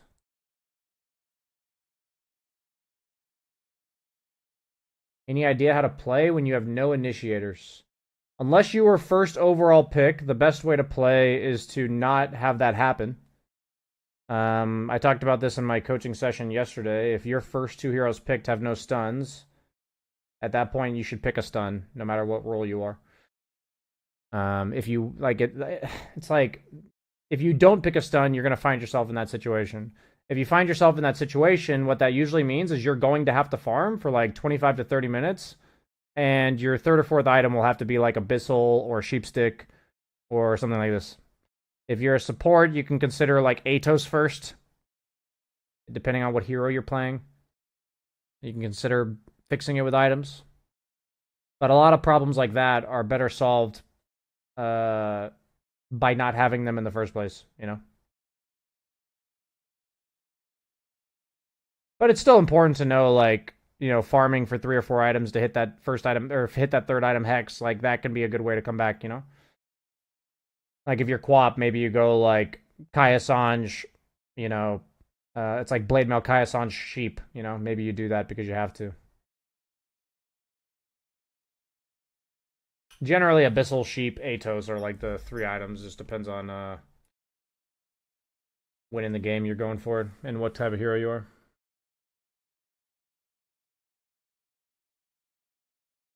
Hold me tight and never let me go, BSJ. This is me embracing you, okay?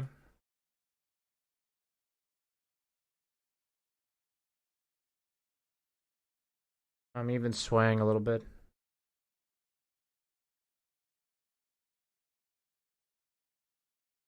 I know that Faceless is purposely weak early game, but he really needs some kind of buff. Maybe better sustain, lower time walk CD, buff dilation to what he used to be. Yeah, I mean, he could use something. You could even just give him, like, 3 base damage or something. It'd probably matter a lot. I think his laning stage is okay in the right matchups, but he does have a lot of bad matchups. I feel better now, thanks. No problem. Dance with him, BSJ? I danced. I don't know if you saw that, but I've got some moves. Add a little back rub in there.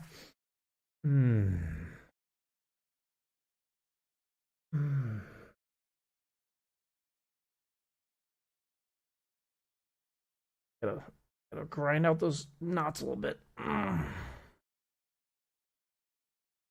Void is just trash mid-game, gets shit on too often. It's a tough mid-game for sure. It's his weaker stages. I'm just bad in general, so all heroes are bad matchups. True. Why worry about matchups if you can just make every matchup a bad matchup?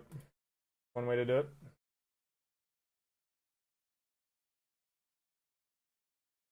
You're saying they rotate out old heroes and add new ones. I think Dota has too much sentimental value to the hero you're playing.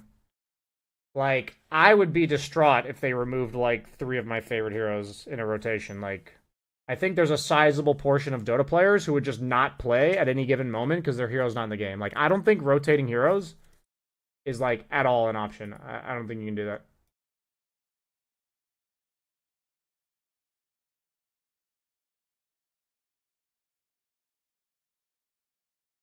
Save a lot of brain power for coming up with excuses as to why it wasn't my fault.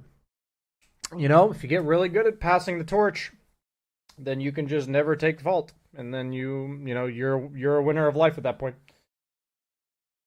Clark needs to stay dead, BSJ. If I was in a worse mood, you'd be banned right now.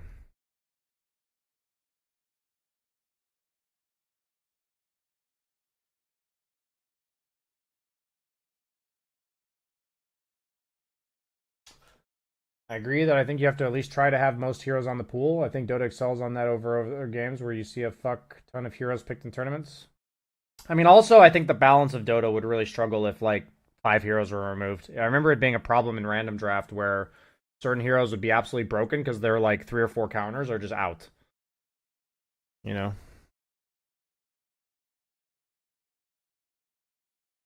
Half of my ranked teammates think they'd be Yatro if you put them with the right teammates. Did you watch my video on my second channel? My every Dota player needs to hear this.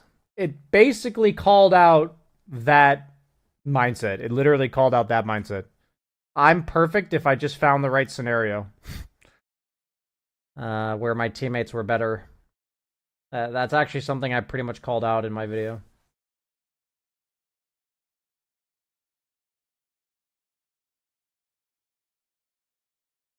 You have the best playlist I've ever heard on Twitch and YouTube. I don't listen to this playlist very often, but I really like. I'm a big Skillet fan. Big Skillet fan. This is like Skillet plus adjacent bands, you know.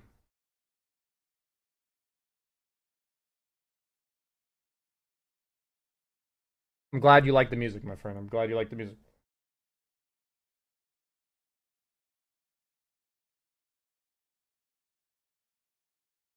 No problem, Poncho Man. No problem, dog. I'm on full cam, right?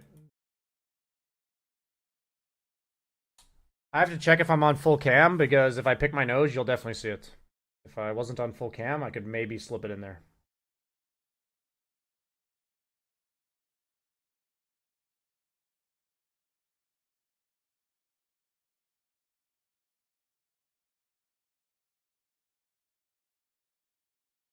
I mean, you can argue for them to rotate heroes out of captain's mode, but you can also just leave that up to the tournament organizers. I'm still surprised that we've never done the whatever you call that form of drafting, where if you pick the hero in the first round, you can't in the first game, you can't pick them in the second game. I don't remember what the type of drafting is called, but I think that would be cool. Like, I just think that would make tournaments like way more interesting. Like the Dr. K stuff. Dr. K's the G. The OG. I don't know how many people actually know this, but about 5 years ago, maybe 6 now, it's been forever, Dr. K reached out to me about organizing... I know I've told this story before, I just don't know how many people know. But he reached out to me about organizing a group therapy session for NA players, like NA personalities and players, to talk about how NA Dota is dying and how we can work on our mindsets and all that, because he really wanted to see if he could save, like, help save the region, or like help revitalize the region. And we did like group therapy sessions for like a year or two. I think it was about 2 years. The first year was like basically every week, and the second year was like every other week, maybe once a month. People that were in it was like me, Gunner, Quinn, Arteezy, Mason, Bulba, Snake King showed up to a few. Moo. Did I say Gunner? Maybe I said Gunner.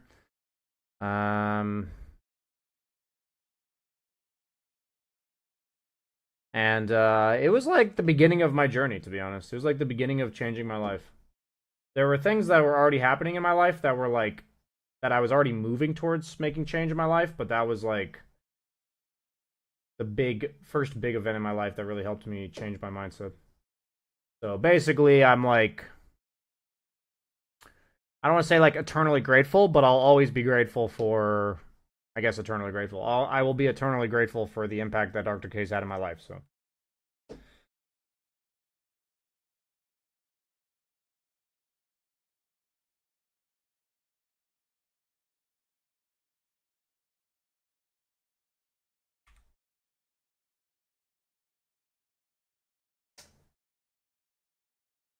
If you pay a class on day 1 enough, you can't play it on day 2.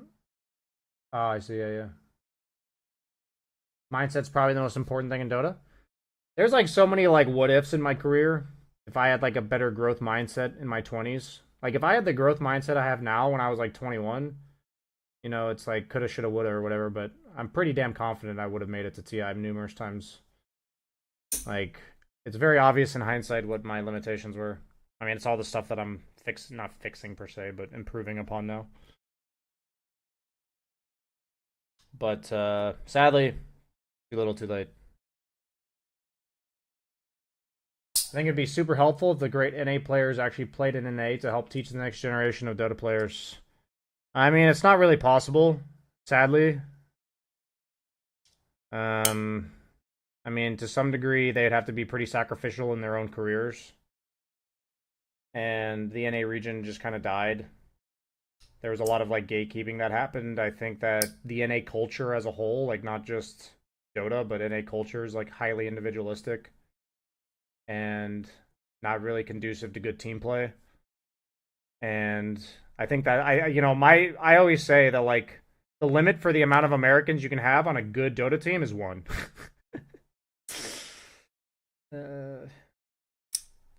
You can only have 1 person that is from America, otherwise there's not enough teamwork.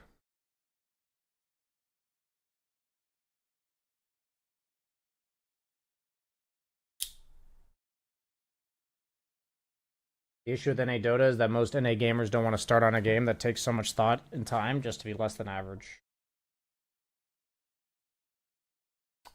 Yeah, I mean, I'd say my experience with American culture, obviously I grew up in it, but my experience with American culture is that you're taught that there are winners and losers in society, and whatever you do, you need to be a winner. So nobody wants to play a game where they can't immediately be a winner. That's how I define it.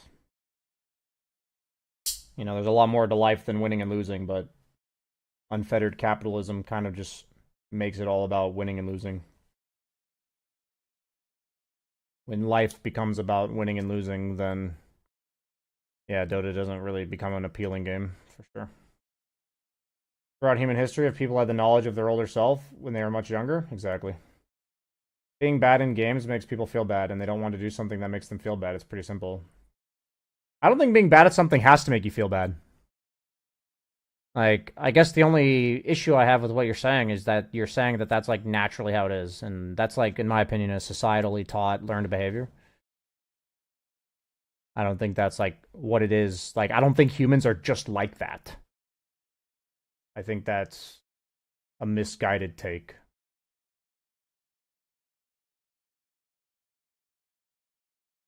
But I agree that a lot of people think that way.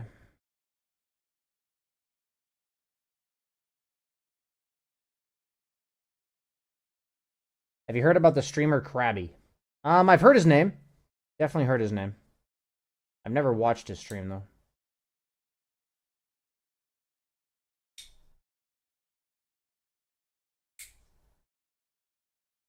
East Coast or West Coast? I'm from Arizona. Almost every thought and habit you have is societally taught. Yeah. Agreed. But not every society thinks this way, and humans are not innately like that. So I just don't like when people say stuff like being bad at stuff makes people do this. Like, people are just like this. I think it's a very destructive way to talk. Like, it doesn't promote critical thinking, growth, and curiosity to say that people are just this way. I think it's my biggest pet peeve that I've experienced in the Dota community. It's not like it only exists in the Dota community. But like when I talk about things that I find, like, I don't like that the US makes it about winning and losing, and I don't like that I as a kid was discouraged from doing things that I wasn't good at. That I was conditioned to not like doing things unless I was good at them. Like, I was conditioned to think that way. And I don't like that. And I don't think we should be conditioned to be that way. And if I talk about wanting to, like, you know, talking about that as a cultural thing rather than that's like human nature or that's just how people are. You know, we can it for me it creates like a much more interesting discussion.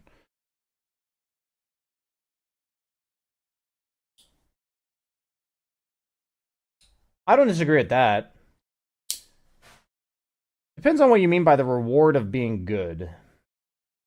I think there's a lot of fulfillment that people can find in various different ways. I think, generally speaking, for people making progress, learning new skills, discovering new things, I believe that is intrinsic to human nature. That people enjoy that. That solving a problem is like human nature, like we thrive on that shit. Like evolutionarily, that's how we got to where we are. I believe we are born with that curiosity. Most of the things that I believe, like, I'll say it's born with if a 3-year-old will do it. You know, maybe that's not the exact perfect age, but, you know, you get my idea. If a toddler does it, then it's human nature.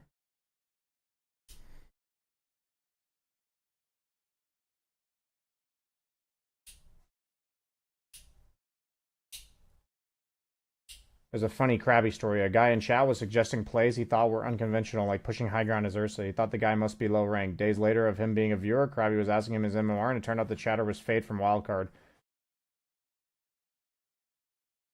Interesting.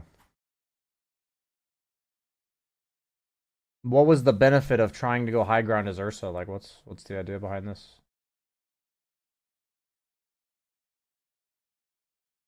Do you think Dota 2 will eventually decline because of its steep learning curve? Part of what I'm doing with my community is we're working towards building a new player experience. It's not like necessarily in the works yet, but we have a good idea of like in the future our community will include that. I think that the only reason Dota will die, it'll die a very slow death. I think the longevity of Dota is quite long. I wouldn't be surprised if there's 50-year-olds that are currently 35 still playing this game. I would not be surprised. But I believe that Dota will somewhat turn out like StarCraft, where the community keeps it alive. But I think the community in Dota is more powerful than that of a game like StarCraft.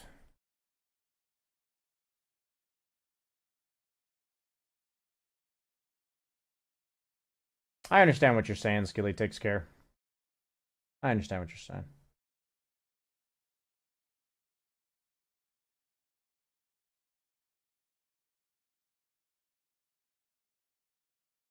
I mean, there's a lot of ways, in my opinion. I mean, I'm answering your question that you're asking somebody else, NYC Andy, but the way I look at this question, which is like, why are there, if becoming good at things makes, if being bad at things makes people feel bad, then why are there players with thousands of games that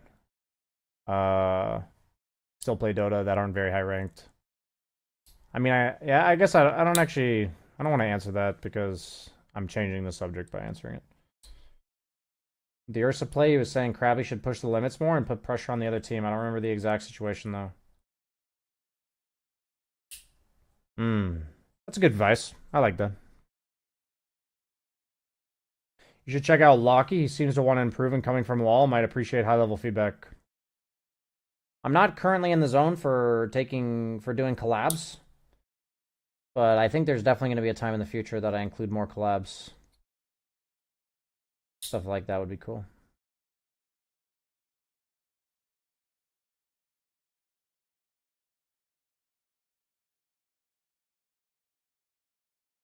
Beat is my favorite content creator, except his recent scam intro. What's his recent scam intro? You interact with your boy Speed. I have never had a conversation with Speed in my entire life. I feel like we should have had a conversation. Like, I probably should have reached out to him at some point. But we never have.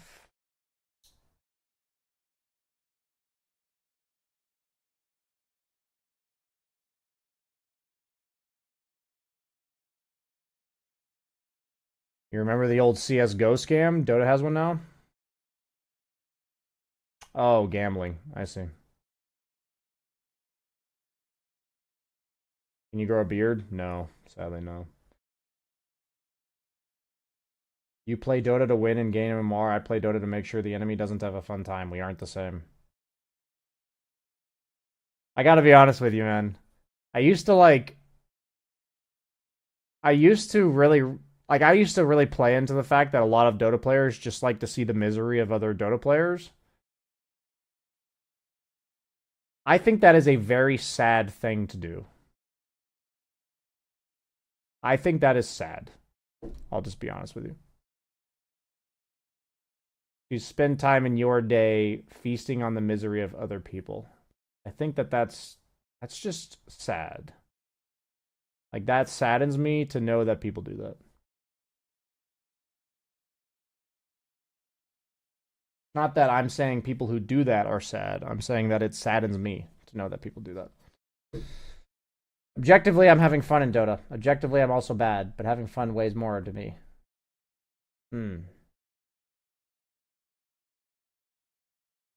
Are they ever going to bring back Ag's Lab? I hope so. Ag's Lab is fucking amazing. I don't think so, though.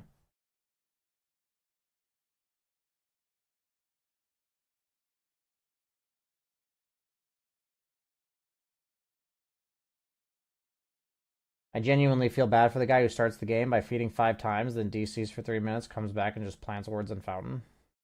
Yeah, I think it's really important for me, personally, to humanize the people that are griefing the game. Because you realize that's just a really sad person. Like, somebody who's really struggling in life. You just don't get that tilted anymore. Like, you just have to think about, like, how sad their day is. Like, they must be going through a rough one. If that's what they're doing with their time. You know what I mean? Are you doing no shave November? Nah, I'm gonna shave. I think it's learned behavior of getting attention through negative behavior. Yeah, it's kind of sad though, right? It's not kind of sad. It is very sad. It's sad to think that the learned behavior they had is that the best way to get behavior is to act out. If that is what they learned, that means that their parents or authority figures in their lives did not give them love unconditionally, which is really sad. I think that's really sad.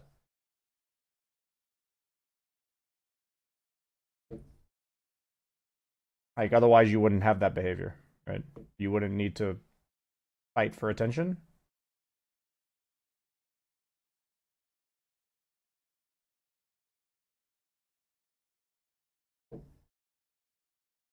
That's why it's being called that's why it's called being sadistic. Sadistic. That makes sense. What was your initial reaction to Charlon Qual? I got really triggered back then. I really wanted that guy to fuck off. You don't find joy in the pain and suffering of others? I do not.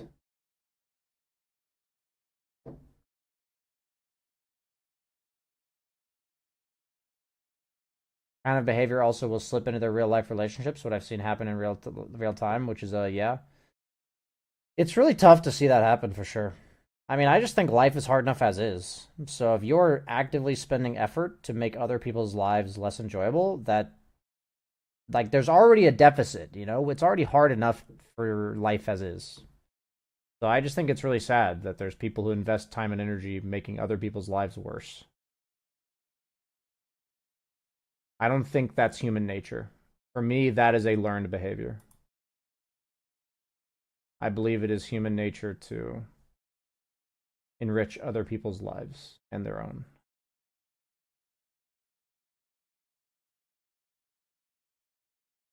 I have a friend who his parents were very supportive, but they helped him do everything, so he was afraid to try things on his own. Absolutely. As he became an adult, this manifested as not doing anything he's bad at. Is that necessarily the exact conclusion? I would pose the question, because I don't know the person. You obviously know the person better than I. But I would argue that not doing anything that he doesn't have guidance on, like, that's more how I would imagine that plays out.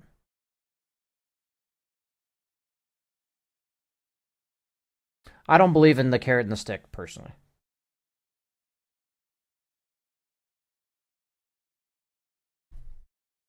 I mean, that's like an entirely new discussion, but I don't believe in punishment and rewards. I don't think they work. And I'm very adamant on not having them in any form of community that I have.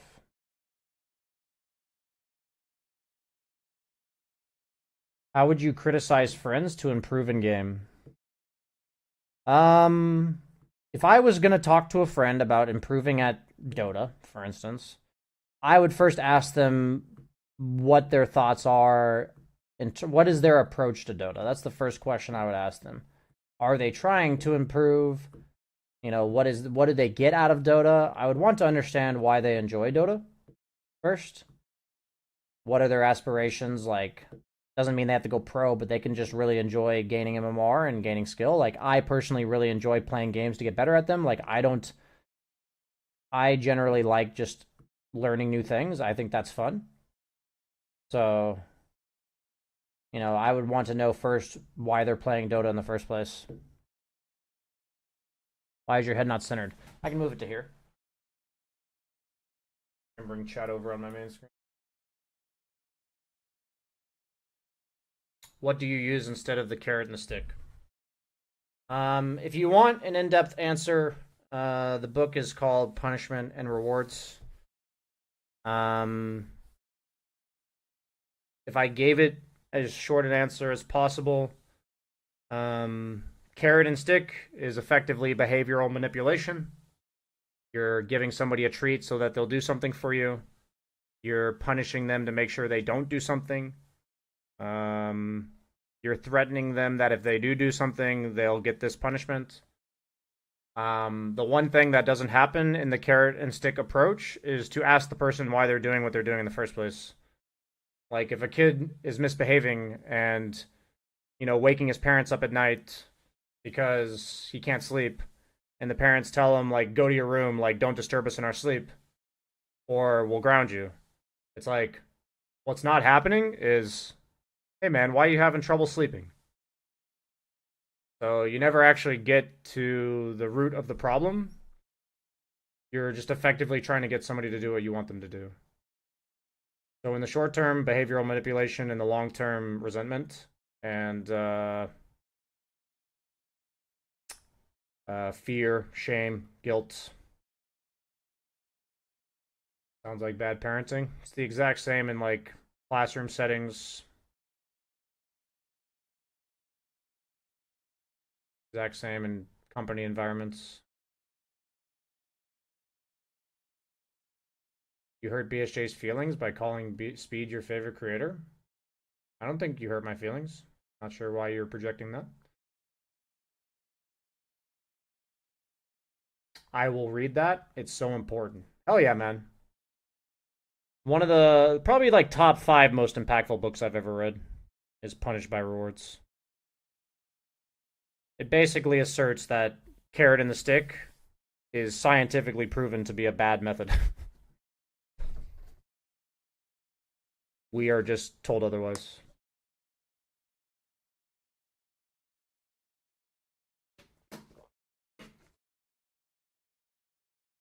What's the picture behind you? When I signed up for Team Liquid, I did a little promote, like they gave a little like streamer month thing, and they made this image for me. Like one of the artists back then, like custom made this image of me. Pretty sick. Eventually, this wall back here is going to be decorated.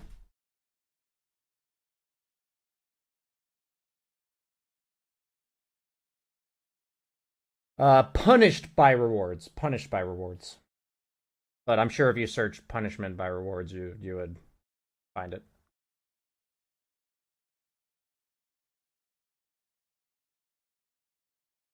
Good carrot and stick is to give a kid $1 when they get an A on their test.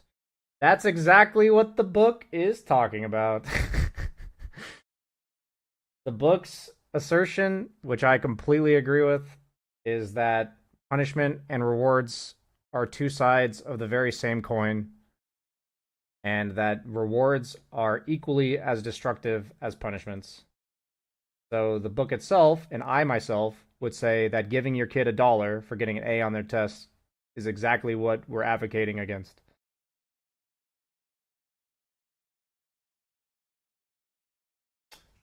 Song name? Hurricane by 30 Seconds to Mars.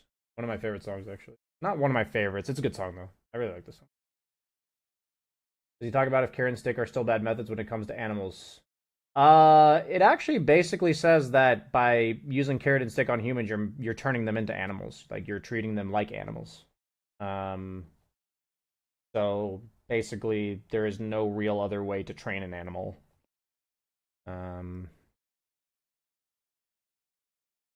Punished by rewards. I'll type it in chat.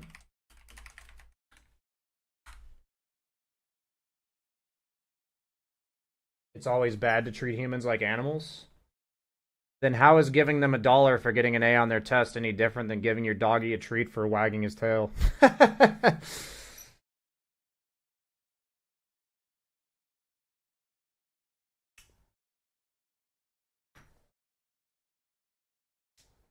But what if I need the dollar that much that I'm willing to work instead of getting a proper education? Then the dollar would give me the opportunity to keep getting an education.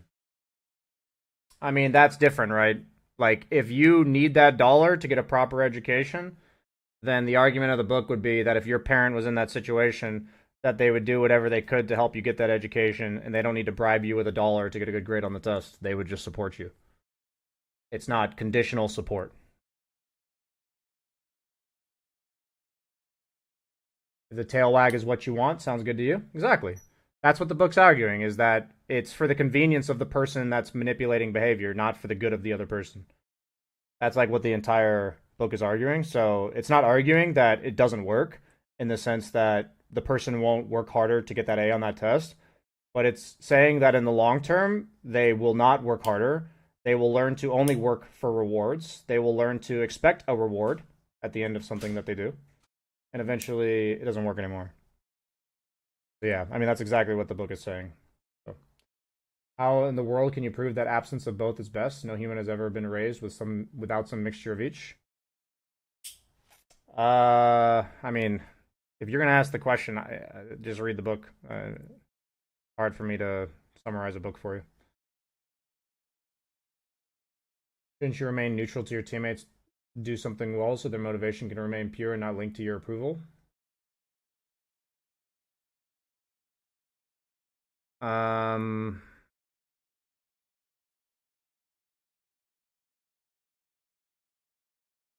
to answer that question. The book does talk about praising people as a form of a reward that can potentially be very destructive. Less harmful than physical rewards, but still quite destructive.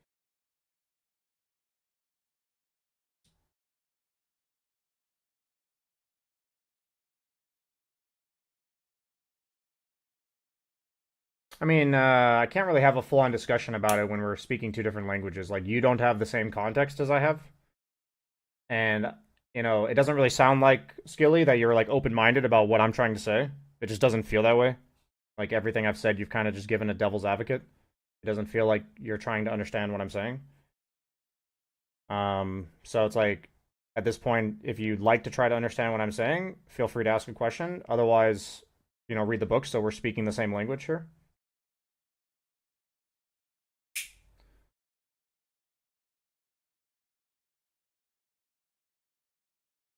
I'm not here to, like, debate the topic, you know what I mean? Like, I'm here to share my insight. There has to be an alternative to rewards, right? Yeah, intrinsic motivation. That's the one sentence answer, intrinsic motivation. The sheer idea that you have to be rewarded to be curious. Isn't that funny to you? Isn't that funny for you? It's like, if we're talking about getting paid to do a job, that's like effectively a trade because people need to make money in order to live. Like, if we're talking about like the Maslow's hierarchy of needs, like, this is a different discussion. But like, for someone to be motivated to do something for any other reason than human curiosity and growth that is intrinsic in all of us, that's the alternative to carrot and the stick.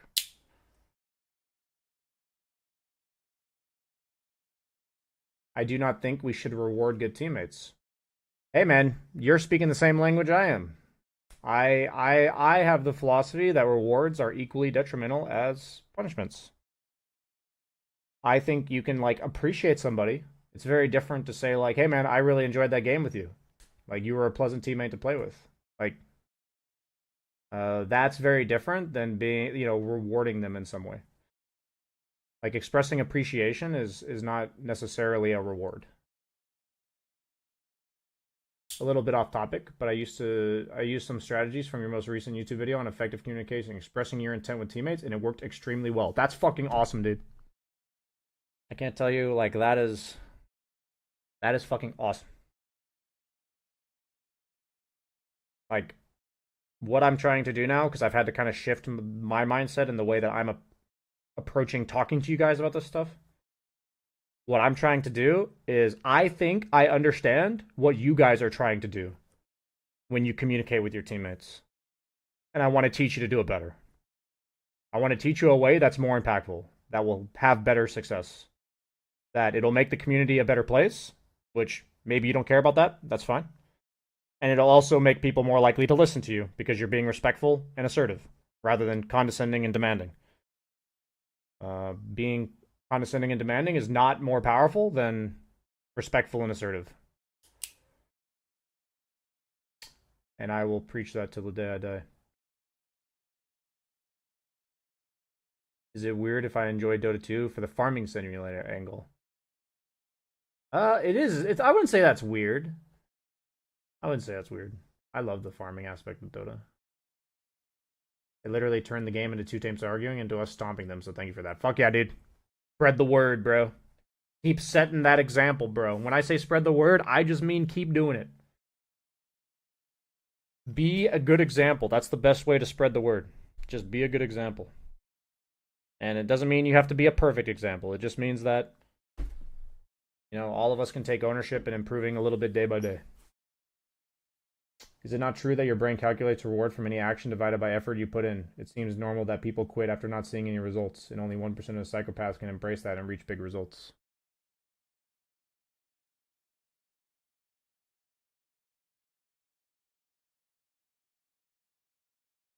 I guess my question I would pose to you is, are rewards an objective thing or a subjective thing?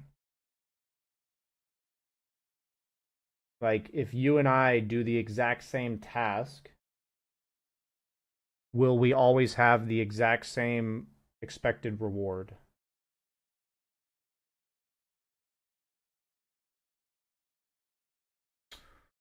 Would be my question.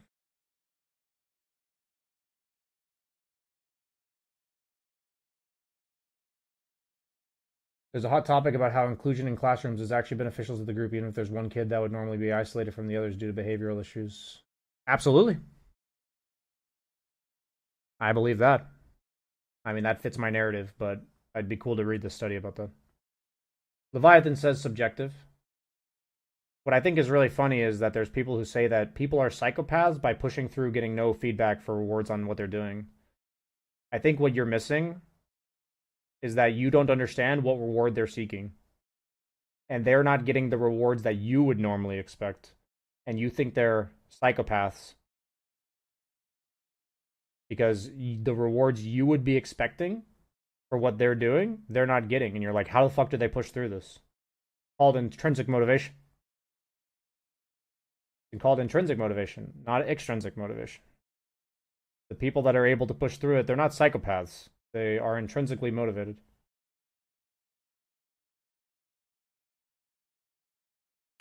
But, yeah, guys, I'm going to go. I've really enjoyed this conversation. I always love having these end-of-stream conversations. I was feeling it a little bit today. So thank you for joining me for that, anyone who stuck around. I'll be back online same time tomorrow as I was today. Tuesday, Wednesdays are the same time. And then Thursdays are a bit earlier. But, yeah. Goodbye to all my YouTube video viewers. Goodbye to all my Twitch viewers. Thanks for engaging me in this dialogue. I think it's really important. So I hope you all have a great rest of your Tuesday. See you guys.